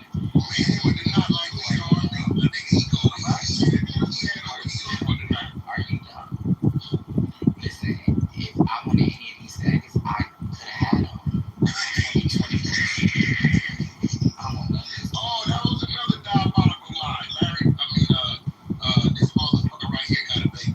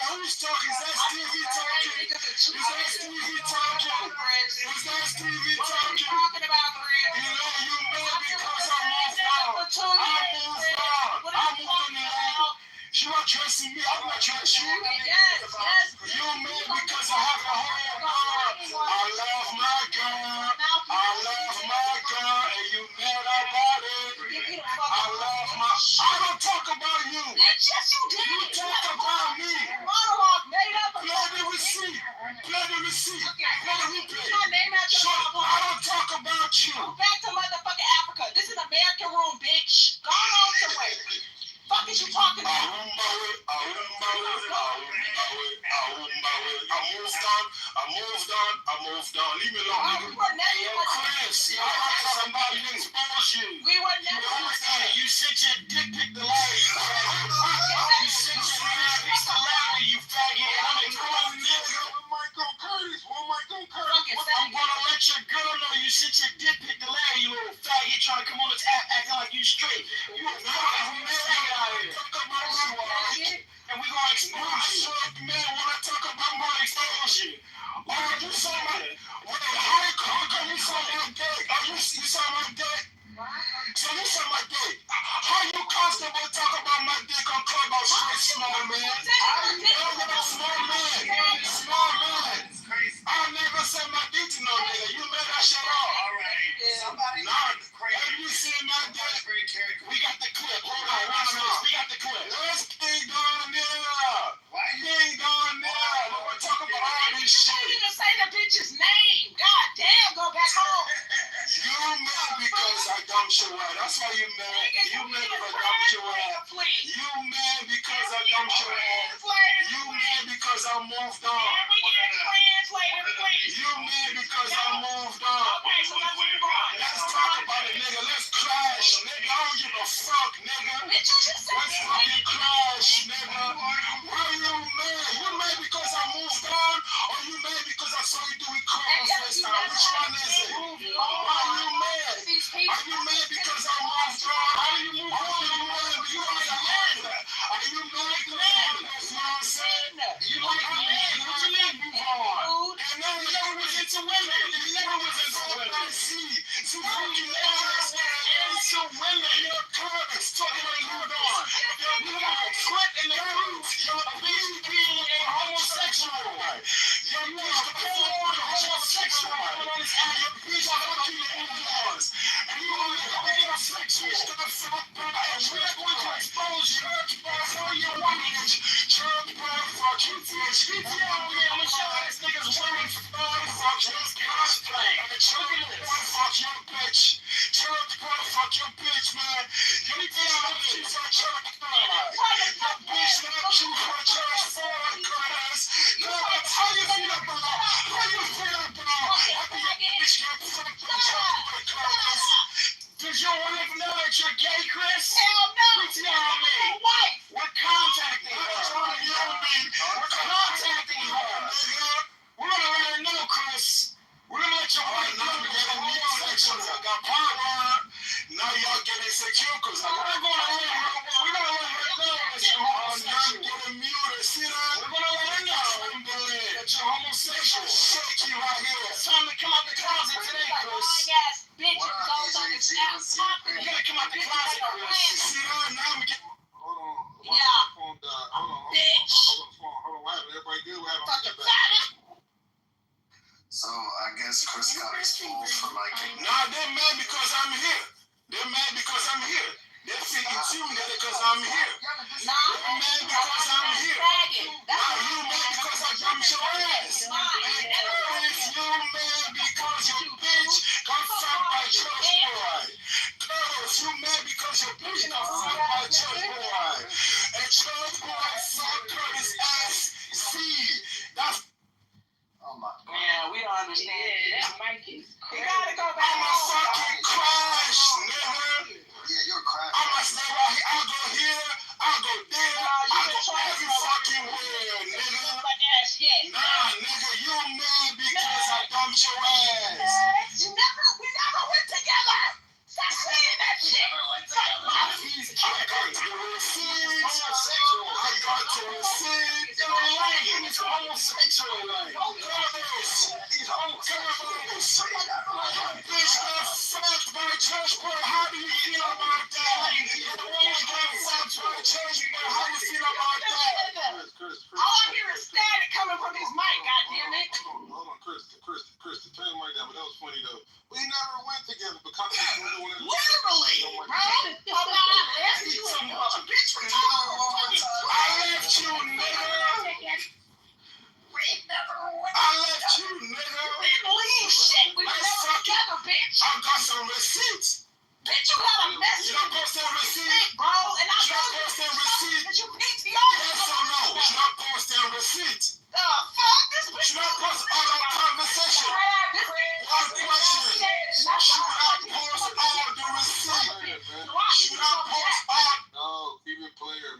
keep it player, pal. Yeah, he's not a player though. I'm He a showed player, me from the Luz. first day. This is That's how new he's content. not a We're talking player. about old He content. could never I fight. never showed you He my a dick. thirsty nigga. He a Thirsty thirsty nigga. Put a one if he should keep it player, put a two in the chat if y'all think he can. Put a one in the two if he should keep it player, put a two in the chat if he can. Let's crash, nigga. Yo, look, I got the clip. I got the clip. Play the Why can't you have? I got the clip. Why can't you have? Mute this. This is Dark Side. What's the one? Dark Side, 100 Side, Trenches, Zodicals, Season House Clubhouse. We doing old clips right now. This is. Are we doing old? Anybody come off their mic that's not Curtis, you're getting shot. I'm letting y'all know right now. We already set the rules. Anybody that come off their mic that's not Curtis, he's playing a clip from back in the day, you're getting shot. Oh, this is not back in the day. This is a month ago you talk. Curtis talking about you. This is a month ago you talk about you want to get this word. This is Clubhouse way, brother. I swear to God, this is Clubhouse memory lane. We bring up old clips from back in the day. You can be there whatever you want to, brother. All right? So let Curtis go, brother. It's okay. You want to get this work, nigga? Stay here and listen to everybody. I Dropped him like he dropped me. The fuck? Listen to this homosexual sending his dick pic. Now you got we got the clip. You want to get this work? Sit your closet his ass down and listen. Listen to yourself, you pathetic, closeted, queer. Oh, my God. When I say to you, so I praise you, bro. I love you so much, bro. Man. You know you like it. Okay, so let me tell you this side, Chris. There's only 40 people that saw it. 47 people. 47 people saw it? Yeah. Yo, listen, you gotta count. Hold on. You gotta count one eye. So 47 by 2. That's 100 with the Y. New. Special. Special. Kills. It's my kid. Next time you did Peter. It's so many names. I'm saying, bro. Oh, come on. Chris. How did you get the picture, Chris? You're sad, Chris. How did you get the picture? Gay ass nigga. Chris, are you there? Does your wife know Chris?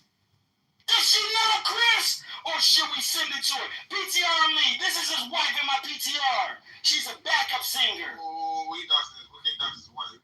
I'm not doxing. I'm just letting her know she's a backup That singer. nigga ain't got no wife next. I didn't say her name. Because I'm going to tell you this, Chris. I don't believe it's his wife. He's homosexual.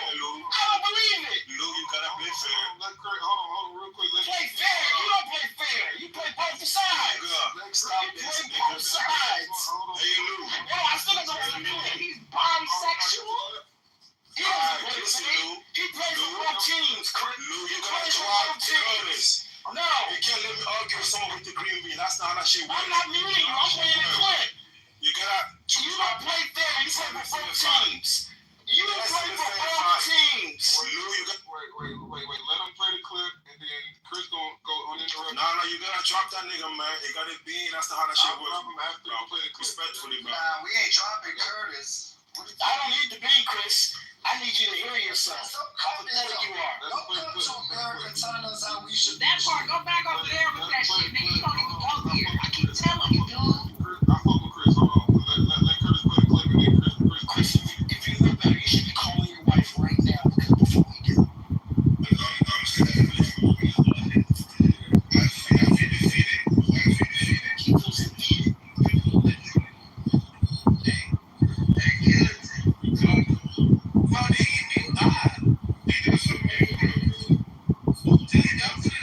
You want to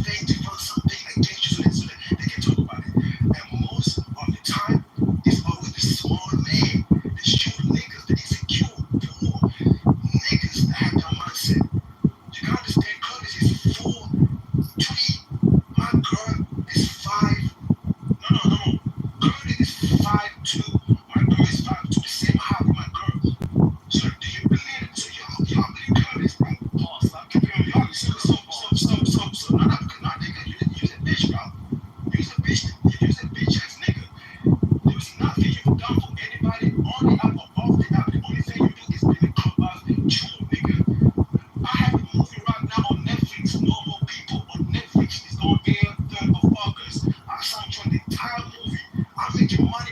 Why you call out being a kid? I'm promoting you. I'm with my nigga. I'm a flex your ass, my nigga. I'll make your money. You promote your sex. Hey, you call me. See that?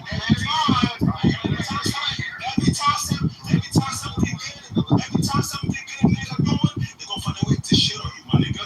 You make money. You know how to make money. I've never heard this nigga talk about anything except low musical conversation, my nigga. I don't give a fuck about that shit, nigga. I don't fight no content. I know how content works. You gon' do whatever it takes to get some content for free, my nigga. I have the whole Netflix and the fucking Apple TV series right now. I produce the entire soundtrack. I make money in my fucking sleep, my nigga. I never said. Drop the link in the chat. It's going on, people, nigga. Watch it on Netflix. So now, see that? This is today. I'm not living. Did you say hold on. I never fucking send my dick to any nigga. Okay, can I feel the rest of it? Y'all heard the fuck about my dog talking. I'm not done talking about the alien fuck. You can play as much as you want. You can play the clip as much. I already said this video. Right now, I pissed off. Right now, you want to talk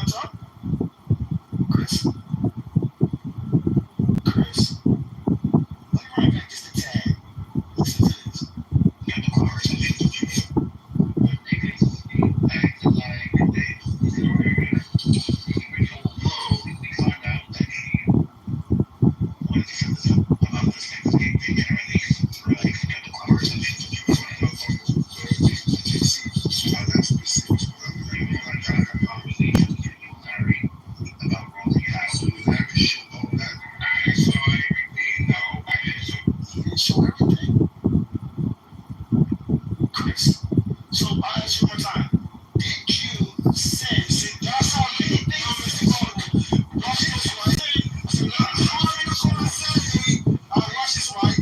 So, hi. Hey, smart man. Little man, listen, right? I've never sent my dick to any fucking nigga, right?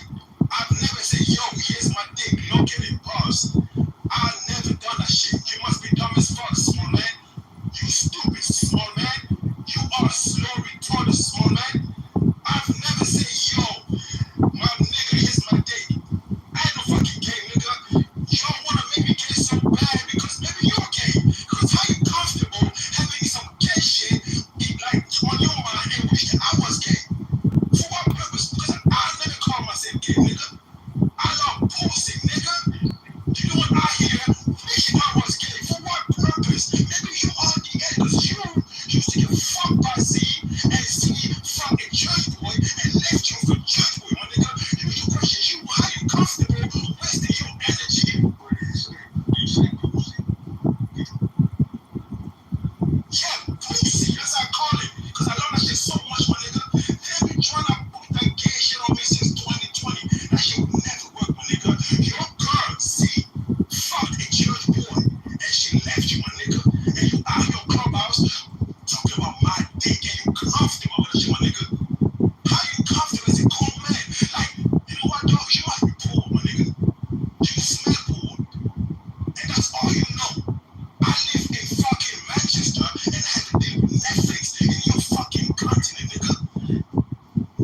That should make you think, how come the nigga makes so much money? He's over here, my nigga. You here talking about my dick to me, nigga?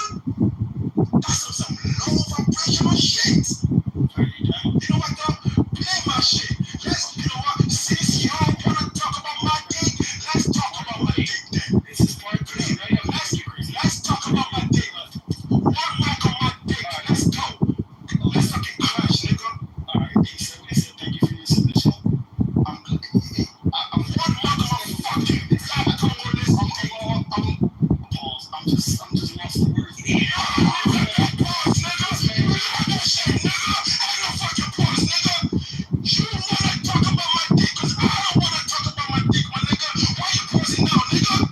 Let's talk about my fucking dick, nigga. Shut the fuck up. You wanna talk about my dick? Let's talk about my dick, nigga. Let's rest on his dick. My fucking dick, nigga. Let's talk about my black comedy dick, nigga. Let's talk about my dick. I'm not gonna mute. One mic on my dick. Here it is. You only do this, yo. I'm confused, man. About this thing, and release in the cars and shit.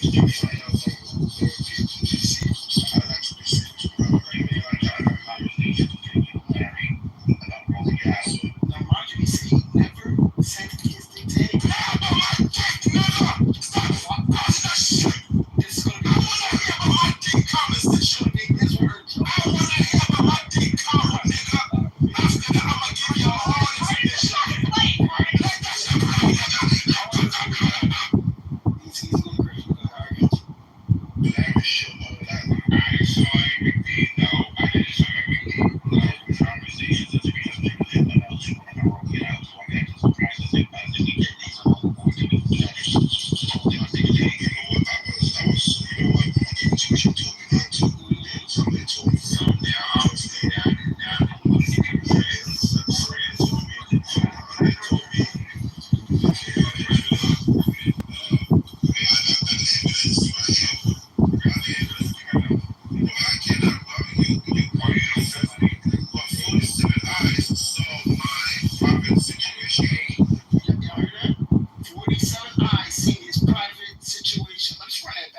His intuition, he's having regrets, right? We heard it. Keep it up. I got it. What you say, Chris? This whole thing I think is fake. You know what? You know what? My intuition told me not to. And somebody told me for now. What did I say, Chris? What did you say? And somebody told me for now. Somebody told you not to, but what? Well, you know what? My intuition told me not to. And somebody told me for now. They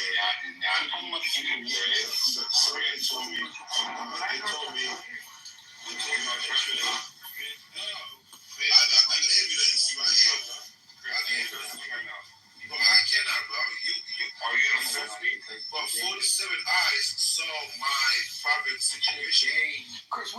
situation, what does that mean? Christopher.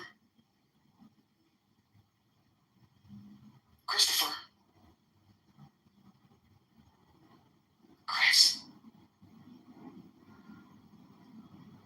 What mic on you, faggot?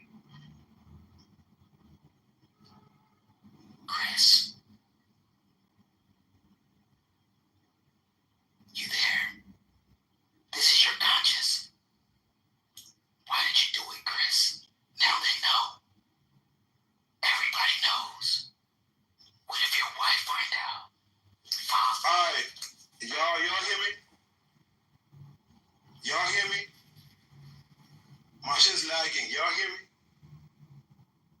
Can y'all hear me? Yes, I can hear your intuition. Can you hear me? My phone is acting up. I don't feel that small man. Hold on, let me move. Hold on. Am I loud and clear? Yeah, nigga, shit. We can hear you. Hold on, let me. Can we get a translator in this motherfucker? Hey, yo, bitch, shut the fuck up. Hold on.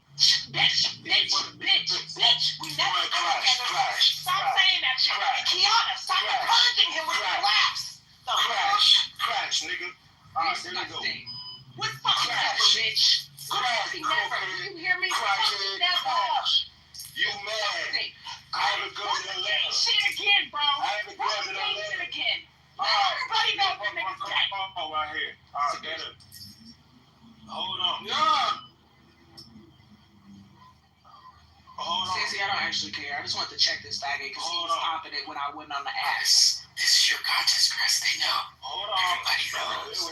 Everybody knows, Chris. Dude. This is your conscience. Everybody knows. This nigga made a whole storyline. I can log off right now.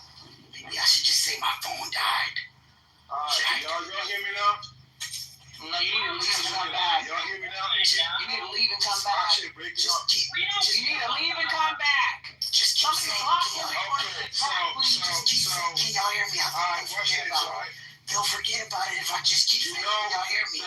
The funny thing about this shit, right? Do it, Chris. Just keep funny thing about this shit is that my phone died. This grown man is right here. I'm gonna let you finish. I just want to keep repeating myself. I don't know what to do. I'm your conscious, Chris. I'm good, bro. I'm solid, bro. I'm good, bro. I'm chilling, my nigga. I'm making my neighbor dead, my nigga. I'm proud. My mama doing good, bro. My parents all doing great, nigga. Watch this, right? This small poor man Curtis, right? This small poor man Curtis, he has content. He has my dick. He has everything about me on his phone. He has apparently, that's not even my girl, but he has my girl's photo on his phone. He's obsessed with a nigga. Now tell me, who's acting gay right here? Is it me? Because I'm confused right now, bro. Yo, we know you're. Hey, hold on, slow down. Hold on to that back. Wait, everybody good? Oh my God.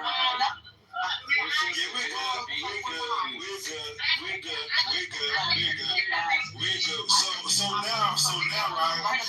You know what, though?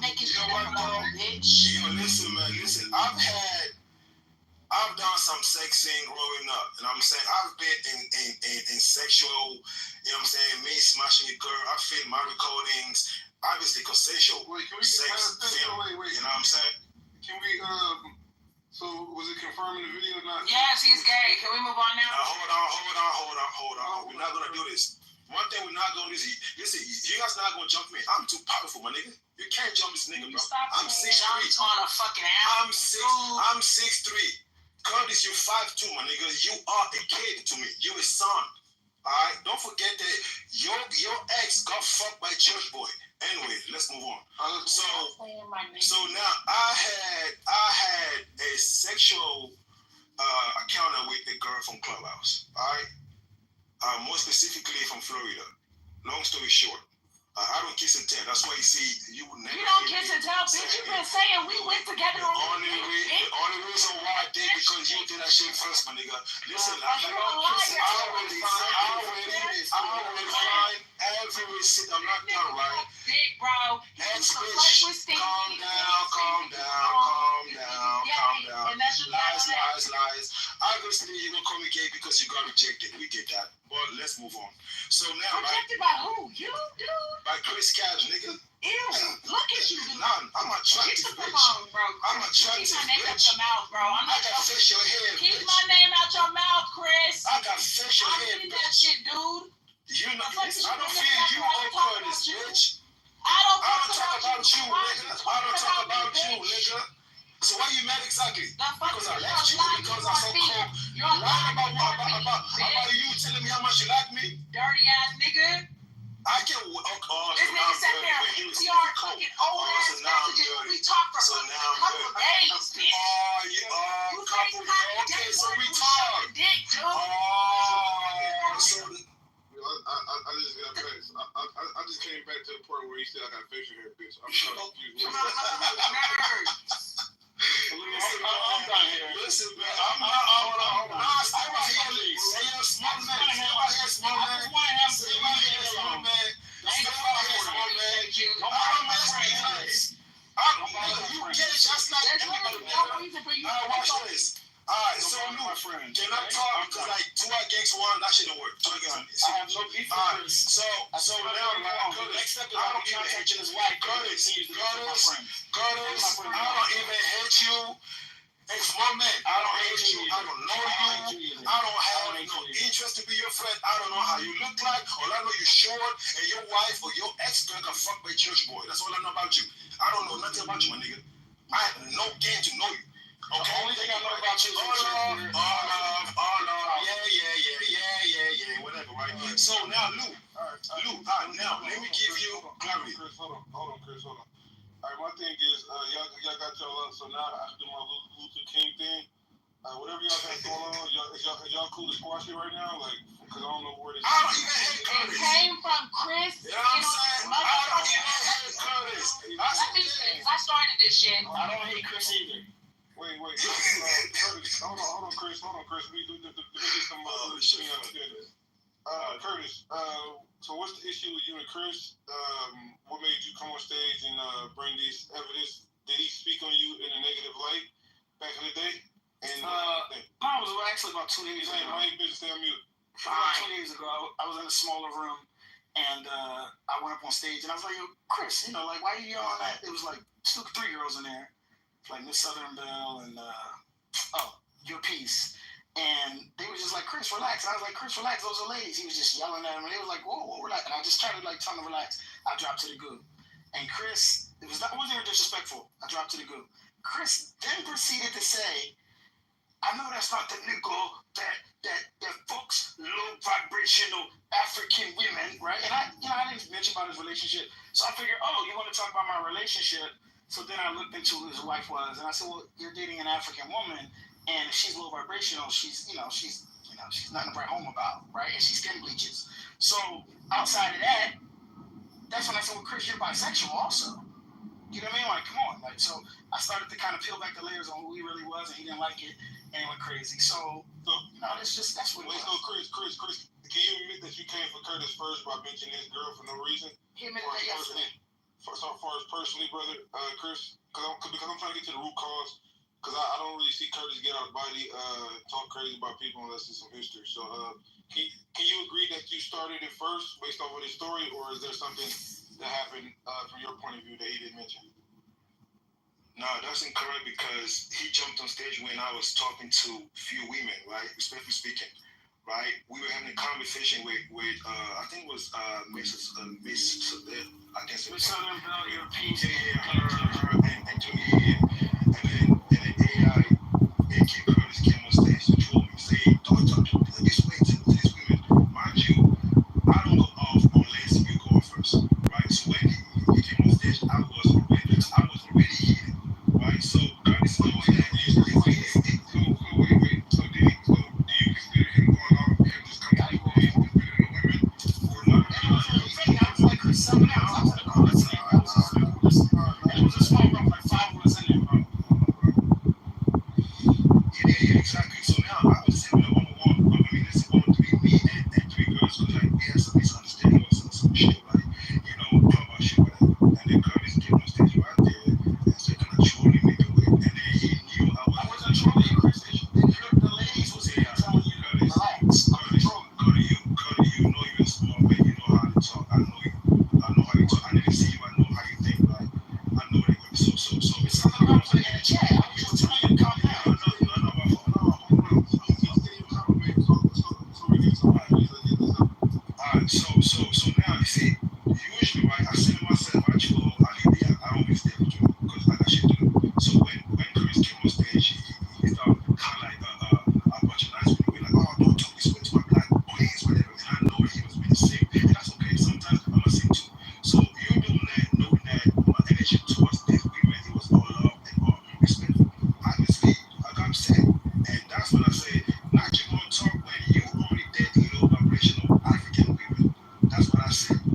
Like, that's my opinion. And if I'm there, she's the, and if I'm there, it's a PTR, some weird ass girl from Google. That's what she said your wife was. That's my girl. No. My girl, she always on my PTR. So you shouldn't have been upset then. No. I only got upset when you brought my actual person that I actually love. That's not some random club outside. I used to love him at one point. Okay, so it's like, wait.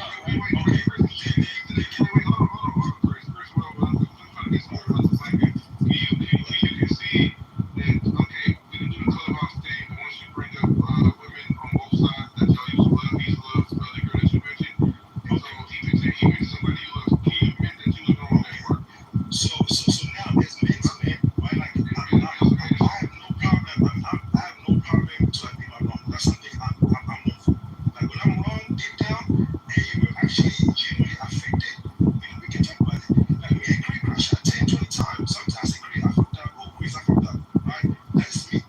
So let's say if really Curtis was affected by my comment, I can take the Bible. Like, I don't mind. I apologize. You know what I'm saying? But I wanted it. Nah, for real, though. But I wanted it. You know what I'm saying? Yeah, so like, I don't want question because like, I know he is smart. I know he's a troll. I know he knows how to troll, and I know how to say myself, blah blah. So I do acknowledge his intellect as far as communication. So we can't really talk like me. The man said, my nigga, here's what I did wrong. You know, my bad. Let's move forward. And I think that we can really listen. I'm sorry. I accept this apology. I accept this apology. As long as you're done, you got it. I accept this apology. If I said something else that triggered you, I apologize. But I will like that kindness to my friends, the people I really fuck with. I would like for him to stop speaking on me, because that's the reason the argument in this room started to begin with. I don't give a fuck about that PTR. That's wrong with me. You flirting all clubhouse.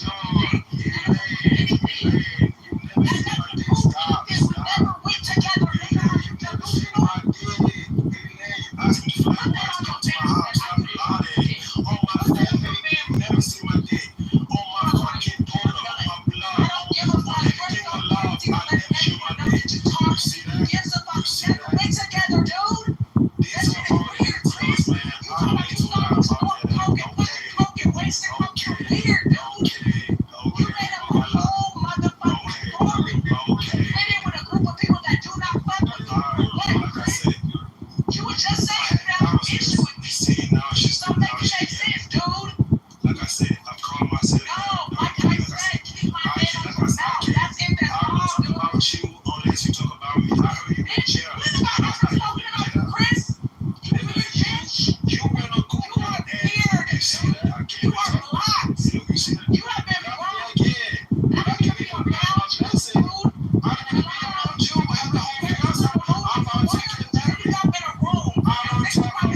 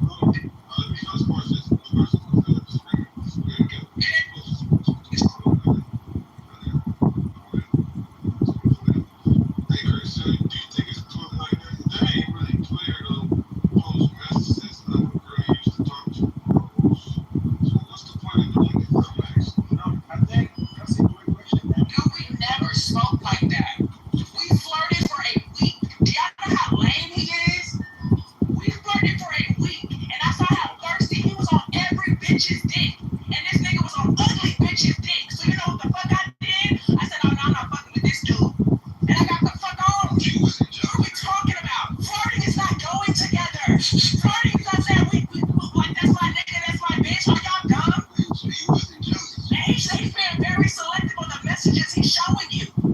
You lucky I don't have that WhatsApp no more. You lucky I'm not pressed to prove a point about the nigga that was never mine. I was never your bitch, dude.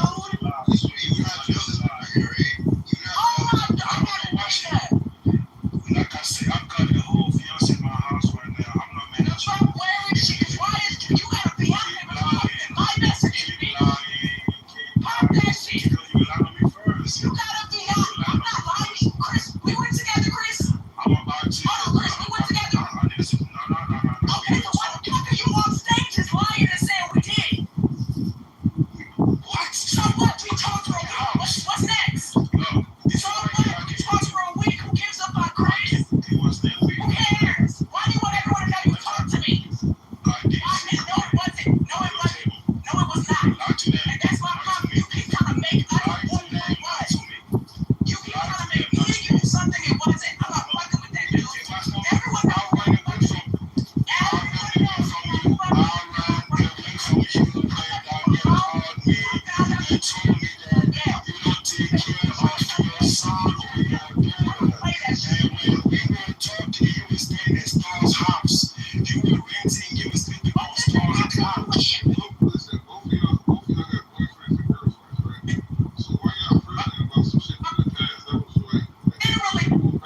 This is almost 4 years ago. We talked for a week. Only reason why you don't mention because you talked about me first. I talked about you. What happened? I don't know that. Chris, you're a liar. You're a liar. No, he's not. You were never a thing.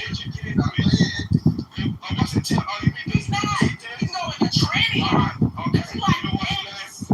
It's like this. No problem. We should What are you talking about? Stop speaking on me. We never went together. We never did. You want to be together so bad. You got out there with your podcast out on this album with everybody. Me and her used to talk.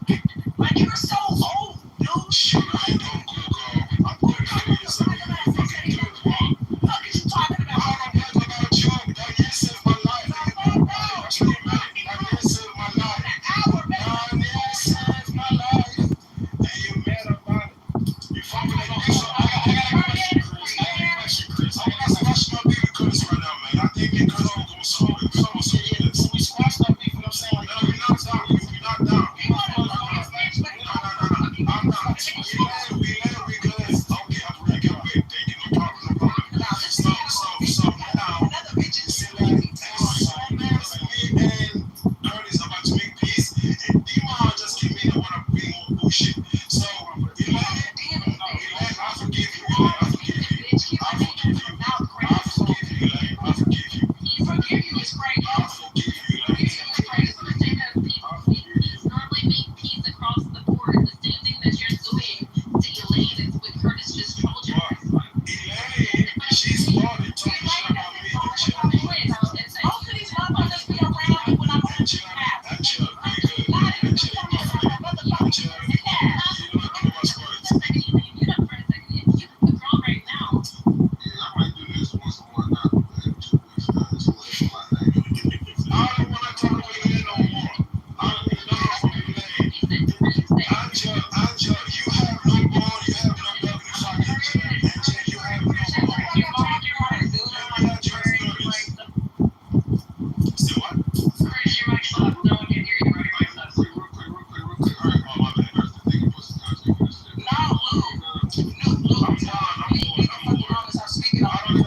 This nigga made a whole story.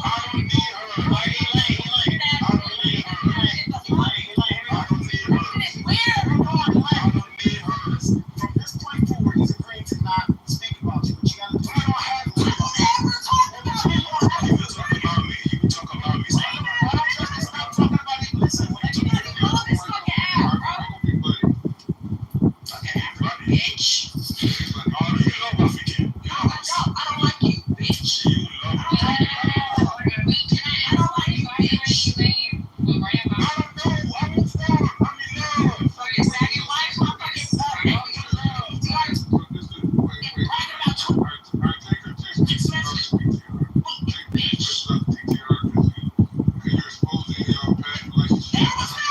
relationship shit. Stop saying that shit. It was no relationship. She just admitted it. We had a moment and I moved on from her. She also a fiance right now, so you shouldn't even be speaking about that. Like, if you got that's what I'm saying. I know. Don't portray a relationship. She could have left the room. Okay, so can y'all have me delete that message? You could be right there talking about a room. So can y'all have me clear them details because I'm driving? Nobody was talking about me. Hey, Curtis. Black ass on that stage. Curtis. Out of nowhere. You made a whole other house. That had no fucking Can you log in? Okay, you know my password. Give me my password.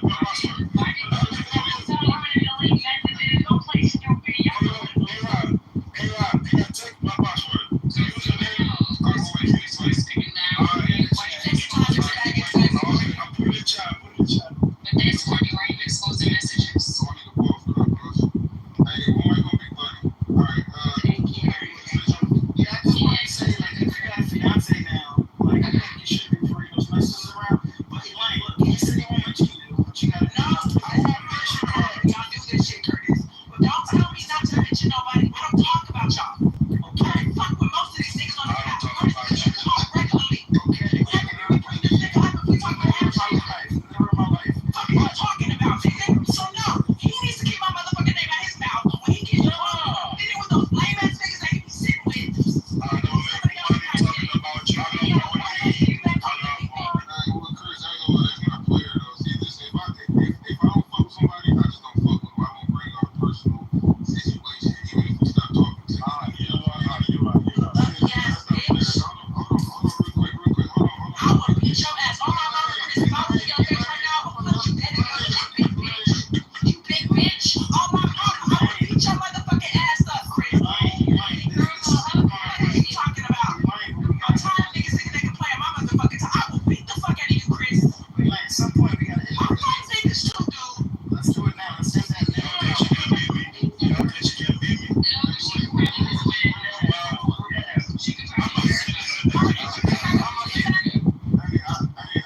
I did fuck up by you. I said season 1, so this is based off the title. I fucked up, but I never knew he was gonna bring up some text messages. Not playing, man. That's not playing. Right? You got a girlfriend, almost your wife. You shouldn't be posting pictures of text messages from 4 years ago. That's kind of that's not. It's fucking weird to even still have those messages, dude. Like, that's weird. Because you lie every day. Who the fuck messages from WhatsApp from that long ago, dude? And you probably think about that shit. The funny long shit. Social media, anybody have Remember,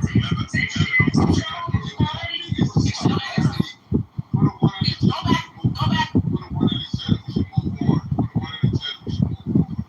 I want to move on. I want to get married. I'm done with her.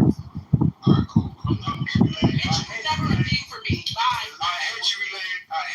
I'm done. I don't hate you because I don't know you, bitch. Come on, you know me. All right. Okay. I don't want you no more. Bitch, I don't want you no more. You, bitch. I don't want you no more. Weird ass nigga. I don't want you no more. He ass African. I don't want to be with you. I feel like both of y'all trolling us. All right, we got a clubhouse celebrity in the building. How are you sitting? We got Craig, we got Okay, Kendrick, we How? got Curtis. Oh God. How? What the It fuck? was- Hello? How are you? What in the Busy. what is going on? What Nah, but in the I feel it. No, How are you sending your pussy to niggas that you don't know on this app? Let's talk about that. Since you I want to moved do on. it, bitch. Look, I moved on from you. We got a new topic. How are you sending your pussy to niggas that you don't know? I'm not talking to you. Okay, we moved on. Okay, we good. Okay. So first, We moved on. Okay. You know what you're doing, and since you want to be funny in the chat, come off the mic and say what you got to say. All right, what might gonna make us? That nigga ain't got no fiance. am I not off of mute? Oh, okay. First and foremost, calling a man baby, and not knowing them, and only talking to I call everyone babe. What's next? Alright, it didn't say babe, it said I don't care, babe. Babe, the same thing. Why did you send your pussy to Vax and you barely knew the nigga? Never met the nigga. I also want to What's say. that point? Oh, okay. I'm lost. Oh, okay. What's up, baby? This is that I don't have to go back on the operating table to do more. Absolutely. Shut the fuck up. She can't. You're shaped like an anteater. No, I have a nice body. Don't be mad. Very petite, very demure, very cute. You're Hold on, real quick. Don't mind nobody in my room or shooting the whole stage. Don't mind nobody. Like being shaped like somebody from A Bug's Life and coming off the mic to try to say something to me is wild. And you're younger than me. And I look good. Don't be mad. No, you look a fucking mess. Lou, why you being funny to me though? Do you want to get into it? Shooting people. I'm not touching nobody. But I need bitches that got shit on them to leave me the fuck alone. Talking about a motherfucking baby. I didn't send my pussy to that nigga, but that nigga sent his dick though. Well, I right? Yeah, I don't chase dick like you, bitch. I think that bitches who are on the floor with a knife. What the fuck? That's just, you know I'm crazy then, bitch, and I'll beat your fat ass up too. What are you talking about? You can't weaponize. Yeah, out of control. Who moved her? You're think that pussy. Well, we know how this room's about to go. Did you move her, Lou? Can I finish? Yeah, this is the return of the dark side. One day only, bitch. Is it okay if I finish speaking? Yeah, hurry up. I didn't have no being, Lou. We did do a one day dark side. Well, this is all sides, by the way. We're just trying to get it. Yeah, it's the dark side takeover right now. Go ahead. We going down memory lane right now. Yeah. But not memory. But not memory lane. Memory lane. Go ahead. Since bitches wanted to go down memory lane on my scandal, let's go down memory lane. Bathtub. Okay. Knives. Crying. Period. You were crying on this app too, so what's next? Right? So you mad because a nigga still ain't chose you, bitch? Let me You was just on this motherfucker crying an hour ago, bitch. What are we talking about? Every time I log on to this motherfucker, makeup got a room crying to you niggas. Asking why people ain't choosing her motherfucking fat ass. Why have you not lost weight in the 5 years that you've been on this motherfucking app, bitch? I'm waiting. Don't fight indeed. Now, what I want to know is how the fuck I only known you for 5 years on this bitch, maybe 4, but I know 10 niggas that done ran up in you. I don't give a fuck what you know, bitch. You know that you ain't getting ran up in. We know that you begging for dick, bitch. Right. And you ain't getting shows. Right. The fuck we know you marrying for money, bitch. Right. The fuck we know you still married, but that nigga never fucked you, bitch. Right. So what's next? Right. Multiple people. Yeah, I fucked. So what? I've been with the same man for 2 years, bitch. Get that shit I'm engaged, bitch. That nigga pay all of my motherfucking bills, plus I'll take care of my daughter and my motherfucking dog. You don't have any Bitch, bills. what are you got going on, makeup? Well, we all know what I have. What are you going on, big bitch? But let me Crying on the app, looking for sympathy. 5 years in, bitch. Going on 6. Fuck is you talking about? Oh, okay. So like I was saying. A bitch that doesn't have a job. I do have a job. I have multiple jobs, actually, bitch. I'm gonna let you finish. You don't get to talk, bitch. What I'm trying to say, go make a room, makeup. You done? No.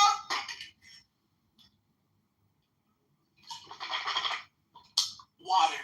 That's what you need to be drinking, bitch. Put the sugar drinks down.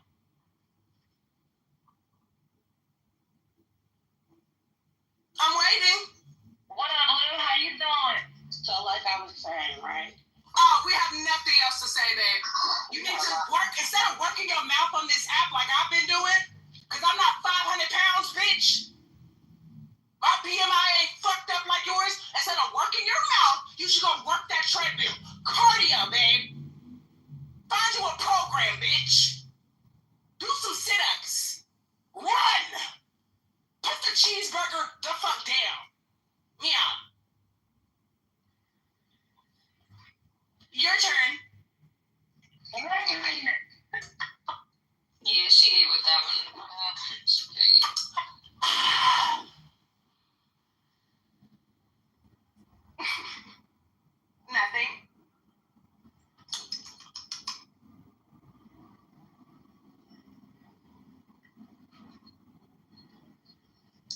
Oh, she must be doing the workout right now, guys.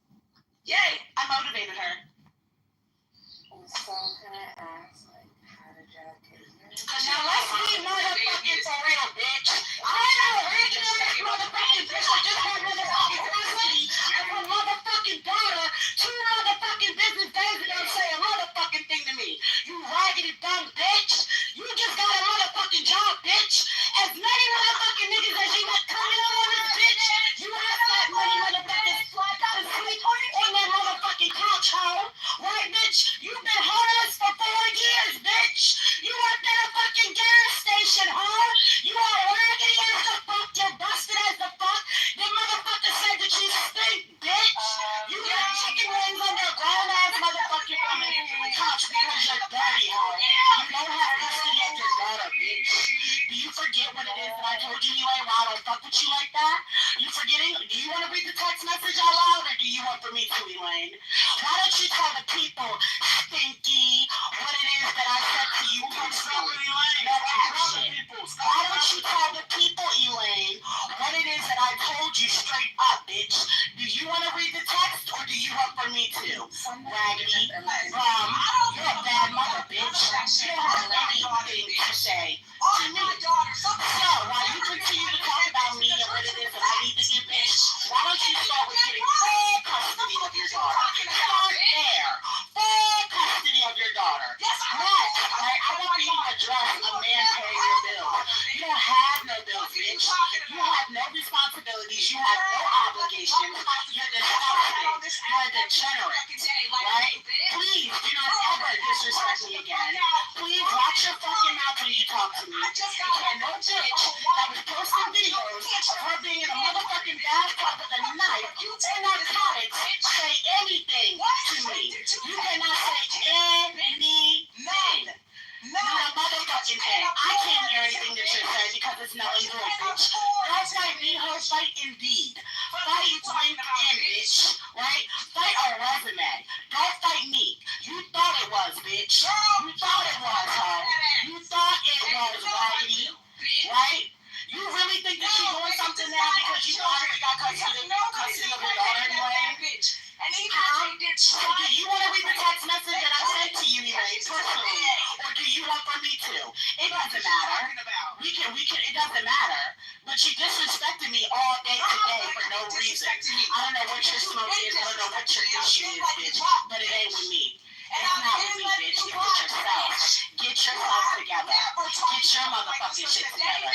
Don't ever come outside of your motherfucking mouth and disrespect me again. You nasty, stinking, trashy ass. You are white trash. You're disgusting. No, you're disgusting, bitch. I'm sorry, let me put these texts. I can't even hear you. I'm gonna let her go, and then I'll pass your pussy around, bitch.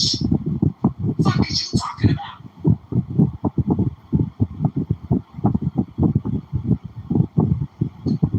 Do you remember Chris Cats and Now, in the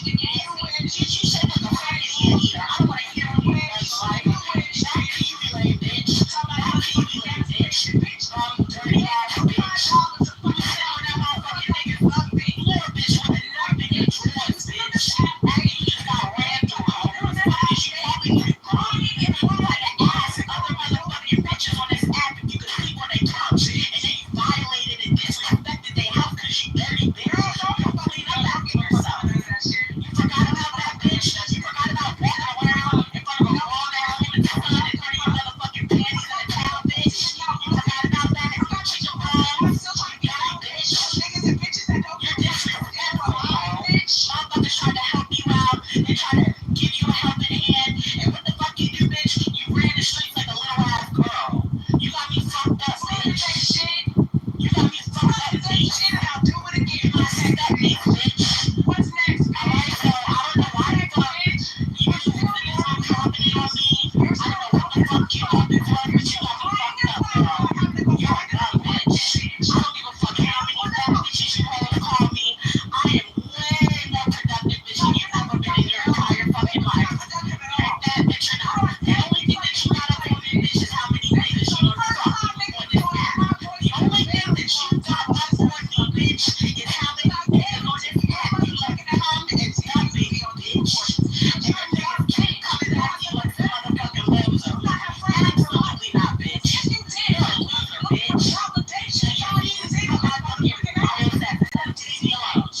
You started with me for no fucking reason, Coco. And I told you in the very beginning, bitch, don't fight me, I'll fight in me. Link plan. Call me today. Today, have this bitch make a resume, please. Everybody, please send $5 to get this bitch a job. Everybody, please send me a character letter for this bitch. Right? How many people do you have to write you a character letter? Lane, 7-year-old, 6-year-old. Why is a bitch does not have custody of her daughter speaking to me, bitch? Don't fight me, bitch, fight the court system. I'm not in the court system. Okay, bitch? At the end of the day, if I'm worried about me and you worried about me, one of us is worried about the wrong motherfucking thing, bitch. But you had no business coming for me. You had no business coming for me. No, bitch, I had. Well, I was on the phone. That right do happen. That right. I want to know what smoke we're working at the gas station. That was weird. And bitch, don't try to talk to me. I don't work at the gas station, but we can go with that narrative. I don't care. My issue is this bitch don't work. I ain't doing shit anymore. That bitch, he won't get to know the anything. And bitch, what you work at the bodega? Bitch, what you work at the motherfucking bodega, bitch? You're not looking at career, bro. What is wrong with me? Look at a career, you dumb bitch. I didn't even want this motherfucker play with y'all. I really came in here and said, please go chill down. I'll let you have it. I'll let you have it about 5-6 times, bitch. That you wanna keep fucking playing with me for no reason, you dumb. You probably don't even have a party, Lane. I know a raggedy ass bitch that don't shower all day, got motherfucking thick ass discharge in the motherfucking drawers, walking up and down the motherfucking street all day, walking to the motherfucking corner store. I know a bitch like that when I see one. Dirty bitch. Fuck out of here. You got me fucked up. Let's be fucking for real.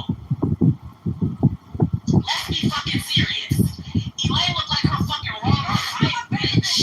I look better than you look like your wrong fight, bro.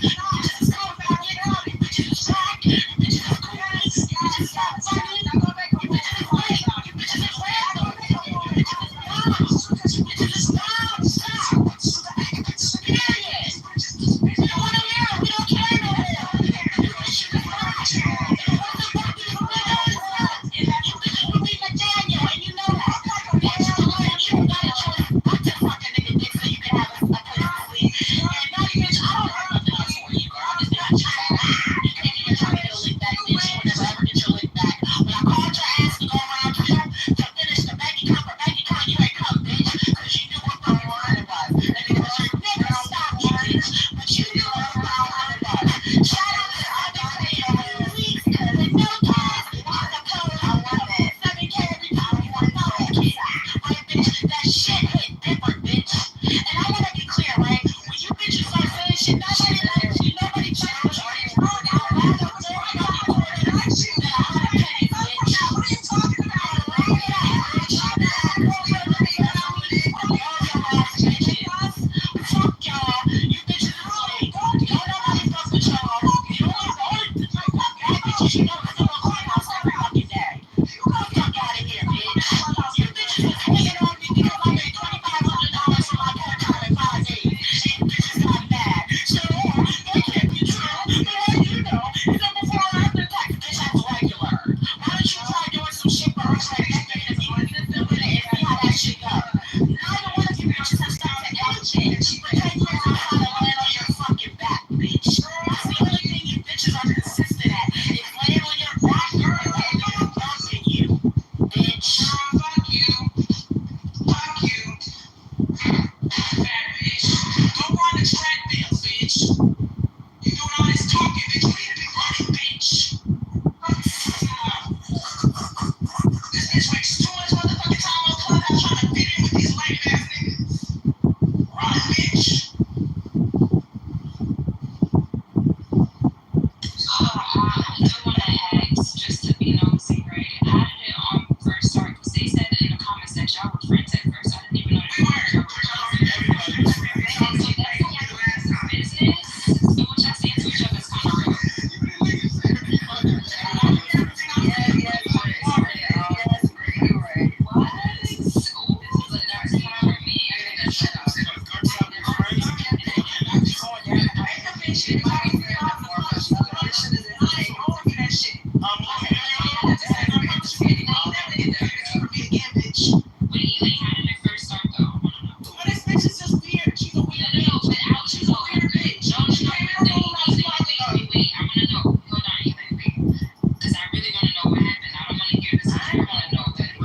Something just came across my desk, bro. When this is over, we gotta talk about it. Yeah, tell me how it really happened. Something just came across my desk. I don't want to hear like the bitches. I want to hear the truth. I want to hear what really I happened. hate to do this in your room, but Hold on. AI, please. I just want to know. I'm sorry. Yes, just y'all. got I just something popped major. out. I'm being messy. I'm sorry. But tell me everything that I'm more happened messy. without being I'm the disrespectful. most messiest. I think what happened was that, Makeup must have said something to her or the phone that rubbed homegirl off the wrong way, Elaine, and now we're here, So And what that's not made that's for not them for to me be to say, friends? Yo, what the fuck going Okay, so on? there's been 2 different instances, right? No, I'm gonna just go ahead and break it down. Because I'm not a weird bitch and I don't pick people up for no motherfucking reason. There was a room last year, towards the end of last year, if I'm not mistaken. That was the first incident. That's when she's talking about the messages and shit. That's how you know she a fake ass bitch. Watch. So we was in a room and they were speaking on parenting. And I can't remember the specifics, but I spoke on it in the chat, wasn't even on the stage. I was just giving my opinion. Because regardless of what anyone thinks, I am a mother and I take care of my daughter. Whatever we gone through, we went through it, it's over with and it is what it is. But I have a daughter, I'm a parent, I'm gonna speak when I want to speak. Nobody in the chat, even the bitches that don't fuck with me, said anything disrespectful to me. Makeup has never crossed me prior to this, mind you. Out of nowhere, she decides to make a comment. Elaine, I think you should sit this one out considering, your history. Bitch, who the fuck are you? So I kept it cute. I messaged her. I said, what the fuck is up with that? She sent me this long-ass soliloquy. Loki trying to call me a deadbeat mom, not a deadbeat. So I was taken aback from it. Dami got a call that day. Bella got a call. So that was the first incident.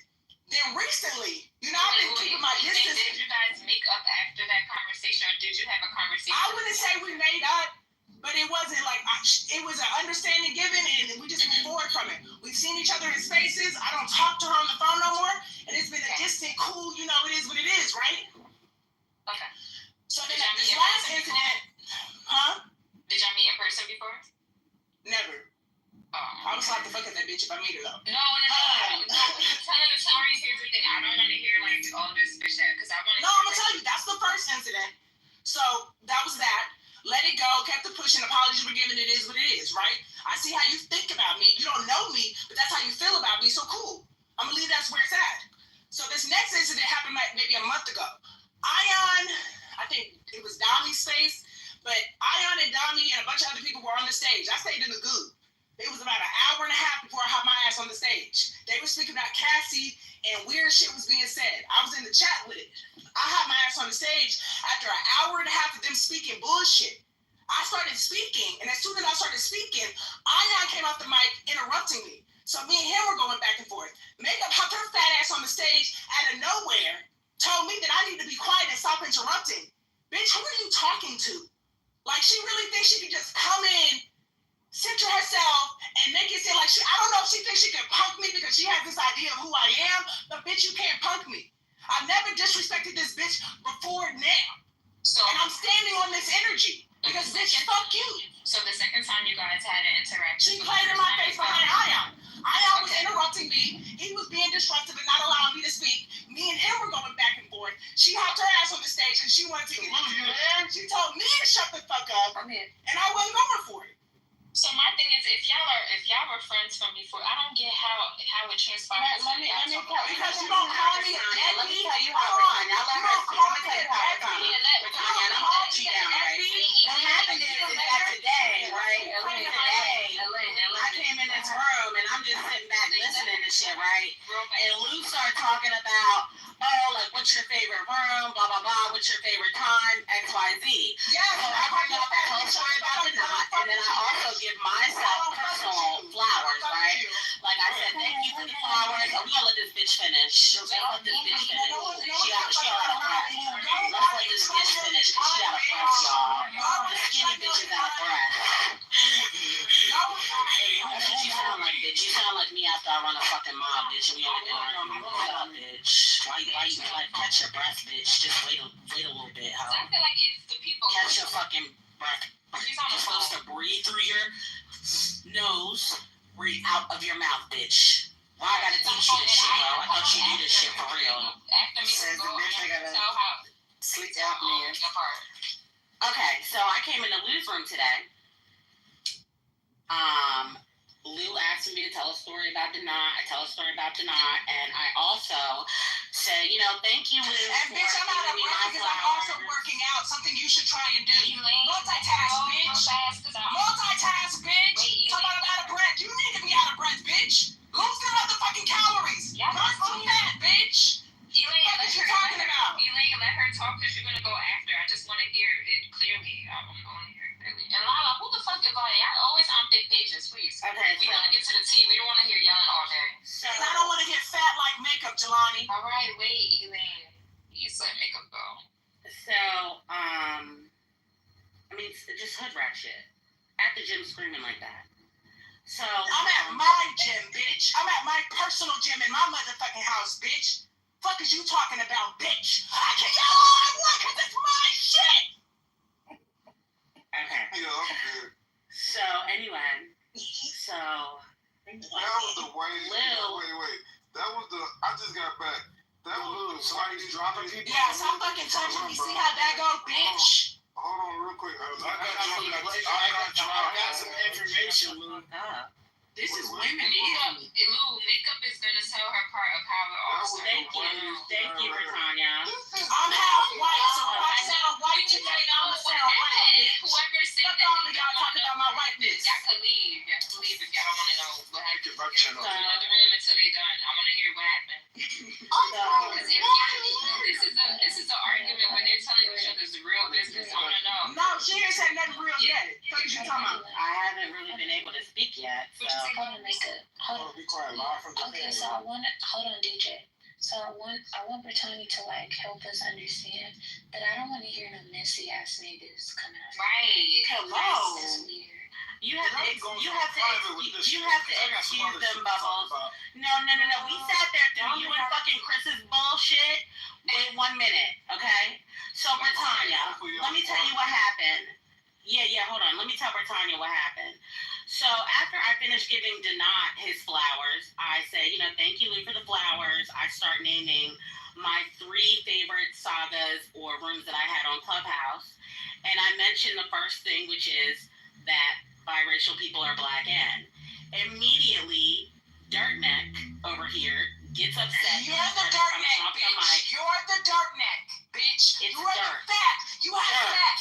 You have fat on your neck. You have bones on your neck, bitch. You can't say nothing about Dirtneck when I fucking say Dirtneck. You're fucking white trash. Dirtneck as the fuck, bitch. You can't say nothing about a Dirtneck, bitch.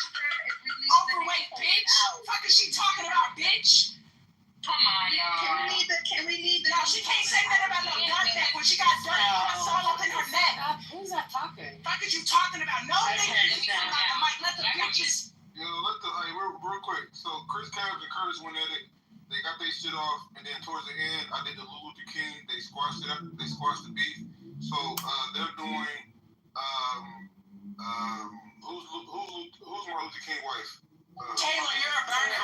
Fucking this fat bitch. So they're doing the somebody got to do it. Thing is squashing beef between the women. So Lou, something came across my desk, man. Oh, what you mean? It was some crazy shit. It's the wild. It's Can I please finish really quick? Is that okay? Thank you so much. So, old girl starts getting upset and triggered, and the first time nobody was triggered, bitch. I just wanted to cut you the fuck out, bitch. Fuck is you talking about? You hoes don't have no weight in my life. Bitch, I'm bored. I got time today, bitch. Let me answer this one. Elena, let her talk. Go ahead. Let the fat lady sing. And I'll get to the other one. She's just mad. She's trying to get her leg back. She's gonna keep trying to get her leg back. Hey, Lou, who removed fucking who just called me? Dami? Who removed Dami? I don't know.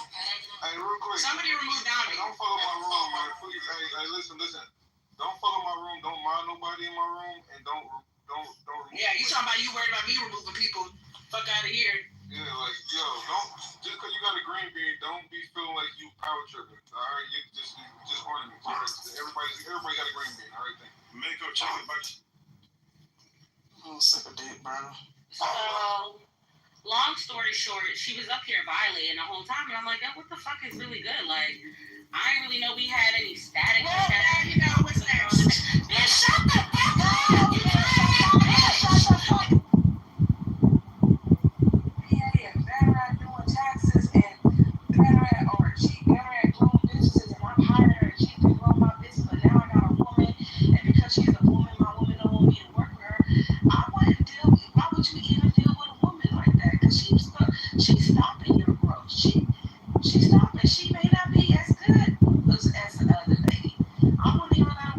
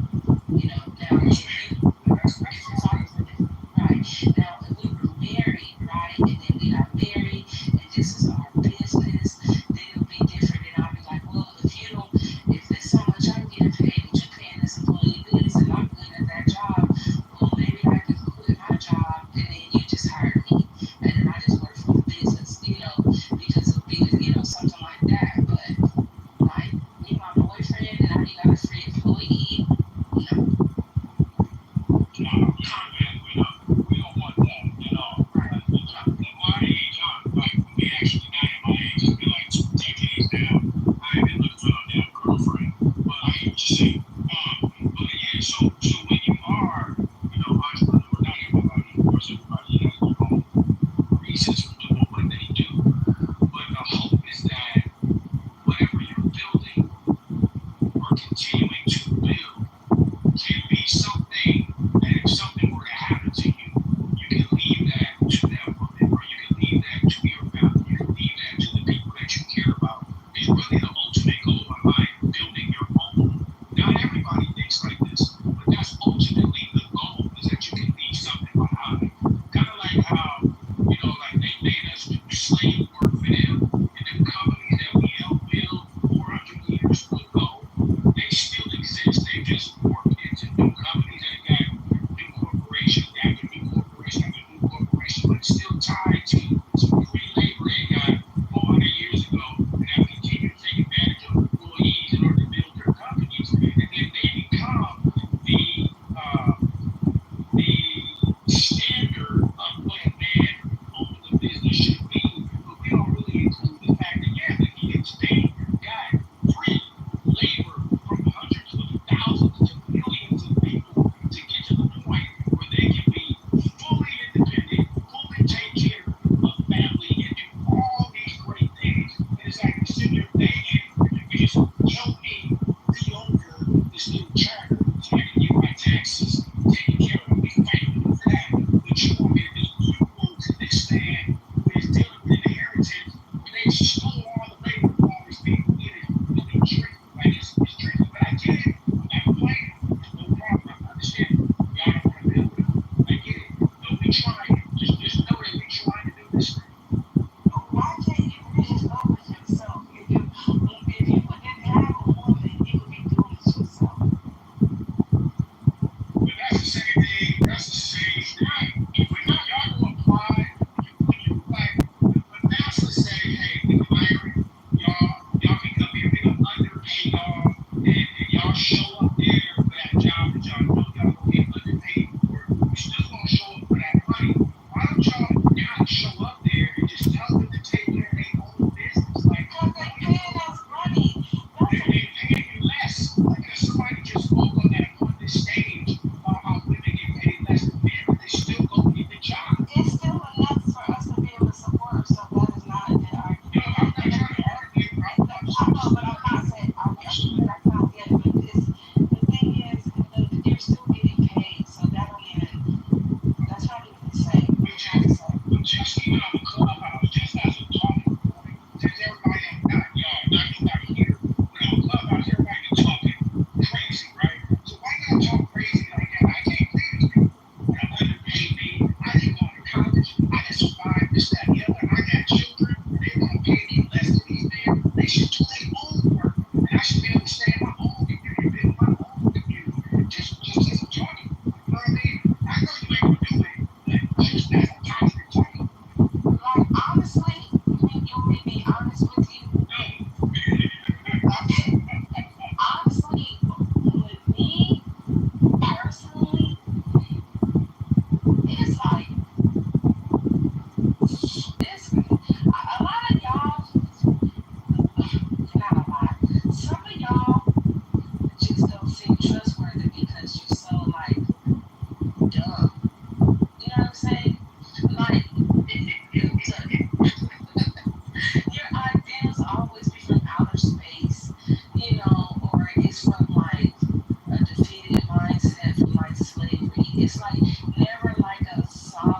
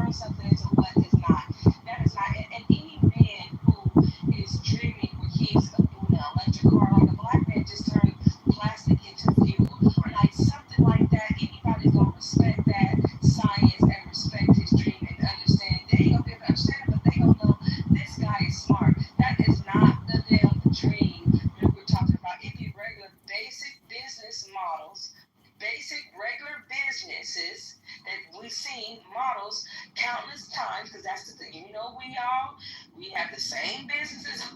Y'all repeat the same businesses over and over. I'm not gonna mention them, okay? And then we'll be going against the grain with that, and it don't be nothing but a big illegal mess, okay? And then they wind up getting caught up after that, and so no, it ain't like y'all are inventing robots and. My thing with that is, and it has to do with my background, is, okay, you can have an idea, you can have a dream, but if you never write one thing down, to me, you just talking shit. If you've never done any research and you're depending on me to do all the, I'll say, grunt work, the research and all of that, while you just dream of these ideas, then you're looking for help. You ain't looking for love and companionship. You're looking for help. And I'm very mindful of that because I've been in those situations before. So I think that you, as an independent thinker, entrepreneur, need to be prepared to do the brunt of the work. And if you're looking for a partner to help you do half the work, then you're looking for an indentured servant. I think when men get to a certain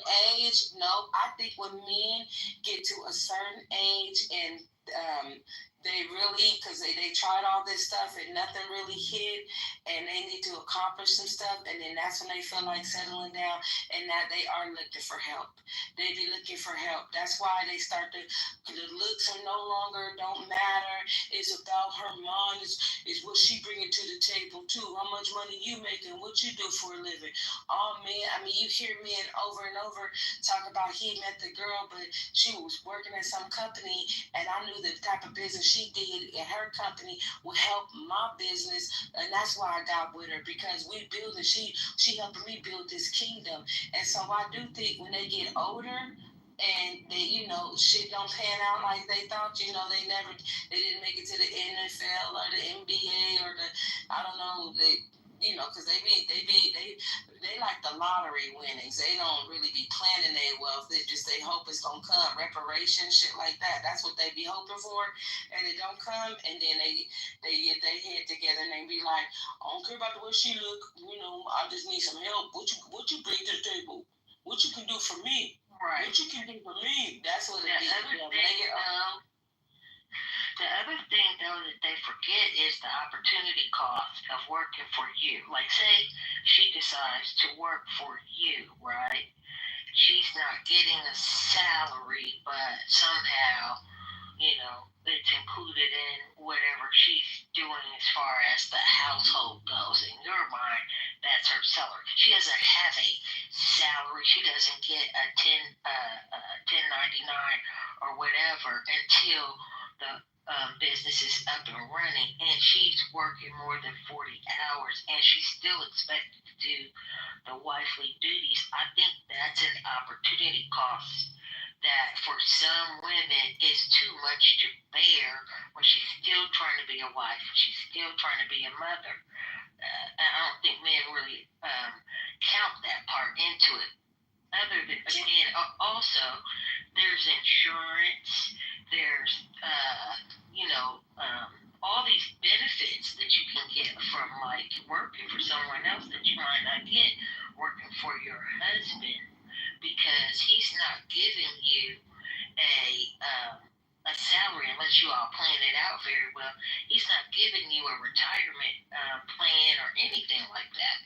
So you got to really have a very comprehensive business plan for me to go for that. But is it possible that we could actually tell you what we're looking for? Like, just so you could know, because it sounds like y'all don't know. Sounds like you're guessing. Like I'm hearing guessing. Do we know that you have to have insurance, like business owners? Like I don't know why they wouldn't know that. Like the business owners, just like any other business owner, the difference might be they may not have a family inheritance to reach from to actually blow that business up. That just might be the only difference. That's it. Am I an employee or a partner? That's a very That you have to, that stuff you have to talk about, figure that part out. Like, don't ever do anything for anybody without knowing what the purpose in the relationship of that participation is. Like, that sounds crazy. Like, I'm thinking we've grown, too grown to be having that basic ass conversation. But yeah, so in the beginning, like I said before, I'm gonna say it, I'm gonna try not to say it again, but typically when you are building something, and I'm always building, if you're dating somebody, you want your best, you do your best to spend time with that person. And oftentimes, when you're an entrepreneur, you spend a lot of time in your business, doing your business. You just spend a lot of time there. For the most part, you just want some damn company, like for the most part. But then you have women that might feel like, damn, I'm just sitting here not doing nothing. So is he supposed to say, yeah, because there's nothing you can do for me, I'm gonna get somebody else to do that? Or do we wait for you to offer up? If you would like to help, you can. But otherwise, we have probably already built a business or thingy before you came into the States. And then, like Mimi was saying, Mimi's on point about a lot of stuff. When you get older, you start thinking a little bit different, right? So yeah, as I've gotten older, I am more concerned now about like just getting, women that I know who are friends to just work with me while in a relationship. Like, I'm more careful about that now. Before starting out, anybody offer up help, you're gonna take that help and build and grow. You're gonna take that. But I've seen many women get hurt from being in relationships with men that are growing and building and becoming successful, and they got women on their team, and they not gonna leave those women that are on their team because the woman in the relationship now wants to spend quality time with him, but he's got to spend time with his friends, employees, staff, like somebody else said, indentured servant, whatever you want to call them. Whoever is willing to work with you to build something, they need to determine what they want to be as far as their position in that business. But no woman or man should be working without being paid. No woman or man should be paid. They sacrificing insurance and they're sacrificing health benefits and all these things. No one wants that. Typically, an entrepreneur would want and love to have a woman who already has a solid career and already has health insurance and benefits and all those wonderful things. If she has those things, I'm absolutely sure he's not going to ask her to leave her $100,000 paying job to come work with him reading over some fucking tax papers. That's not going to be the case. I hope men aren't doing that. But again, I don't date men, so I don't know what the hell they're doing. But I hope they're not doing that.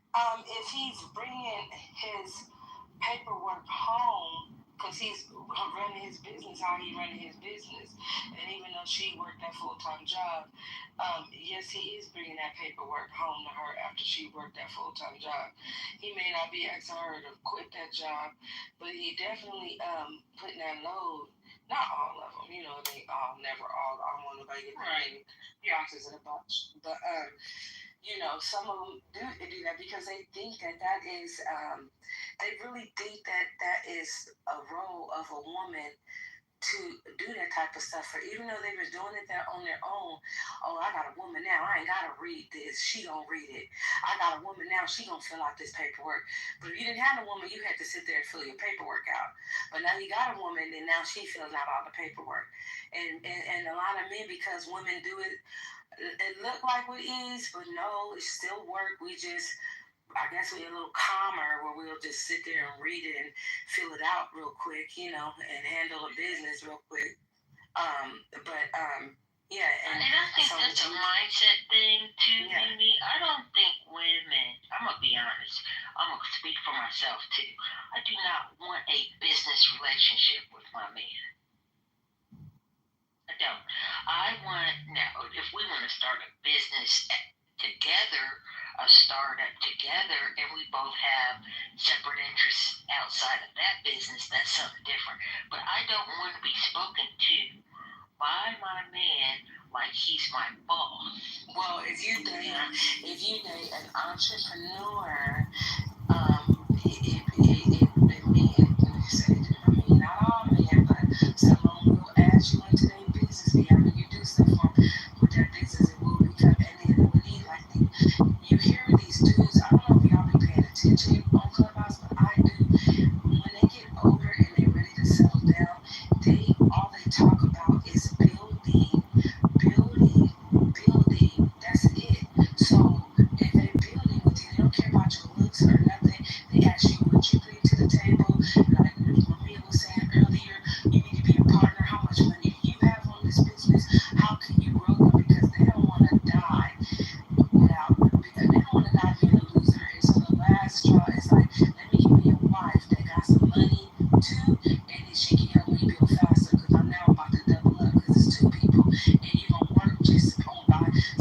beside him, building his last name, building him up so he can have, when he died, he won't feel like a loser, like he'll have some type of legacy. A lot of these dudes without women, they cannot level up. They cannot upgrade. They'll be in the same tool car, the same house, everything. They need a woman's income in order to upgrade their life. That is just a fact.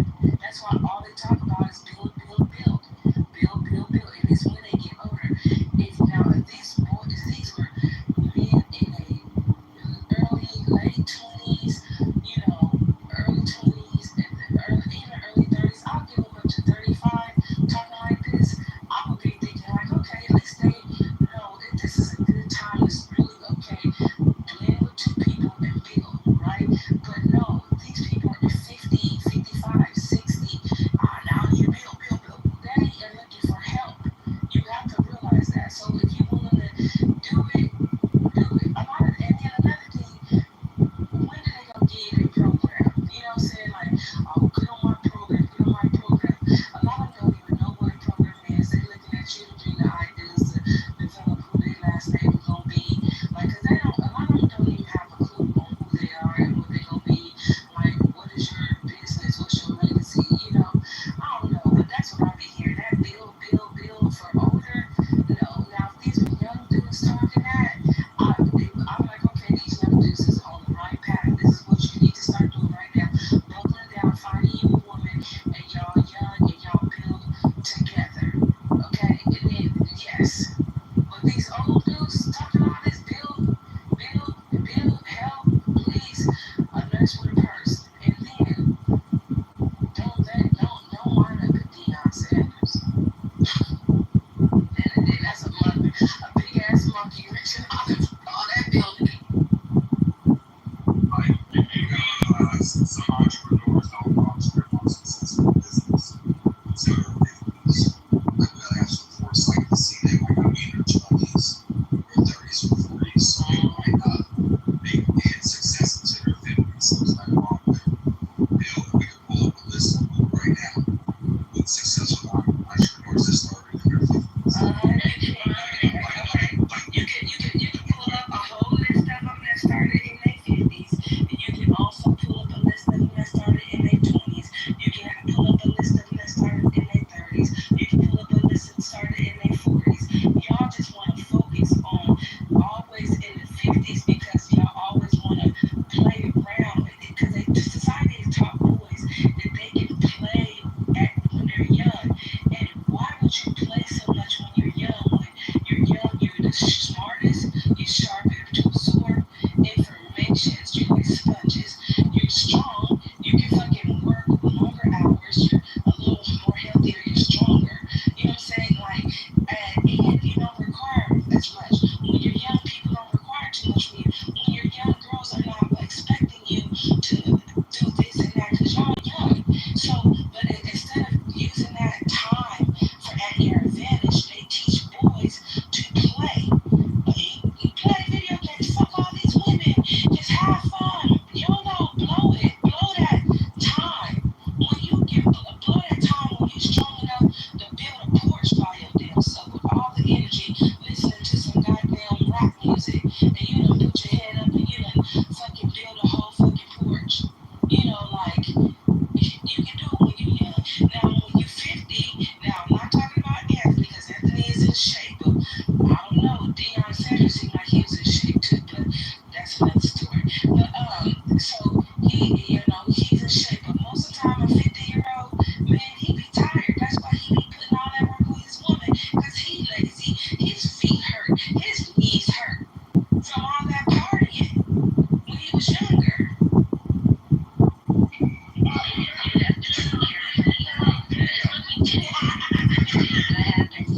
Let me tell you also what happens at 50. Okay, so this man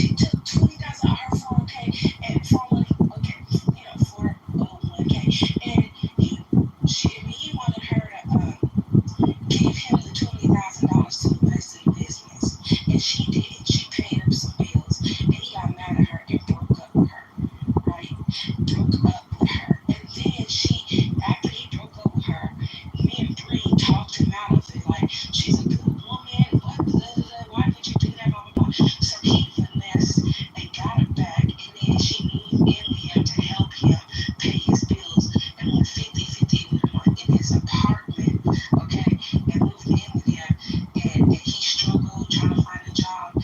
He had 16 jobs in 1 year. We used to be like, damn, Jamal, he cannot get past training because he dumb, right? He can't, he probably don't know how to shut his mouth. They 90 days, he's crazy. They like, you can't work with my company. Good jobs, like P&G, like good jobs, but could not make it past probation. Finally, he started driving trucks. Truck drivers is crazy and retarded. All you gotta do is fucking drive a truck. Now he been on this job for a whole year. And guess what he wanna do now? He ready to leave her. He gonna break up with her. He don't care. It's over. He ain't trying to fight to get her back. None of that other shit. So yes, that is true. They will be trying to get your retirement. Y'all know corporate baddies. They gonna be trying to get y'all to take out your money to help invest in their business. They be like, oh, I need $20,000, man, for business. And then,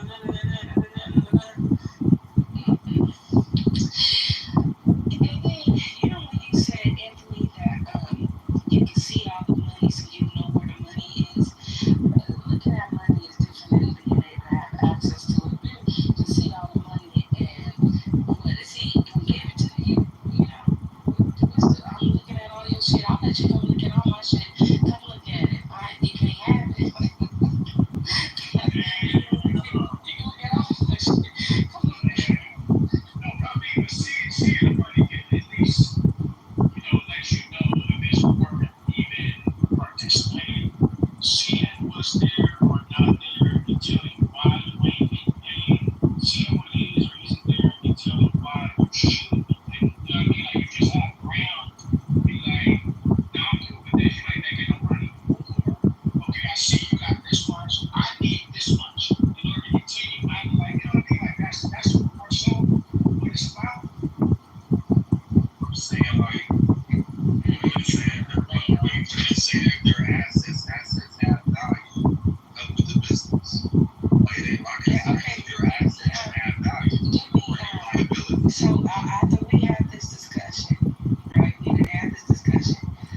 What is what they be asking women all the time? Like basically, what do women get out of it? I'm saying, like, if you want to benefit from the fruits of the business and not help with the process to get you through, like, it's confusing. But the thing was confusing to me is that I'm bringing fruit to the table too. We got a bowl that we gotta fill up with fruit. You gonna get the oranges and I'm gonna get the apples. I go to work and I give all my apples are in the bowl. Your oranges, whatever reason, you need me to help you pick your oranges too and put them in the bowl. That don't make no sense to me. We got some other people on the sidelines that we up there are fruit. So you good. Right. Oh man, I wish I had a baby when I was 17. Yeah. Any people help you make friends you want, honey. You good. I mean, can somebody else am I tripping? Like, this is so insane. It's like, and then what's the benefit for the woman? But what please tell me what he is. Okay, but what if he don't win? Okay, so what if he don't win? What if this business fails? Because business fall. So business fails. You gotta lose, you gotta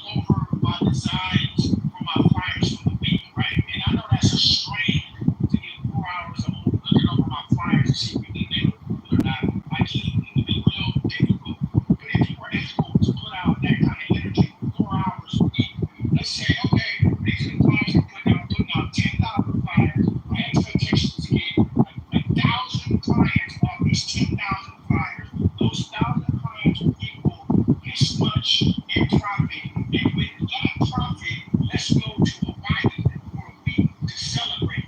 For your 4 hours of help for the week, now you contributed to us going to do something. Sure, you can find a man who can do it all on his own, or he can have his other help or something, which you're cool with. But since we got most women that are probably not going to be real cool with that man having all kind of extra help with him, women around him, helping him, because those will be the people that he'll end up in Miami with at the conference, because he needs to take the people who he works with him to these conferences to learn this stuff, right? You might not be not you with it because you're cool with it, but I'm saying some people won't be cool with him taking his associate, his assistant, his secretary, his female business partner, and they about to go to Hawaii or go to Miami for a damn business conference. Most women are not comfortable with that kind of stuff. So after all that work, you get a week in Hawaii that I could, but if I was single, right, because I'm still working and I still have my income, you say this is a woman making $100,000, I could take my own self to Hawaii. Okay, that's not. What's the benefit? What's the extra benefit? And then I am. And then what's the? That's nothing. You actually. Oh my God! It's a random women, but they don't have to be. These women have been all type of places by themselves. Even if they using credit cards to do it, Klarna, whatever they doing to use it. There's so many people that are But the ones that aren't able to just freely go to Hawaii with 4 hours of just looking over somebody's flyers, and you get to go to Hawaii. You also get to grow. You also growing your partner's business, and y'all now gonna end up in a bigger house, bigger cars, bigger this, bigger that. Everything is just growing and growing and growing. I understand you don't need it because you got your own, but there are a lot of people out there who don't have their own. You know what I mean? Like some have their 401k, they don't want to touch it. So they might do that 4 hours to maintain their 401k, never have to take a loan against it, or they might have equity and never want to like take a second out on that equity. Like there are people living like that who are like, okay, let me get 4 hours over here versus going to a little part-time gig. Like it's all kind of ways. There are all kind of ways to do it. You know what? I quit this conversation. I 100% agree with you, Nancy. Okay, I quit this conversation. I quit this conversation, and I'm gonna tell you what I need to do. I've been trying not to. One time I went out and I kissed this white boy, and everybody on the clubhouse, he kissed a white boy, and I have to break it, and I have to try something. I just don't get it. Know how they know. I 100% agree with you, Anthony. I think I've been saying that there's nothing wrong. My thing is that I've been saying that if you're in a relationship with someone, why wouldn't you help them with their business? Men have been helping women. Men have been helping women in their business since the beginning of time. You know, he trusts you enough to help him. If you're talking about a significant financial investment, then that's really up to the individual, and I can see what Nini's talking about. I'm talking about sweat equity. Right, that's what I was about to say. If you're talking about sweat equity, you know, I mean, the thing is, Nini just has something against women putting in time in a man's business. I vehemently disagree with that. I vehemently disagree. If you're in a relationship and a woman has a business, you should put some sweat equity in her business and vice versa, especially if you see it needed. If someone's business is already established and they don't need it, then so be it, right? But it would be the same thing if you go to your girl's house and you see things around the house that needs fixing and you're able to fix it.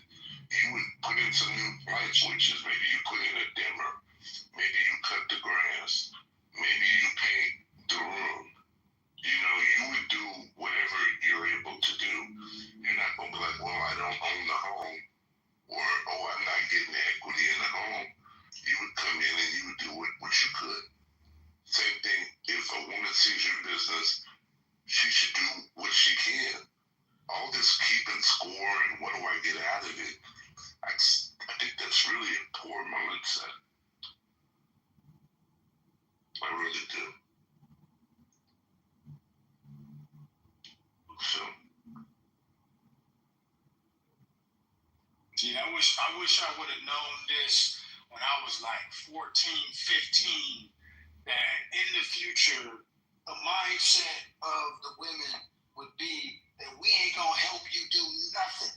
Because all that money I was spending in high school, like, you know, I know you ain't got no money, I got you. It's all good. You know, you ain't got no car, I got you. It's all good. You know, like you like her and you willing to share whatever you can, whatever you got, because you want to build with that person. Like, not build like I need your help to build me. I'm already on my pathway. You're the one with no money and no car. Soon you will have money in the car. Once you go to college, get your degree, go get that job, go make it happen. All good. I support you all the way on that mission to get there. And then you get there, you're like, I ain't building with you. I ain't building with nobody. And it's like all that time and investment, you've been doing that because you're able to do it, and you know and you care about that person, and you don't want them to fail. So of course you're gonna make sure they're eating. You're gonna make sure they got a ride to school. You're gonna make sure they can get their books. You're gonna make sure they're taken care of, because that's what you're supposed to do. At least that's how I was raised to do it. So it's just amazing now how now today, and it's just a clubhouse thing, I'm sure. They're like, I ain't helping you do nothing. Like, it's amazing. Well, I mean, the beautiful thing is that not all women feel that way. So, can you hear me? Yeah, we got you. The beautiful thing is not all women feel that way. You have women out here that are building with the man, and vice versa. So, not all women feel like that. So, I think when you run into a woman who has that selfish mindset, you keep it moving. I think it's a very poor mindset. I really do. But she's entitled to her opinion.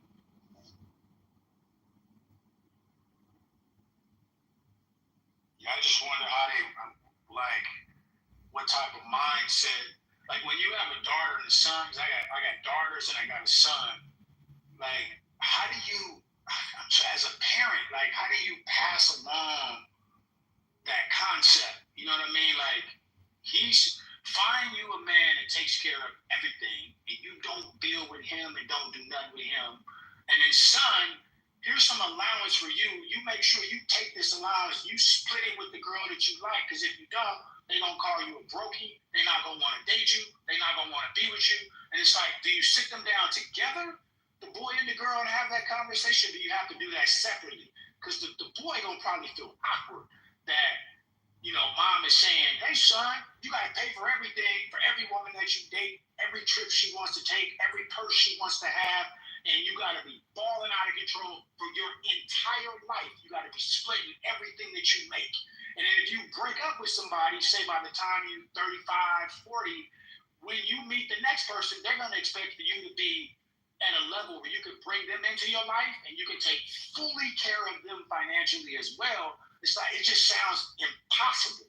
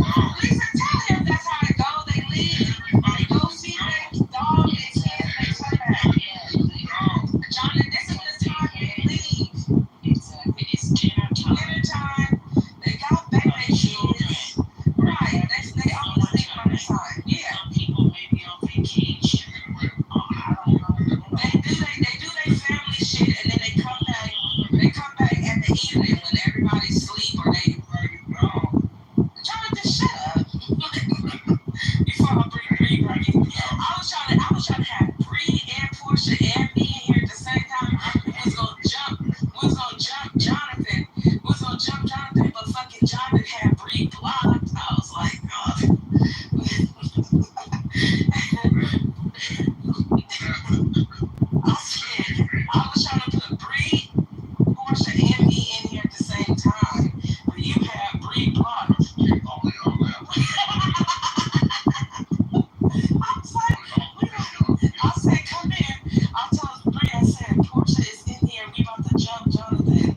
she couldn't get in because you had fucking brief locks. Man, where's my keys? But, you gotta wait, because I ain't really yeah, he's coming. Why you gotta be all aggressive with it?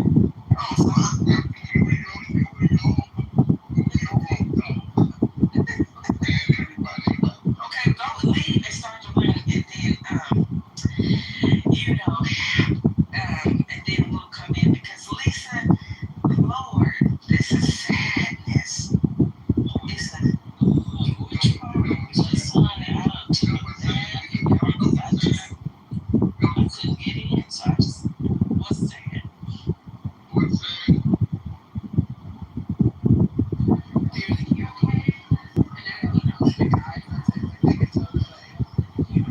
Yeah, sure, fine. Yeah.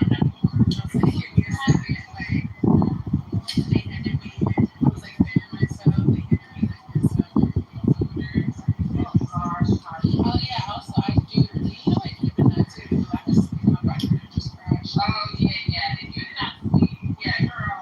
What? My baby's like, we're just power down, bro. It's a chocolate cake. That be happening to me, but I feel it, and then I find somewhere to sit down and look at it. It be the sunlight, it be lack of water, it's sleep. That's it, baby.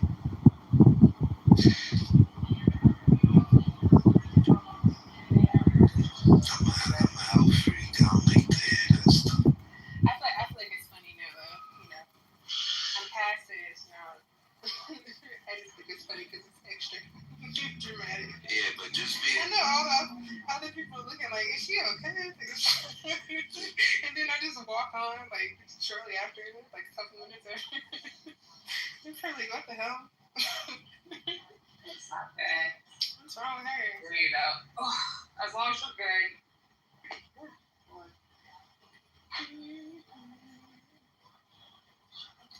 And now I'm playing Sims.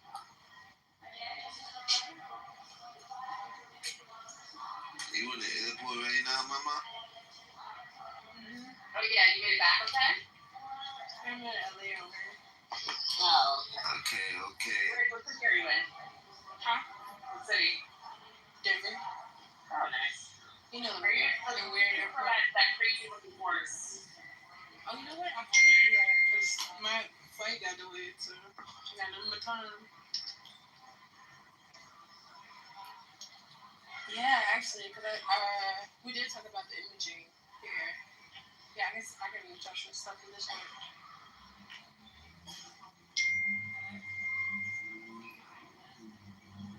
Yeah, I'm just playing video games right now. Don't get drunk up in there.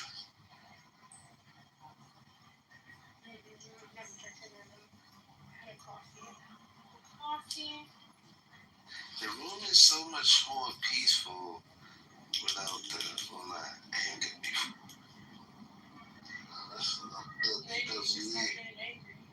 Because Fro be acting up. I gotta take her a break. Fro can do no wrong. That's what you're not gonna do. Maybe you should stop being so I'm playing. reactive. Nah, she just always beefing with me and Bo. I just think she's always honest, and maybe she's struggling with Nah.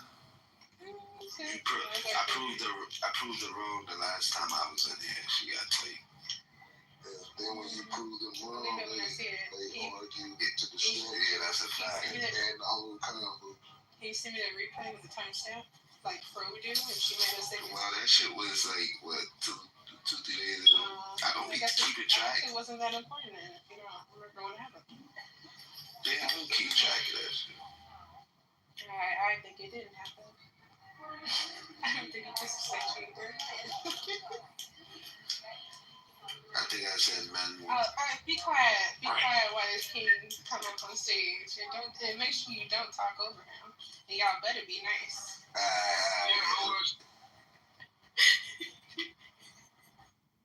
What is that?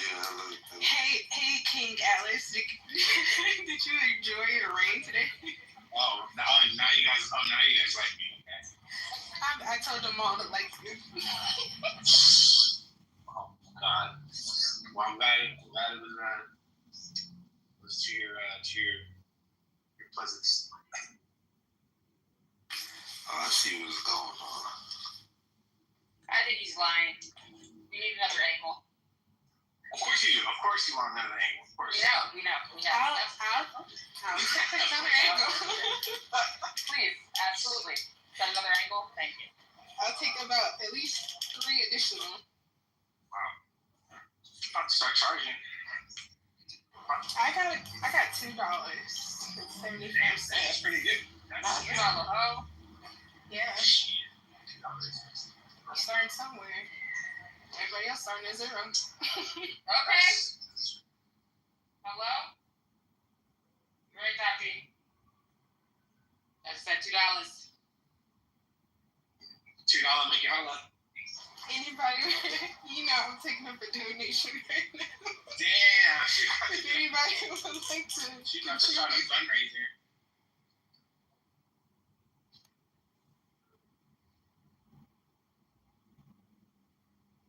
Nobody said anything. That's crazy. That's unfortunate. Man, we putting a bullet in the head of that trick and shit.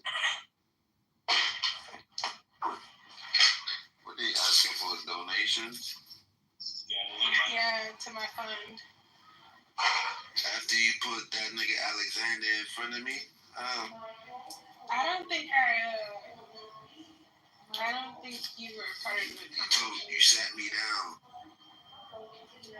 But honestly, I'm glad you weren't a part of it. You know, if you dance in the airport, they give you money. Like if you do like little dance. The contest entry is closed.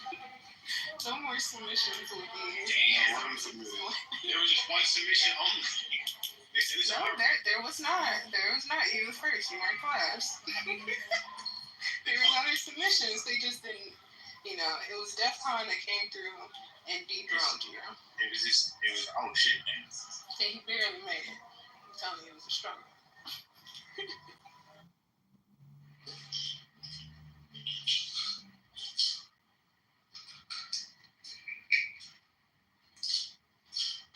Somebody bring Han up. This nigga writing in the chat for years.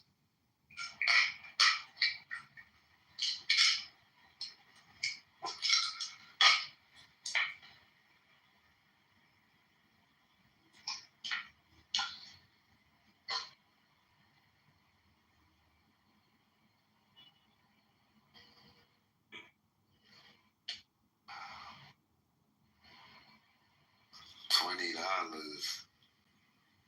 Nigga. What? $20? I got $20. I got $20 for you, hon.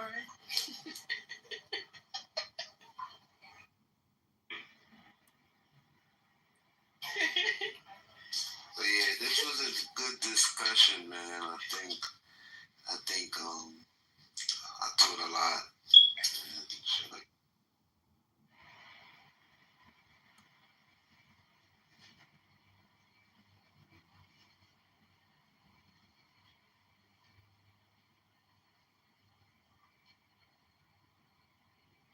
Panda, you off mute. What that mean? Am I clicking background like you? Huh? That food was good though, you heard? It sounded greasy. I heard that shit. I know you're just so cute. Little Garfield over there. Can someone please change this to a color better? You're just the cutest little cat ever. Live away from my stomach. The world's cutest cat. Do you know that? Do you know that? Oh my gosh, the Pink Panther. That's all she is. She's the Pink Panther. I'm about to go to another room and talk about cats. Go right ahead. That's You want to talk back? I was waiting until you were gone. We're out of here. Don't talk about me, Panda. I'm gonna miss you. Oh, please. What you call that? If I had to listen.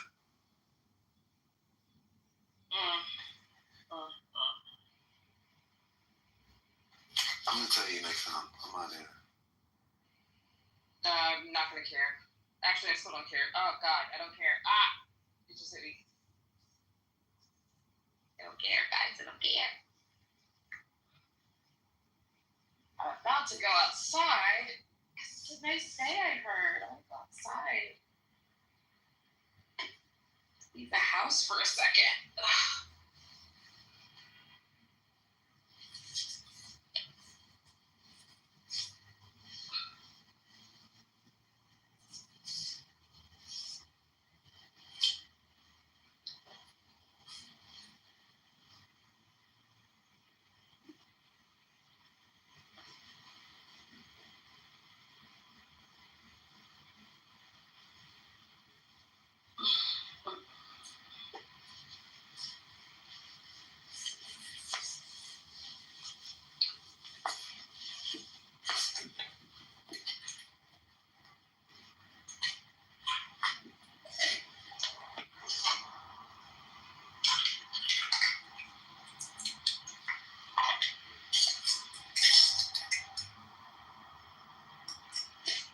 Baltimore City is so messed up, man. It's all boarded up houses.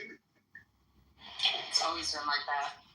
That is insane. I'm trying to grab some of these joints to the trust. Why would you want to do that? Why not? I'm going to What do you think that number is going to do? It's Baltimore. I think it's good if you, I think it's good if you end up every city. You're going to end up like Philly. Well, yeah, you're going to end up houses that are over there, all that stuff having to be sold for cheap, everybody builds it up or whatever, and then nobody wants to move to those neighborhoods. And I think about the neighborhood projection. Can't buy it. It's like, okay, but who will buy from you at that point? You have to deal with people with bad credit, right? You have to deal with people with bad credit. I was around here and I was seeing that about people in there. They be selling these things too, but I've seen a lot of stuff, especially like I've seen a lot of people like in Philly and stuff like that, where they would go ahead and think that they're buying like some type of like investment thing, like as if somebody's really gonna buy it, and then things just start tanking, and then the neighborhood's so fucked up and nobody wants to move there, and then that's basically so many of the projects too. It's like they're not putting in any more money because they can't find nobody. So you even want to move over there. So you can literally drive to the hood, and it's going to be the hood, and then you're going to see nice empty houses, and then it's the hood, and that's it. I would almost like that way that's actually happening in Baltimore right now, too. I have a little different idea. Is that I was going to use the people's debts as collateral for loan. And I would put the money into it, like I would have it into like a trust, community trust, and I would invest from the debt instruments. I would invest in the properties, and the people would be a part of the properties that's in the community. So, and I think my idea is that it would be better, it would look better because people who have investments in it, maybe put the community in the pot. What do you think about it? Like some debt instruments, right? So say all your bills, your debts and all that, right? I get the people to transfer the debt over to the trust. And the trust becomes the owner of an actual debt of liability. And I would take those debts, and use it as collateral or like loans for. How are you going to use that as collateral as your phone bill? To what? How are you using your phone bills as collateral?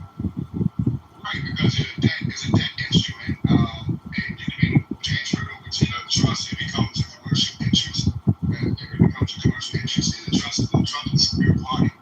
So it's not like debt is good in a sense, right? To people in business, it just has its good in it. It depends on how you move it.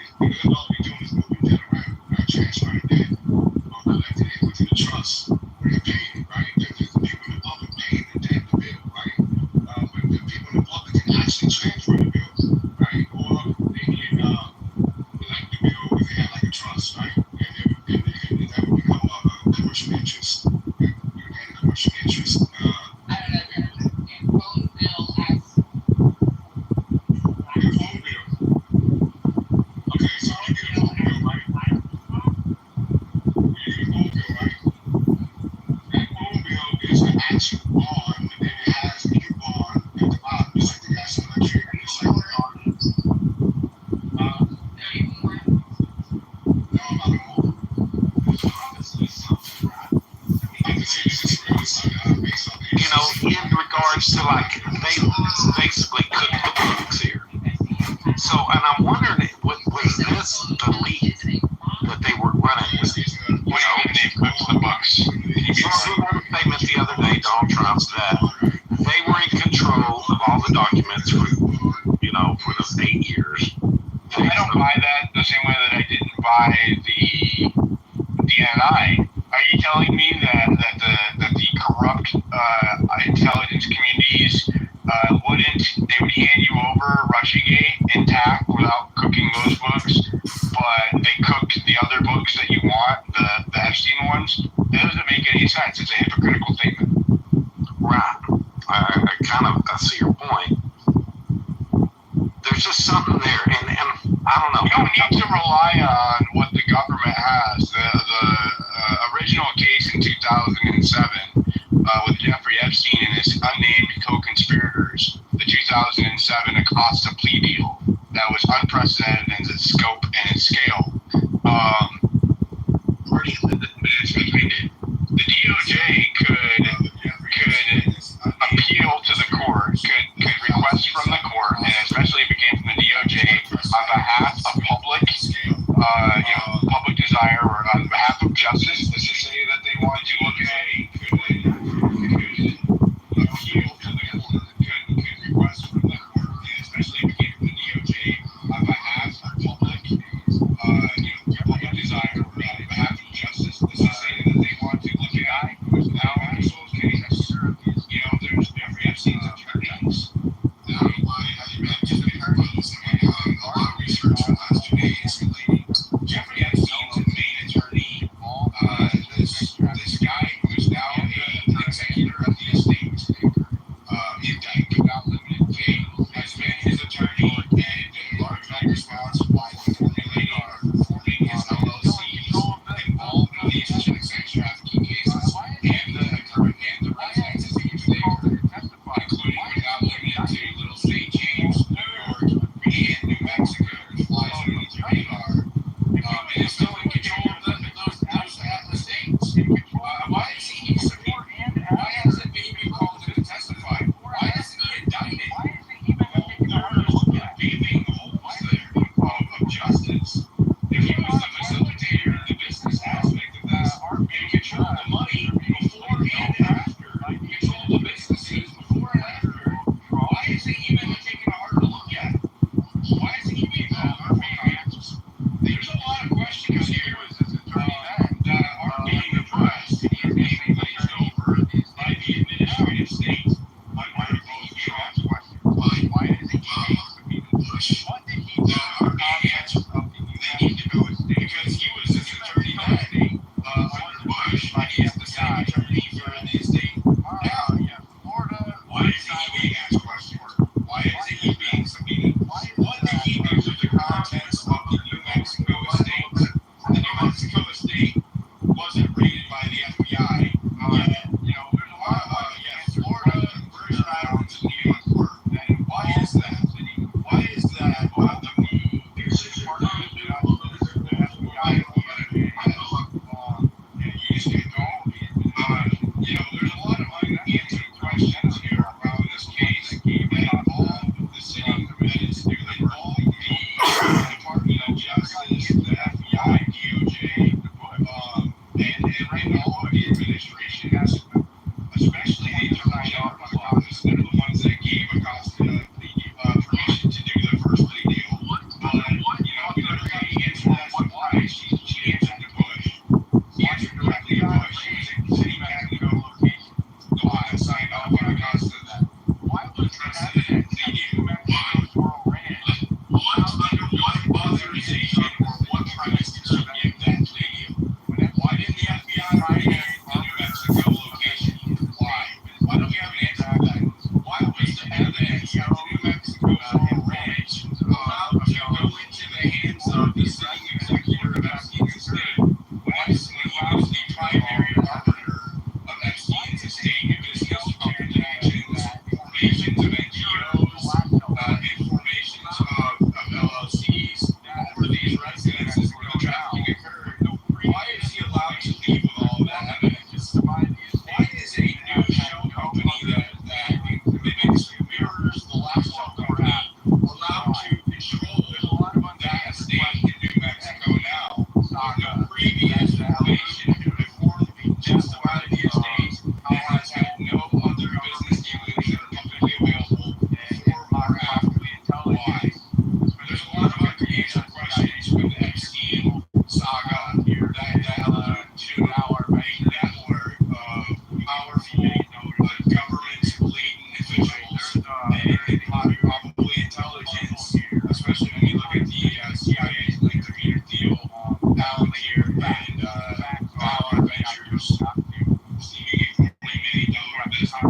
read something. You have to read.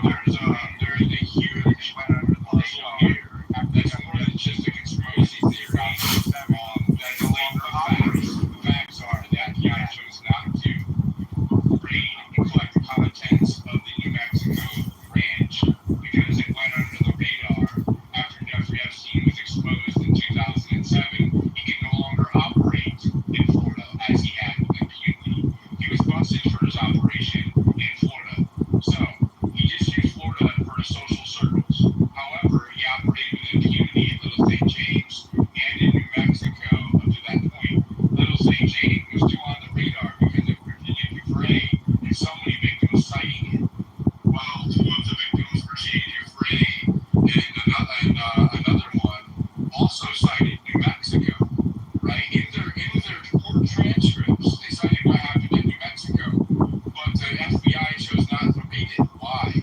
Why did they allow all of that evidence to go into the hands of the attorney or whoever handled the transaction of the selling of that estate? Why?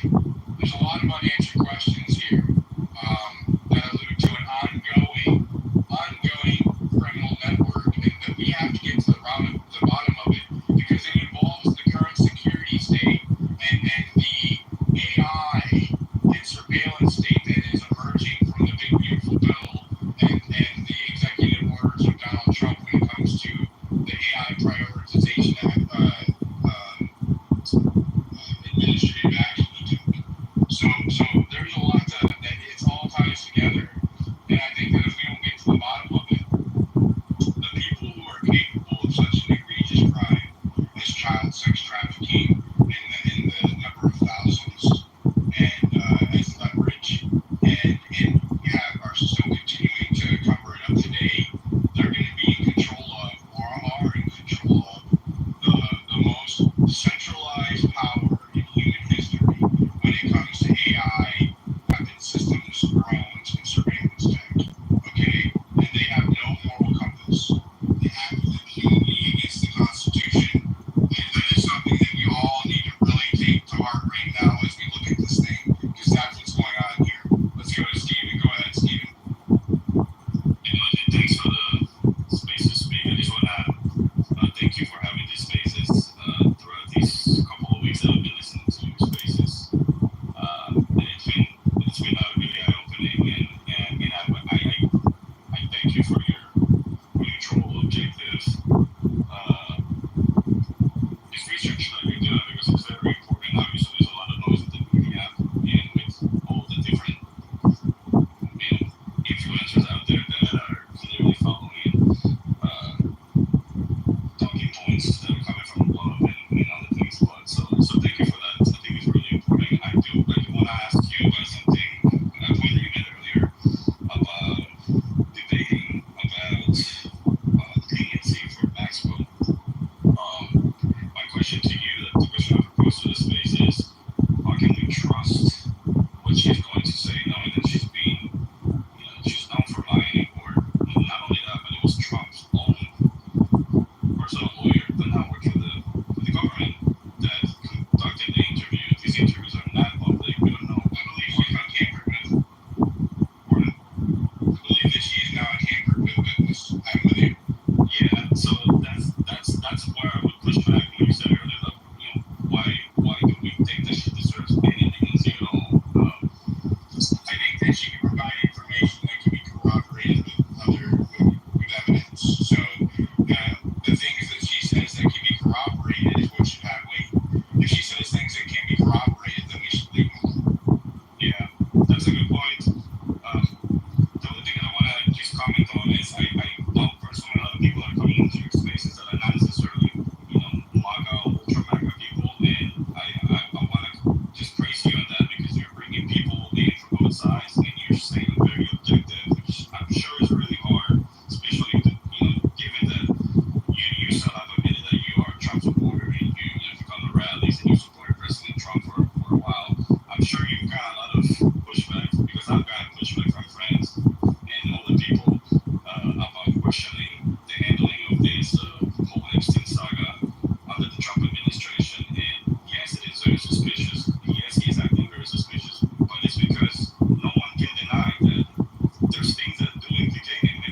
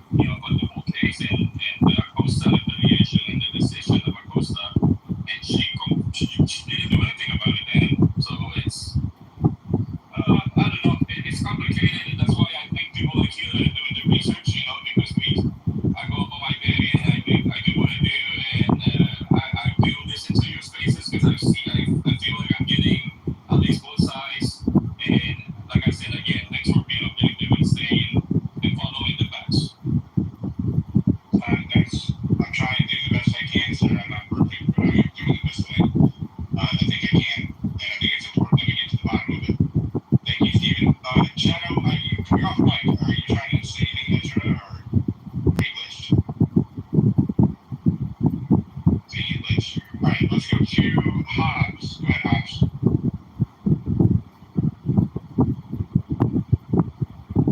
Hobbs, are you there? Okay, let's go to John Kitover. Repost the page, everybody. Bottom right corner, we have a lot of requests. I'm going to bring some people up. Hey, to me, Bill Gates is really the guy who's at the center of all this, being one of the richest people in the world, going on TV and saying, well, Jeff is dead, so I guess he's not a problem anymore.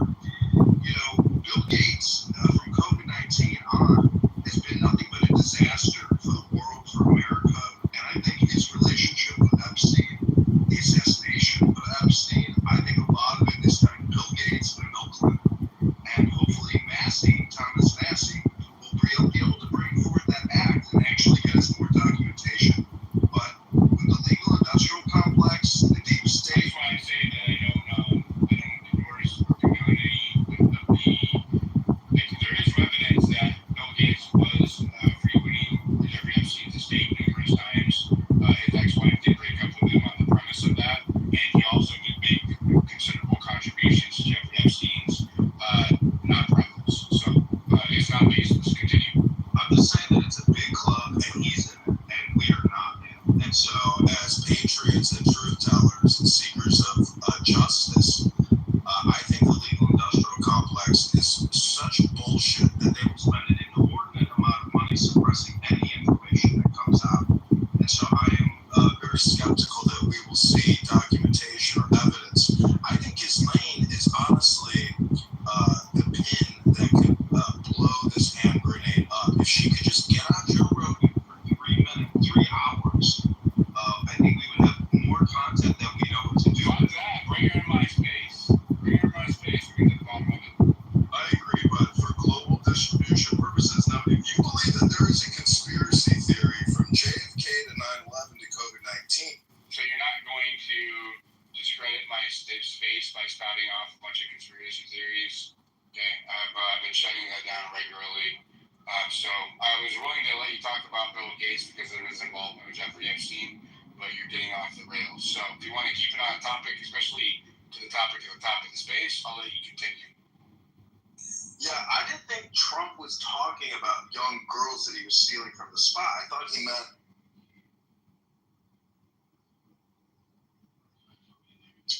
Probably in English.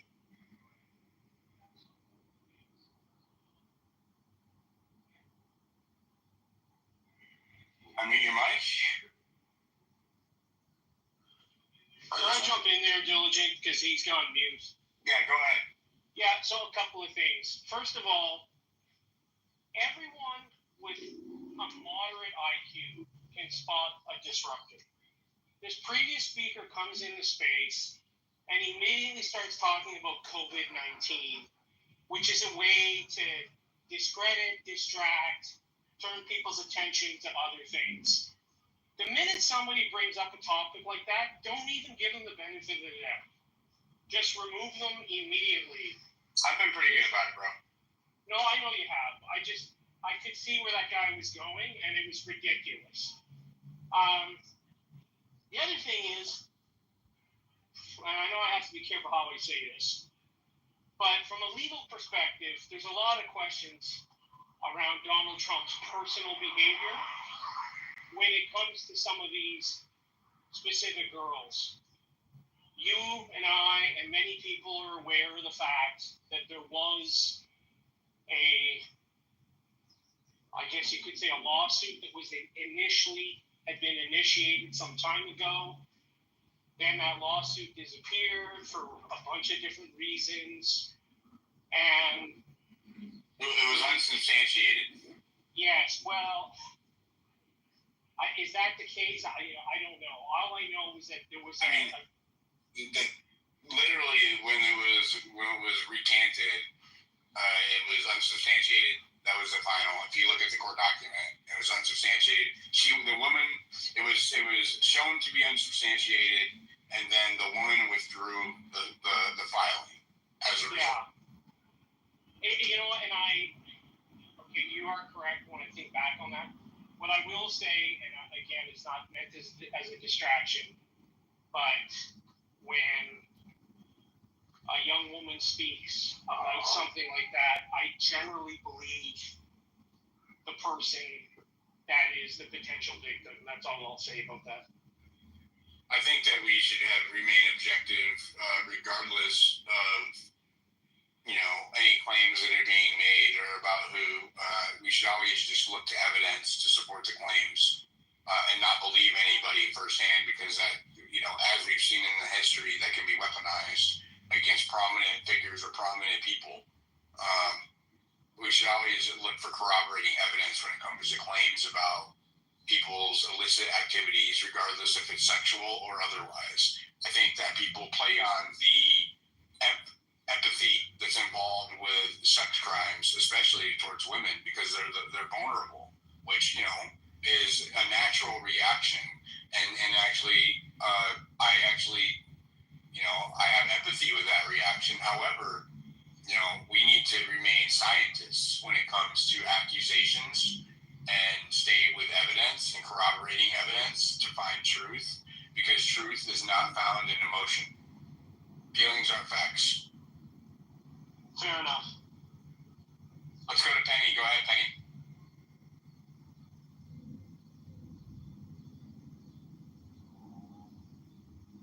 Penny, can you hear me? Token liberal. Hi. No, I'm here. Diligent. It's Penny. Real quick. So, talking about the lawsuit that the gentleman was just referring to, where is the evidence that you have that it was recanted? You have to remember I'm a lawyer, so I pay attention to words. Sure. Let me pull it up. Thank you. Because I know it was withdrawn or dismissed.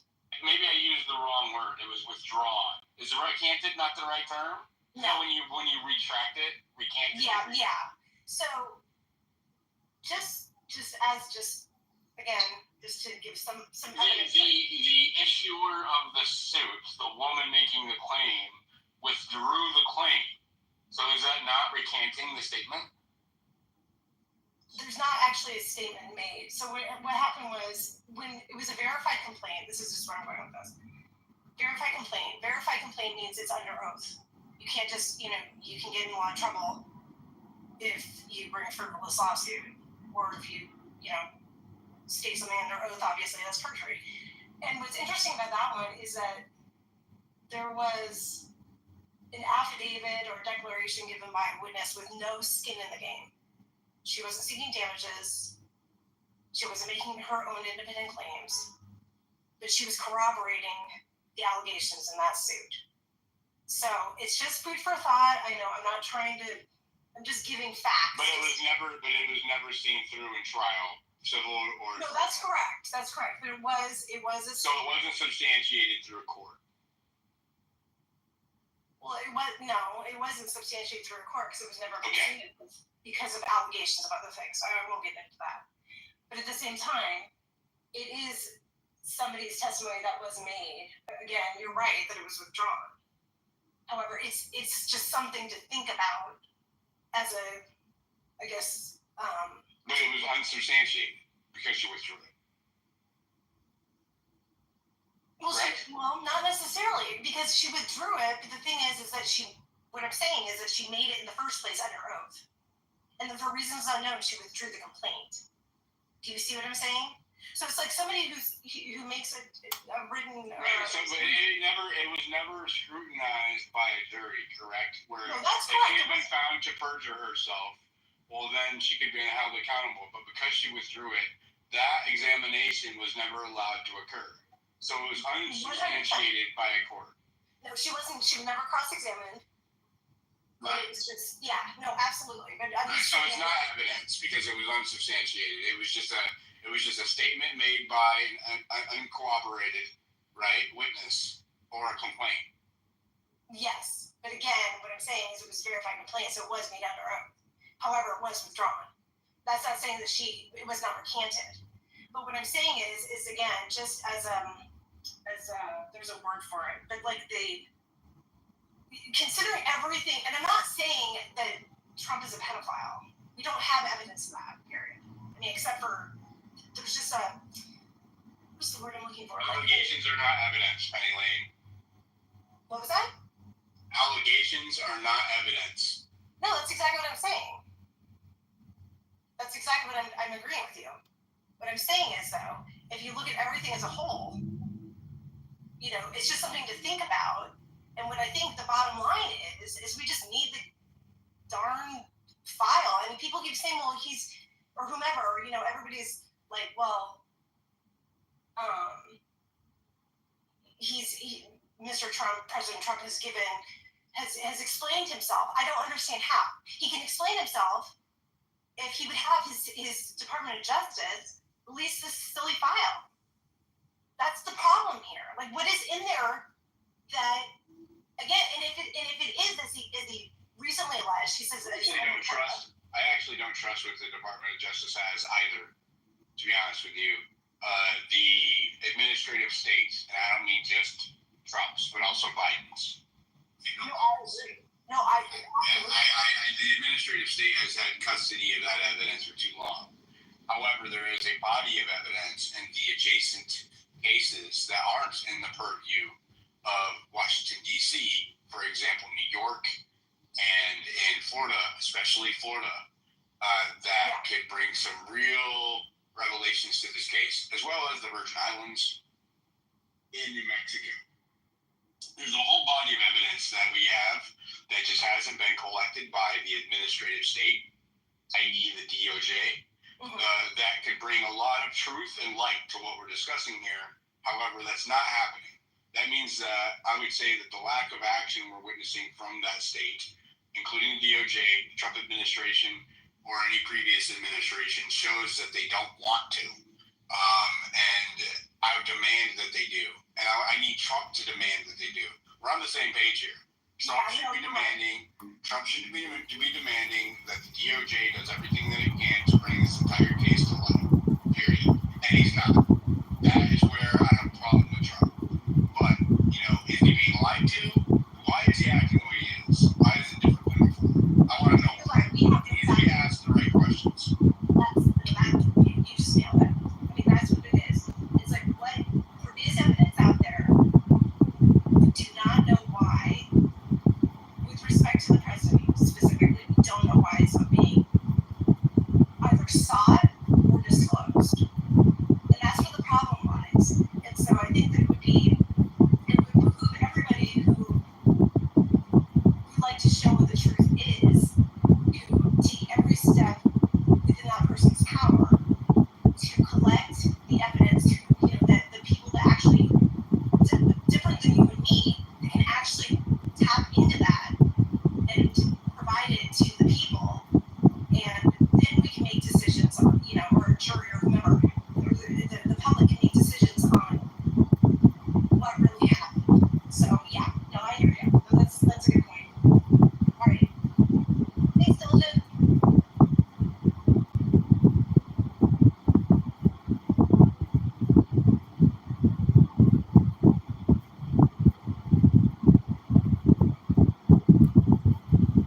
When applying to comment to the space and paying attention to those, and when you're applying on the timeline, you can't get back to the mute button. Elon, if you're listening, please give me a floating mic button so I can answer anytime I'm hosting the space. I appreciate you, brother. Much appreciated. Let's go to Miss Lou. Go ahead. Thank you for that, Penny Lane. Hey, Diligent, I'm on YouTube now. Can you hear me okay? Yes, ma'am. Okay, good. I can't remember who on these three spaces who made any connection between Wexner and Trump, financially or otherwise. Has there been any connection between the two? I don't know. I'd have to go back through all of our spaces because we've been doing them. You know, this is space like 28, 30 years, something like that. I went back and I did do a deep dive into Wexner. I did it a few different times. There's some overlap there, but not I don't know how much work. was he ever subpoenaed in front of a courtroom? Diligent, I couldn't I don't recall. because obviously I have never been information because I took the evidence from that.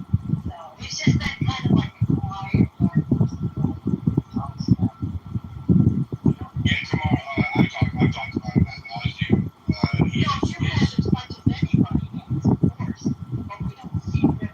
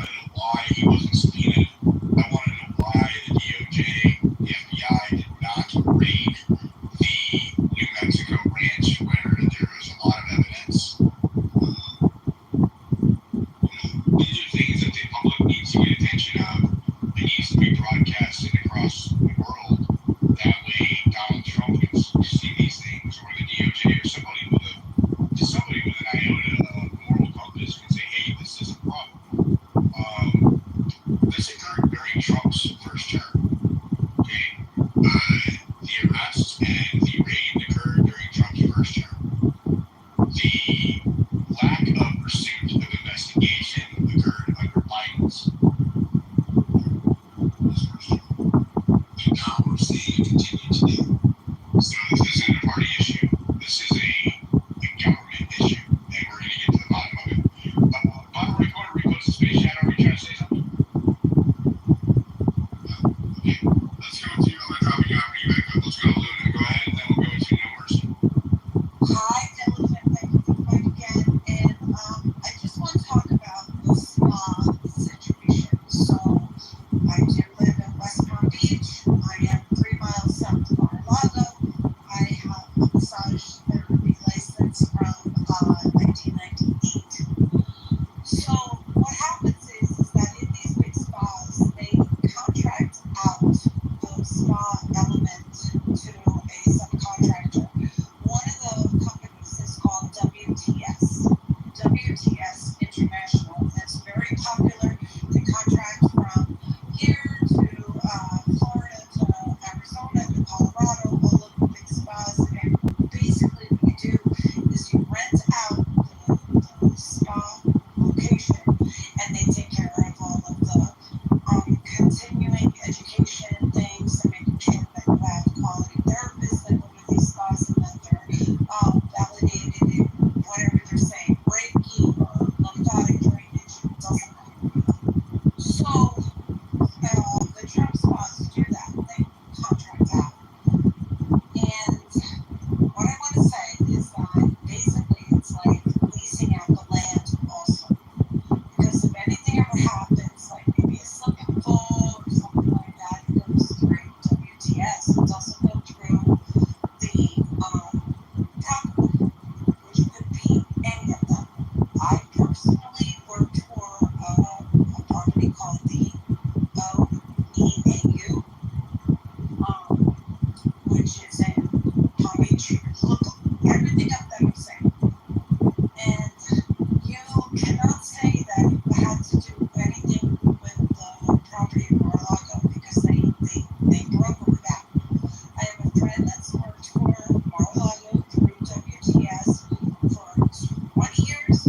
She's had no problems. It's been a great job and wonderful.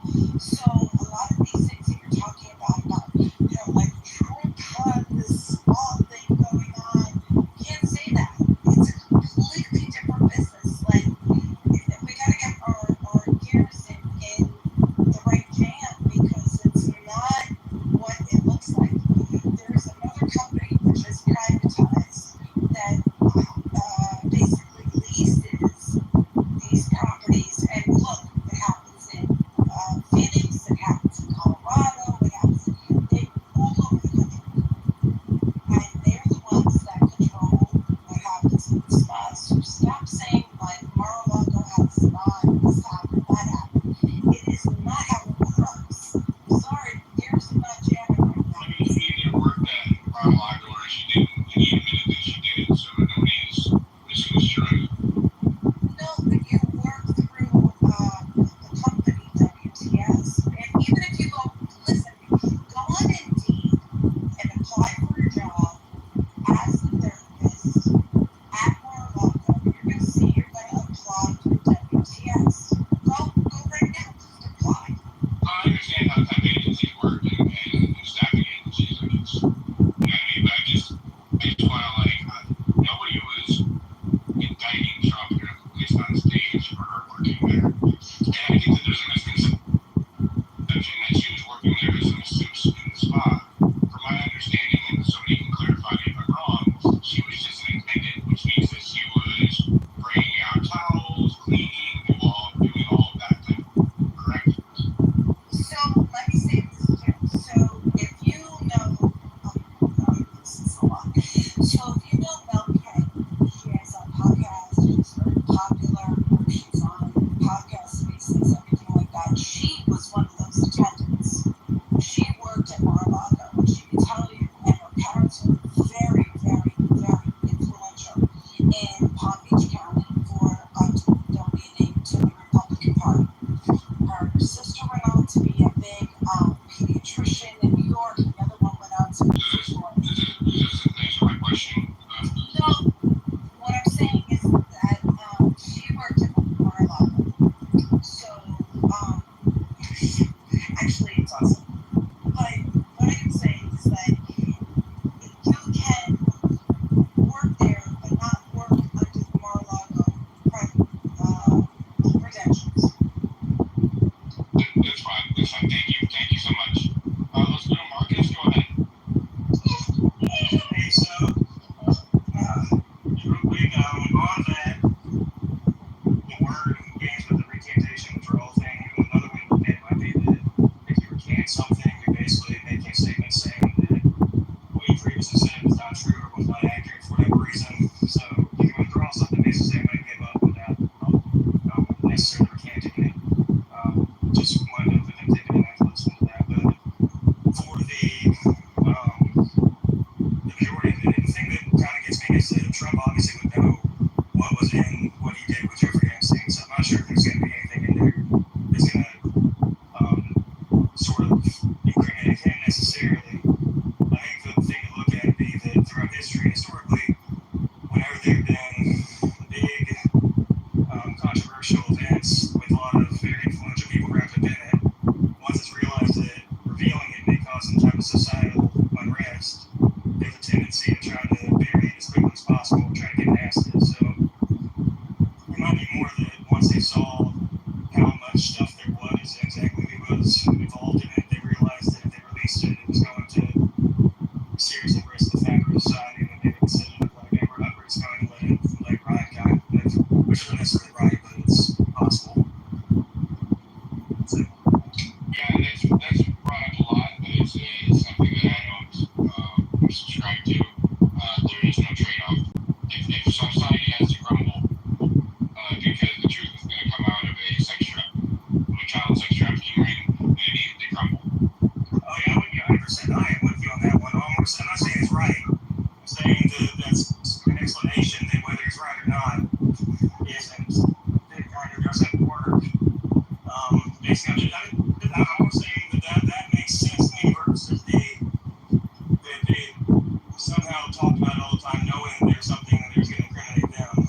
It makes more sense that they are making this poor decision to try to bury something that should never be buried. So they've done that so many times in the past.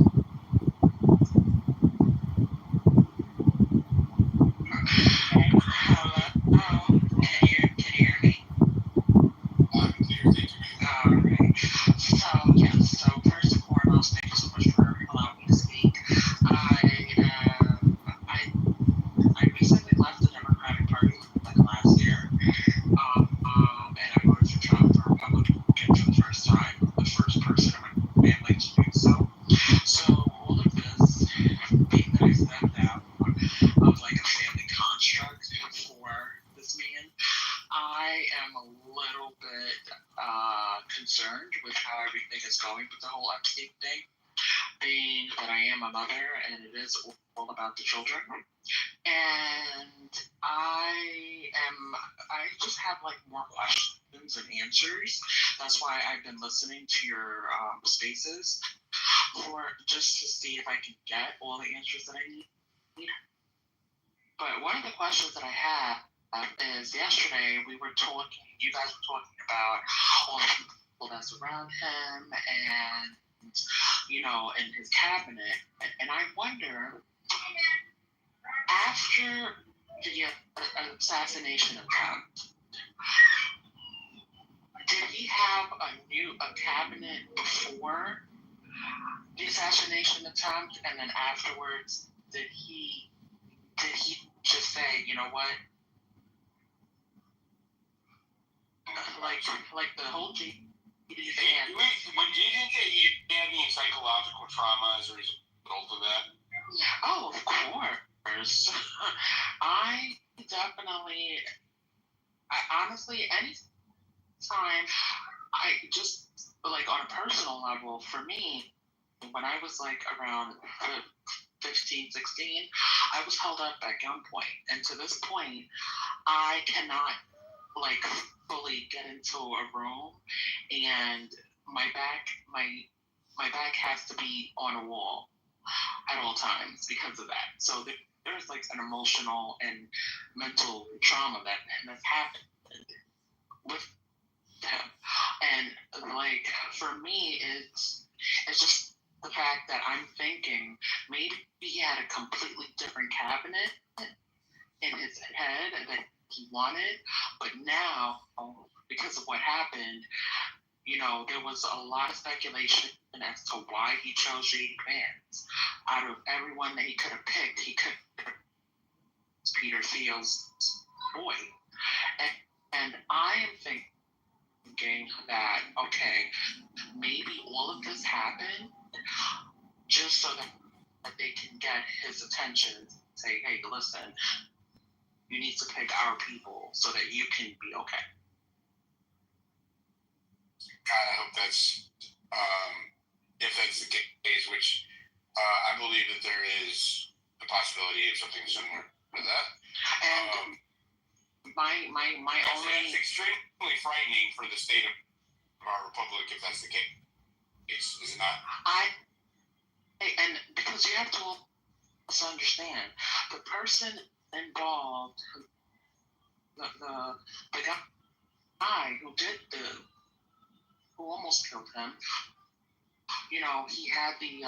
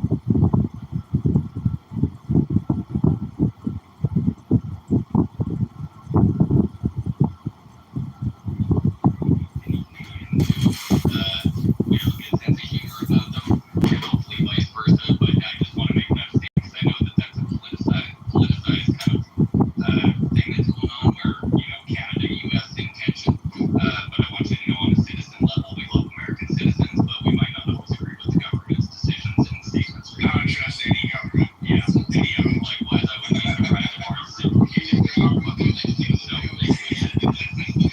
you. Let's go to Sean. We'll finish with Sincere. If you guys can keep it short, I'm running late. Sean, are you there? So Hamas has said once Sincere, go ahead. once the prisoners are released,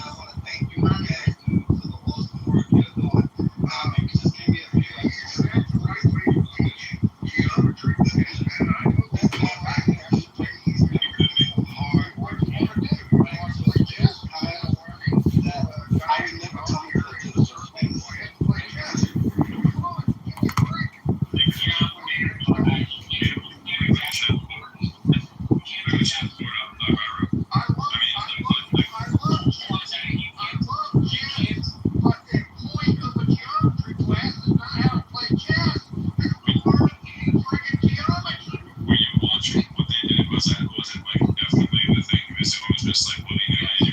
I went to high school. Oh, you were in the same school? Cool. Oh, wow. I didn't know you were in the same school. I had the exact same thing in my geometry class in high school. Well, you don't even know. The thing is, he has Marshall. He just kind of dropped your friend. Marshall, I taught him here at Harvard, bro. Whatever. Chess, we're not going to be in Harvard. Because what it's called is not listening. What it is that you have a bunch of ideas in your head, and when we're asked what the question is, Marshall's jumping in from the defense just to answer a simple question. My simple question was, do you know that it was William? It's chess. Game theory is cool to read, like a lot of math teacher. I wasn't quite done, Marshall, I wasn't quite done. Hey, Marshall, I don't know why you're so triggered, bro. That's fine, Marshall. You're triggered by the question, but you're scared, Marshall. Hey, Just know that you're doing the same. Santa Claus. No, hold it. Santa Claus. Read that earlier quote goes Santa Claus. Now, Marshall, finish what you were going to say. The only thing I was going to say was Anson is right. You can't address the subject of geometry unless you're somebody who's conceptually gifted, which was about to be dark. Whatever was going to be. Learning geography, learning geometry doesn't require using a chessboard. I had a chessboard back of my geometry class, and when he got it done teaching a 15-minute lesson, we could play chess for the rest of the class. Guess who didn't really learn geometry? Me. And it was because the teacher just wanted to have a chessboard, and I was one of those students who needed the instruction, not the let me wander around a chessboard, which I've been playing for about 10 years ago. Can I briefly answer Andrew? Yes, I know for a fact, from having taught in that class for a couple of years and observing the teacher, his goal was not to teach geometry, it was to entertain the students for an hour so he could not have angst and disruption in his class. He was an entertainer. He was not a teacher of geometry. Answer me at the point, and I think that is what it is trying to answer. I was answering somebody. Teachers should not be entertainers. They should be teachers of the subject at hand. And don't get away if you want to go into an algebra class and bitch about social problems as a student. That's beside the point. Teach algebra. Make them learn algebra. And so do you agree with that? Nobody has argued that rigor isn't important. But I think what we are concerned about is when things get way off track. Teresa, did you want to add anything at all to this discussion? You've been kind of quiet, and I know we've been kind of stepping on things here. Really good job all the time with permit. Okay, I'll just add that I put in the chat that Trump said that special education funding is preserved, and it would be the oversight would pass to the Department of HSS. But I think there's a lot of room where things could drop off. So I don't vouch for how positively I feel about the success of this, but that is the plan. We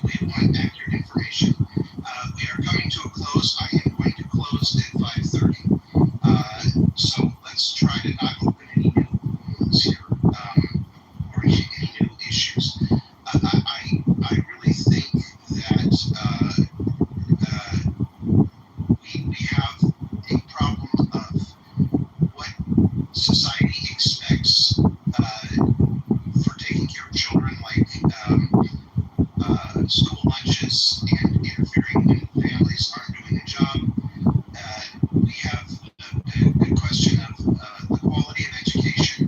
All of these are a piece of the discussion. Nobody has argued that rigor isn't important, but I think we don't live in the world of the 1960s or the 1950s or 1940s. Children are all the time engaging with screens, and they're engaging with things that may be more entertaining than we had as children. That doesn't mean that they're wrong. And I'm an incrementalist. I would rather things improve incrementally than blow up the whole thing, particularly when there isn't a better solution. You know, the people who want to blow everything up don't have a better solution. And I also think it is terribly important that we follow. And I'm sorry to answer that Trump thing for you, but anybody knows that emotions can swing out of the earth for reasons. And I think that you would criticize it if it were a Democrat. So let's try to be at least honest about it. Now I would criticize it if it was a Democrat. Now, any closing remarks or anybody before we start moving to a close? I have one. Go ahead. I think what I'm seeing in my country, in some pockets, is a critical look at the way things are being taught. And I'll give you a couple of examples. One is the lack of teaching cursive writing, which is a really important skill.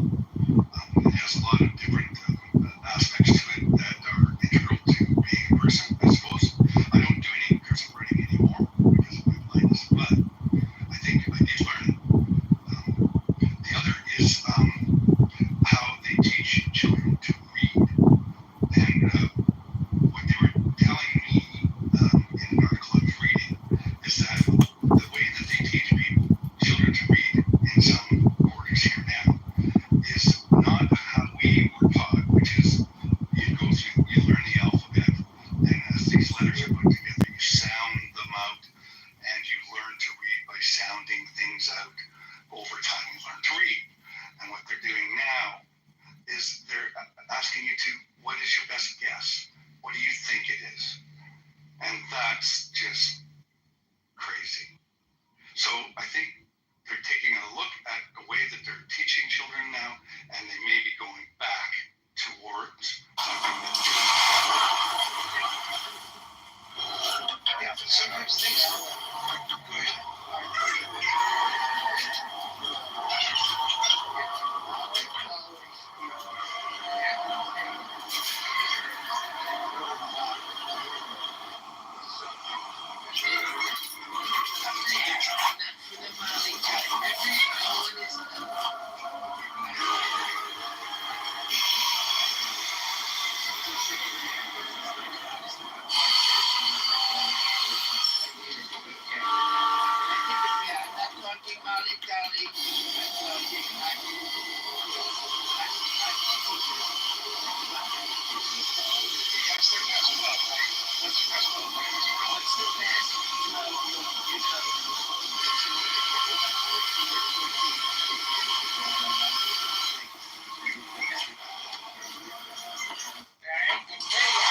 If you're not at the table, you're on the menu. So Gen Z, let's take our seat in our democracy. If you're not at the table, you're on the menu. So Gen Z, let's take our seat in our democracy. I just wanted to say I love to travel, so I did everybody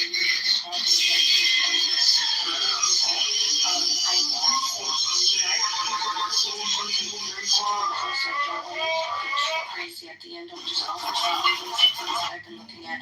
My science, college, I want to one of the requirements outside of depending on and that changed my life forever. Is being in that class, these were all people who wanted to become teachers. And I watched an entire stream of about 30 people absolutely become disenfranchised with the original party, with how our education system is. Extra storage space for your phone.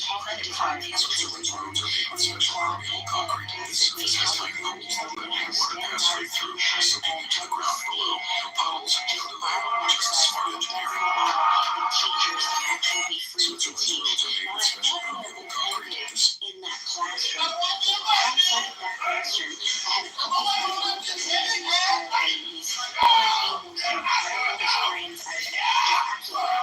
Absolutely wonderful. He wanted to become a teacher. Once he got involved in going to become a teacher, and he realized that he couldn't teach the curriculum the way that he wanted to teach it, in the way that he could. Very, very passionate. And this completely disheartened him, and he stepped away. And then we found like a support group, and apparently there's a lot of teachers. So my point is, I think the education system in the United States is doing exactly what it was intended to do. Christina had pointed to this. This was meant, we took this from the Prussian system. This is for standardization. The ability grouping, I think, is one of the worst things that you could possibly do. We don't need to group people and tell people that they all are this or that, because that's all that ability grouping is. And what I would like to end with, because I don't want to talk too much, I have that ability to do that. I'd like to turn everybody to John Taylor Gatto. He was, I've read all of his work. He's absolutely incredible. I'd encourage anybody to take a look at it. And he was rated the teacher of the year, right, multiple times, over and over and over. And he did this not by following the curriculum. He did it by breaking every single thing. He did the absolute opposite of what the curriculum told him to do, down to failing kids intentionally based on their effort, right, and doing other things. And he was able to take the kids with supposedly the lower IQ or whatever else, the lower education, how he grouped them, and he made them do incredible things, successful creators. And anyway, he explains all of this in his books. These are the books. My favorite is Weapons of Mass Instruction. I would encourage everybody to start there. There's also the Undergrad History of American Education, Dumbing Us Down, and the Curriculum of Necessity. These are all John Taylor Gatto. Weapons of Mass Instruction is free. You could just do Google PDF Weapons of Mass Instruction. You can read that tonight. Thank you for your contribution, Alan. I want to thank you so much. You ran an incredible room. I'm so happy that Marshall pinged me in here. It was exactly what I was looking for. Great back and forth. So thank you for having this room. I hope that we do it again in the future. You're welcome, and I'm delighted you feel that way. Please come back next Tuesday. We do this every Tuesday at 7 Eastern. Next Tuesday, we're going to talk about Uncle Sam not being Santa Claus, and that's on both ends, in terms of tax deductions and in terms of spending. And I'm thrilled that you were here. Also, Ann Curry, do you have anything you want to say? No? Yes, I've enjoyed this room, and some of you know I was a special education teacher, but you may not know I started out as a kindergarten teacher. And one thing that I always remembered that I learned was that everybody learns differently at different rates. And when we can realize that and let our students learn at a rate where they can excel, I think our country will be in a better place. We need to be able to teach our students so that when they compete for college, they can get into college. When they graduate from college, they can compete in the real world, not just nationally, but internationally. We've got to think globally now, not just in our community. We've got to start thinking globally. Thank you. Thank you. Rick, do you have anything you want to add at the end here?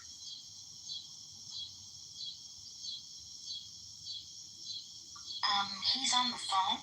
Oh, okay. Brent, anything you want to add? Nope. Okay. And any closing thoughts from? Go ahead. Yeah. So just to bring it to the end, as we speak, and going back to what Anne was saying, around the world, China, Finland, South Korea, United Kingdom. All these countries, they're investing in education because of its long-term strategic assets.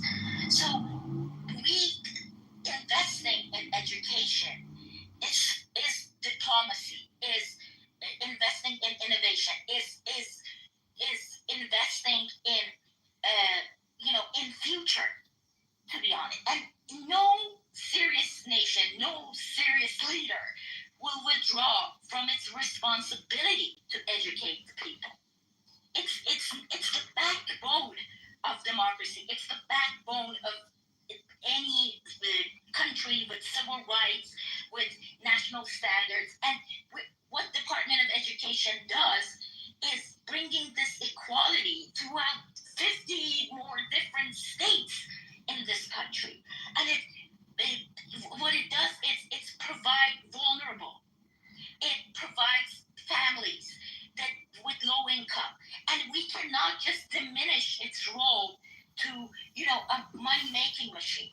Yes, it can do that too, but let's just look beyond that a little bit and just go back to one of our previous rooms that I mentioned, that Eleanor Roosevelt, she said that the real safeguard of democracy is education, and it must be available to rich, to poor, to white, to black.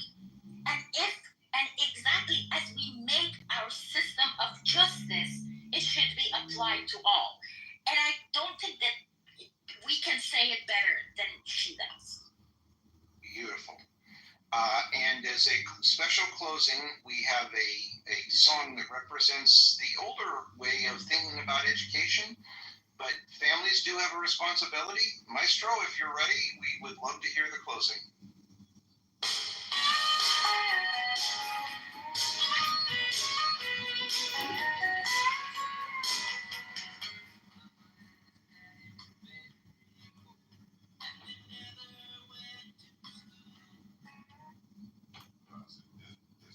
Right here, yeah, weird shit. Boy, this shit right here, that shit is vicious. But what I was saying was, all the things during the pandemic and the clubhouse. First of all, Isaac, y'all fan base do the same thing. What the fuck is she talking about?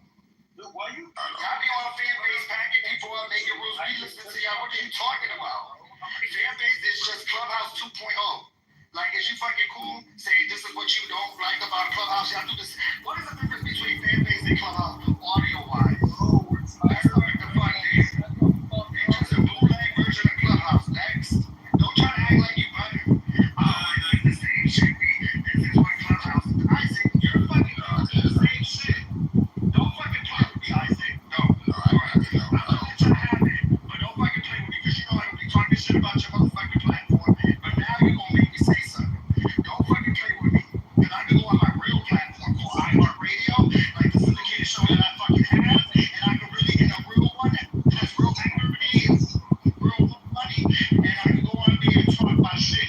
So you can really cut it the fuck out. Take it. Wait, we're gonna have to do it.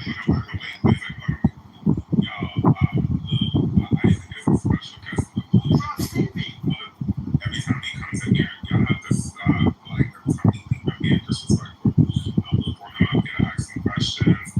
Isaac, go ahead and speak. Please don't disrespect him this way. You know why? You can answer my question.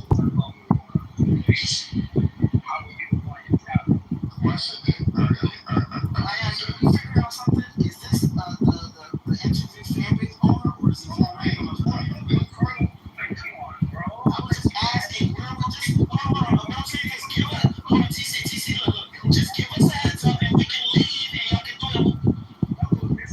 Just let people know what y'all doing. If y'all want to do an interview, some of us can leave and come back. If y'all want to try to, like, we just a lot of us don't want to sit through a fucking painful interview because we heard $55,000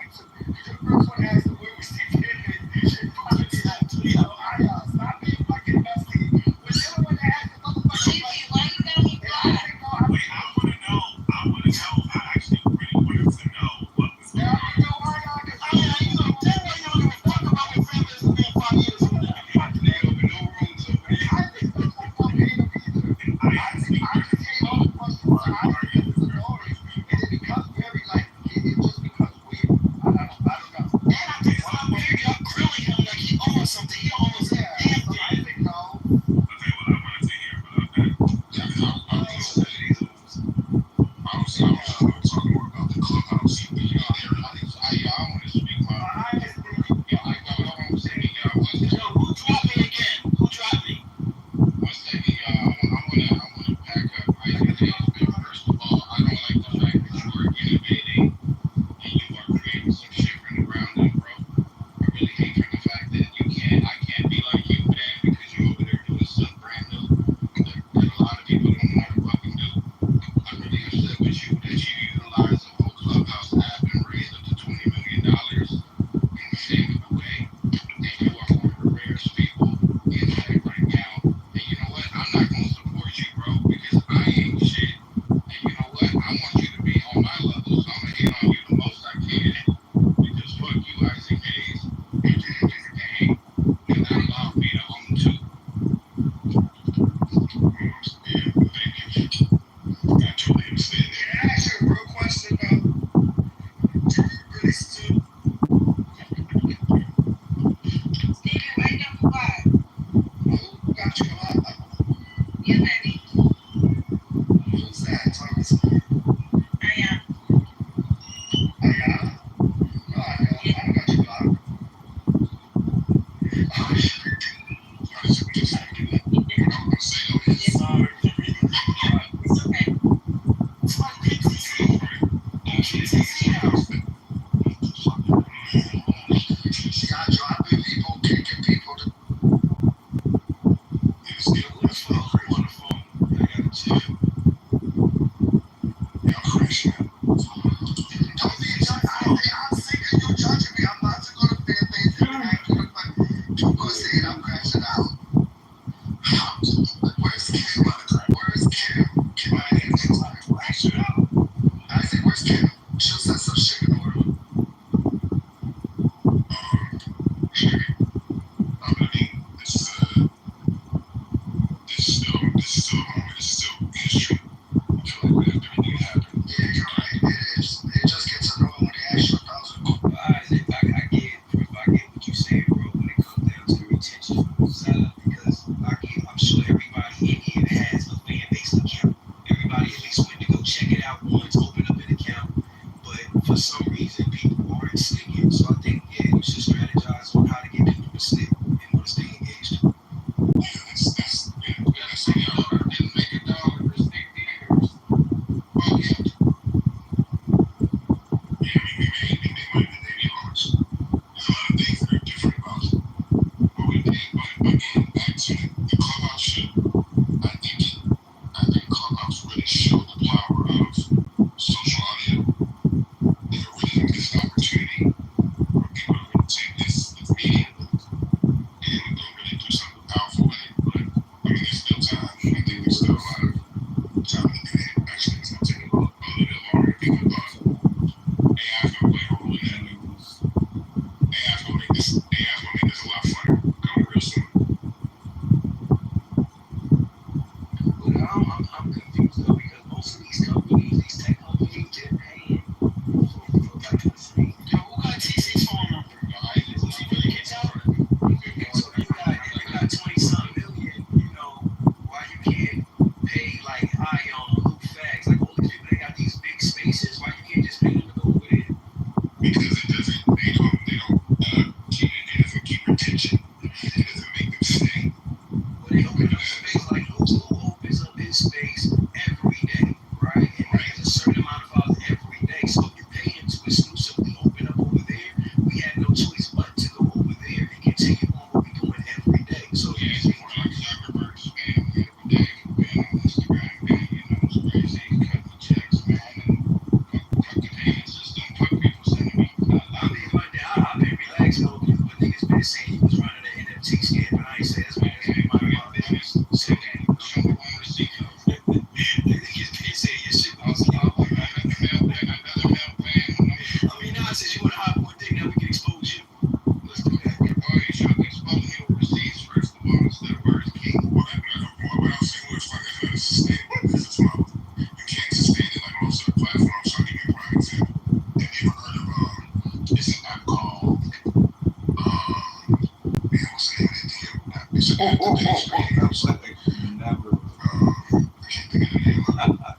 So they got acquired. It was called TV Fan House, and they got acquired by another app. I can't remember.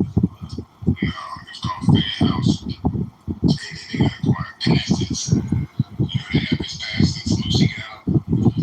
If you remember that app. So anyway, the problem with that app is like, so pastors will say like they paid out. They might put a headline like they paid out 20 million to creators, right?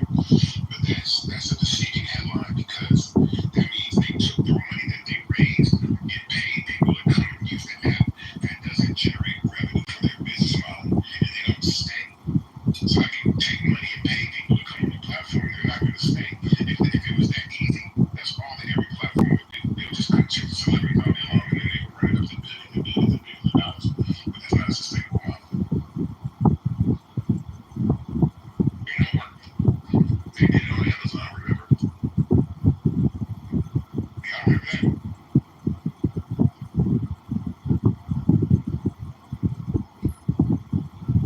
They're too busy talking about digging.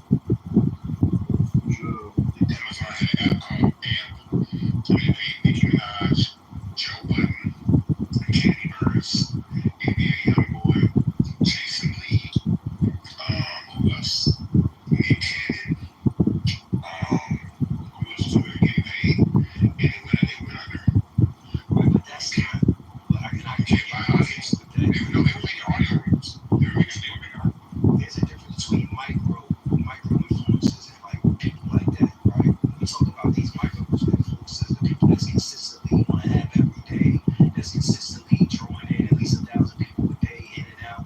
Like these are the influences that you should be latching on to. Yeah, you don't put a bunch of money on these big superstars, right? Because you're just gonna be some regular shit to them. It's just another check. But it's a lot of people that work hard for a little bit based off of just their passion and what they already doing. They'll just bring it over to you.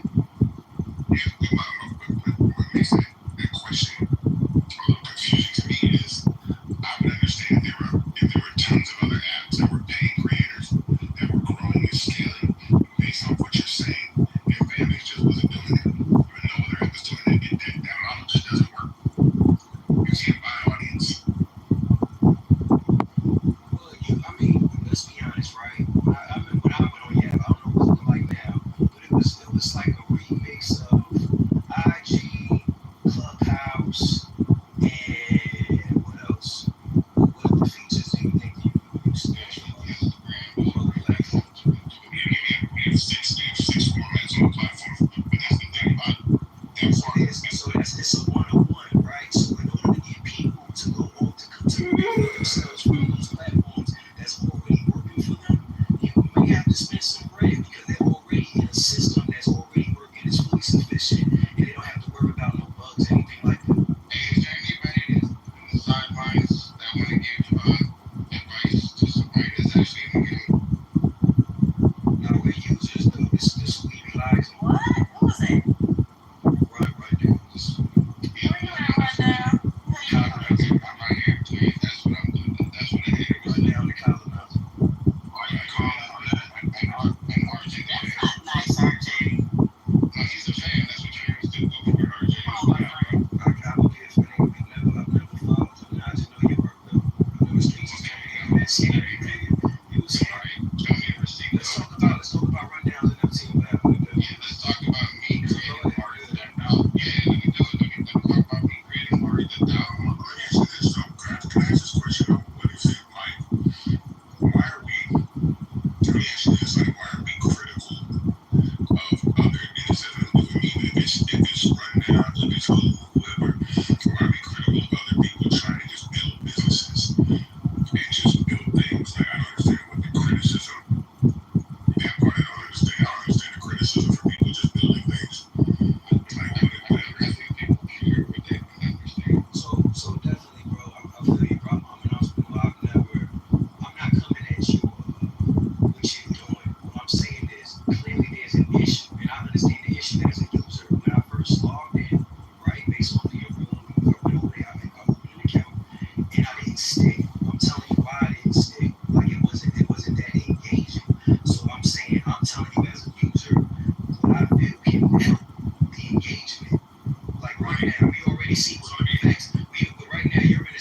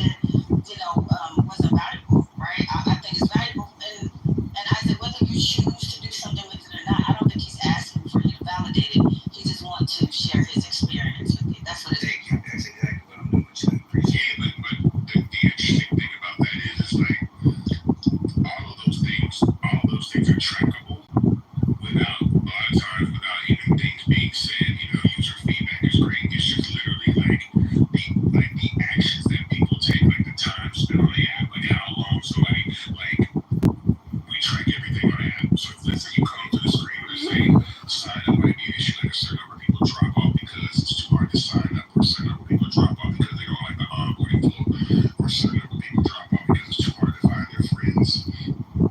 All of those things, data does all that. They tell all those things better than one person giving their like a vocal opinion as opposed to even shaking the phone and sending that in to all the feedback that we get anyway.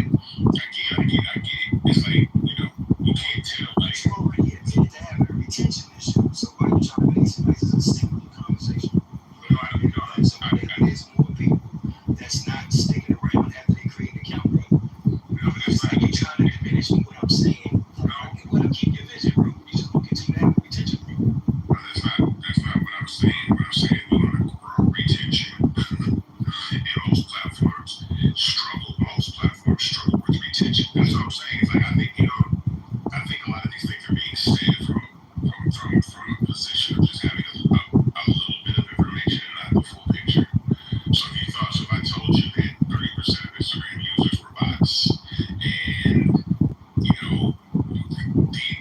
these apps are funded indefinitely till they succeed in the tunes of hundreds of millions of dollars, or these platforms are giving the opportunity to scale at will as long as they exploit Black culture to the benefit of white ownership, then it's then there's no amount of money that will be dumped into a product or a project as long as we can siphon money from the Black community and grow it, siphon money from the Black community, and then scale up other businesses and allow other people to succeed. Like, that's the consistent problem that we have all the time. So if it's Tubi, if it's Twitch, it doesn't matter. None of these platforms care because we have an urgency to express our innovation in ways that we can't hold it. It's almost like we can't help but be innovative. And so what wealthy people do is they build things because they have the capital to build things, and then let Black culture be the focus group of how to tweak it and fix it, and they fund it more, and they fund it more, and they fund it more. And then what happens is somebody comes on and says, hey, I helped you do all these things. Can you pay me for that? And they're like, no, thank you, Negro. Get out of the way. And then go scale it and sell it to somebody else. And so that's the challenging part. Is the infrastructure part is the hardest part. It's not the community, because numbers prove that. Like sheer numbers. Like again, there's nothing like. Does anybody here use Blue Sky consistently? No. Right. Okay. So nobody. Okay, but that was since the collaboration with Chatter. But before that collaboration, I wasn't on Blue Sky. I didn't even know what Blue Sky was. Right. So I'm on there way more often. Right. So Blue Sky, what made Blue Sky extremely successful, first of all, is it was funded out of the gate with $20 million. Like a check, here's $20 million from day one. And then the community, when other communities get frustrated at the way that they're treated, they literally take their business elsewhere. Black people never take their business elsewhere. That's one thing I was saying. We don't never take our business elsewhere. I promise you right now, the owners of this app can come on here right now and call everybody a nigga to their face, they would leave. I promise you. It just doesn't. But you think people will want to, subscribe and all that when you say stuff like that about us? No, but listen, what I'm saying is that's the truth, though. I'm not lying. You need to pay me to do your PR. I think I said that this is what we do because no. I think that's not this is what we do because every year one of these luxury brands call us a nigga and we go right back in their stores. That's what I'm saying. It's I'm not insulting anybody. I'm telling you the honest to God truth. I'm telling you, that's the truth. The dude who owned Lululemon said, I don't want Black people using Lululemon, and now everybody's buying Lululemon. What part about where's the lie? That's being consumers. We are all consumers. It is still selling us short. We drive trends. But you don't have to do that. But you don't have to consume it. If you look at the natural natural hair care market, that is an entire industry that we drive, right? And that didn't start. That literally gained momentum, right? That was something that we saw from the start to finish. I want to say finish. It's more than that. To me, we set trends. And to me, that's what setting a trend doesn't matter if you don't own the infrastructure. Who cares about setting trends? Well, that means if we leverage our consumerism, our buying power, then we could do more. We're saying it with Target, right? I do think that we go ahead. Not gonna say okay, so we're not. So my point is, we're not shopping at Target, but we're still going to other owned businesses that are not black owned. If somebody had a black Target, then I can understand that the Target boycott would be a lot more effective because now we can direct our dollars to a business that's black owned. I'm saying that, but see, the thing about it is nobody takes the. I'm not even saying nobody takes the step. People don't realize how hard it is to build infrastructure. That's the part that's hard. The infrastructure piece. It's just really hard. The thing is though, the external stakeholder does not care about that. They're not going to take it easier on you because of that. That's not something that is of value to them. To an external user, they tell you what they want and they expect a change, right? They expect to know that they're heard. Hey man, can y'all please stop talking to this weak ass CEO? I do not like Isaac, man. Like this dude, the reason why they're not paying creators like Ion and Lou, because these CEOs crowdfund and they exploit the dollars of the investors into lining their own pockets. That is the reason why. There is a simple document you can put in place to retain Ion on the app. It's called a contract. Who is this guy? The motherfucker they call him.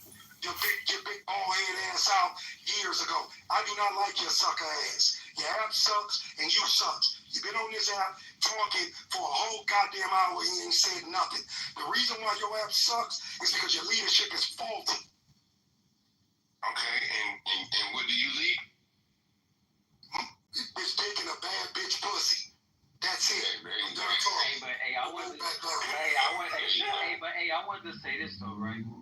That a lot of times we're not going to just go to something, go to a business just because it's black owned. Thank you. It's like, hold on, wait. That's not. But my point is in other. He didn't finish his part though. But what I'm saying, what I'm contributing to that conversation is pause and say, do other nationalities and ethnicities go to those businesses because they are Asian owned or Cambodian owned or Indian? No.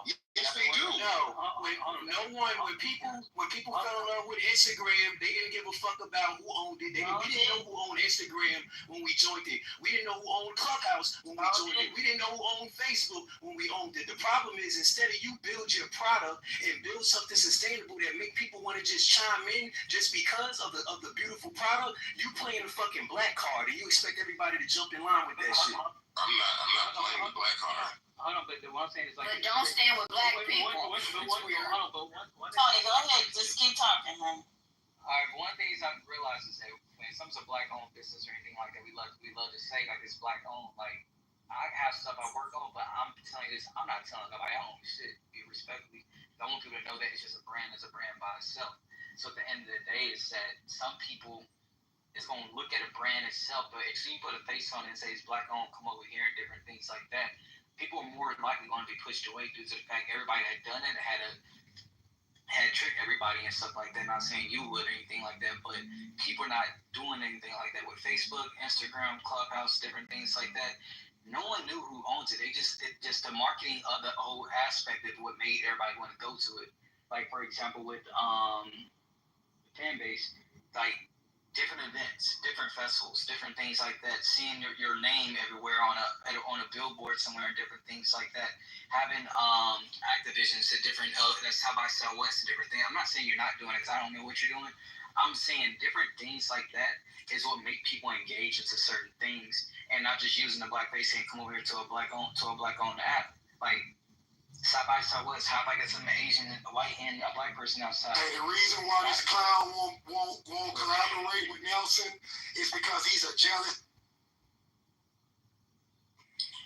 Dang, what y'all do with that time? I don't even know who that is. I didn't know him. First of all, wait. So I get it, like Yeah, I get it. but you know who I am. Remember Cappuccino? I'm concerned. Lou wouldn't want y'all teaching people now. Why y'all can't take No, her out? I talking, I'm not having a conversation. I'm not, because that's not even my energy. Like, I'm not gonna have a conversation with somebody getting up on stage and screaming and being disrespectful. That's just, I won't entertain. I'm not gonna entertain anybody that comes on the stage to do that. I don't care who it is. I'm not. Hey, this is a freedom of speech. This is a freedom of speech room. I'm entitled to speak. And any of you moderators don't like me, fuck you. Right? That's why you're sitting on this app and you ain't about shit. Right? I don't give two flying fucks about none of this shit. This guy is a fucking loser. Your mama, bitch. Absolutely. Absolutely. I don't give two fucks about her neither. Don't be on right? your mama, bitch. This dude's app sucks. That's why you keep moving me, because I understand how to talk and legal. His corporate evaluation is inflated, right? He self-evaluated his corporation. He does not own $100 million company. And here's the reality. Where is the proof of the $20 million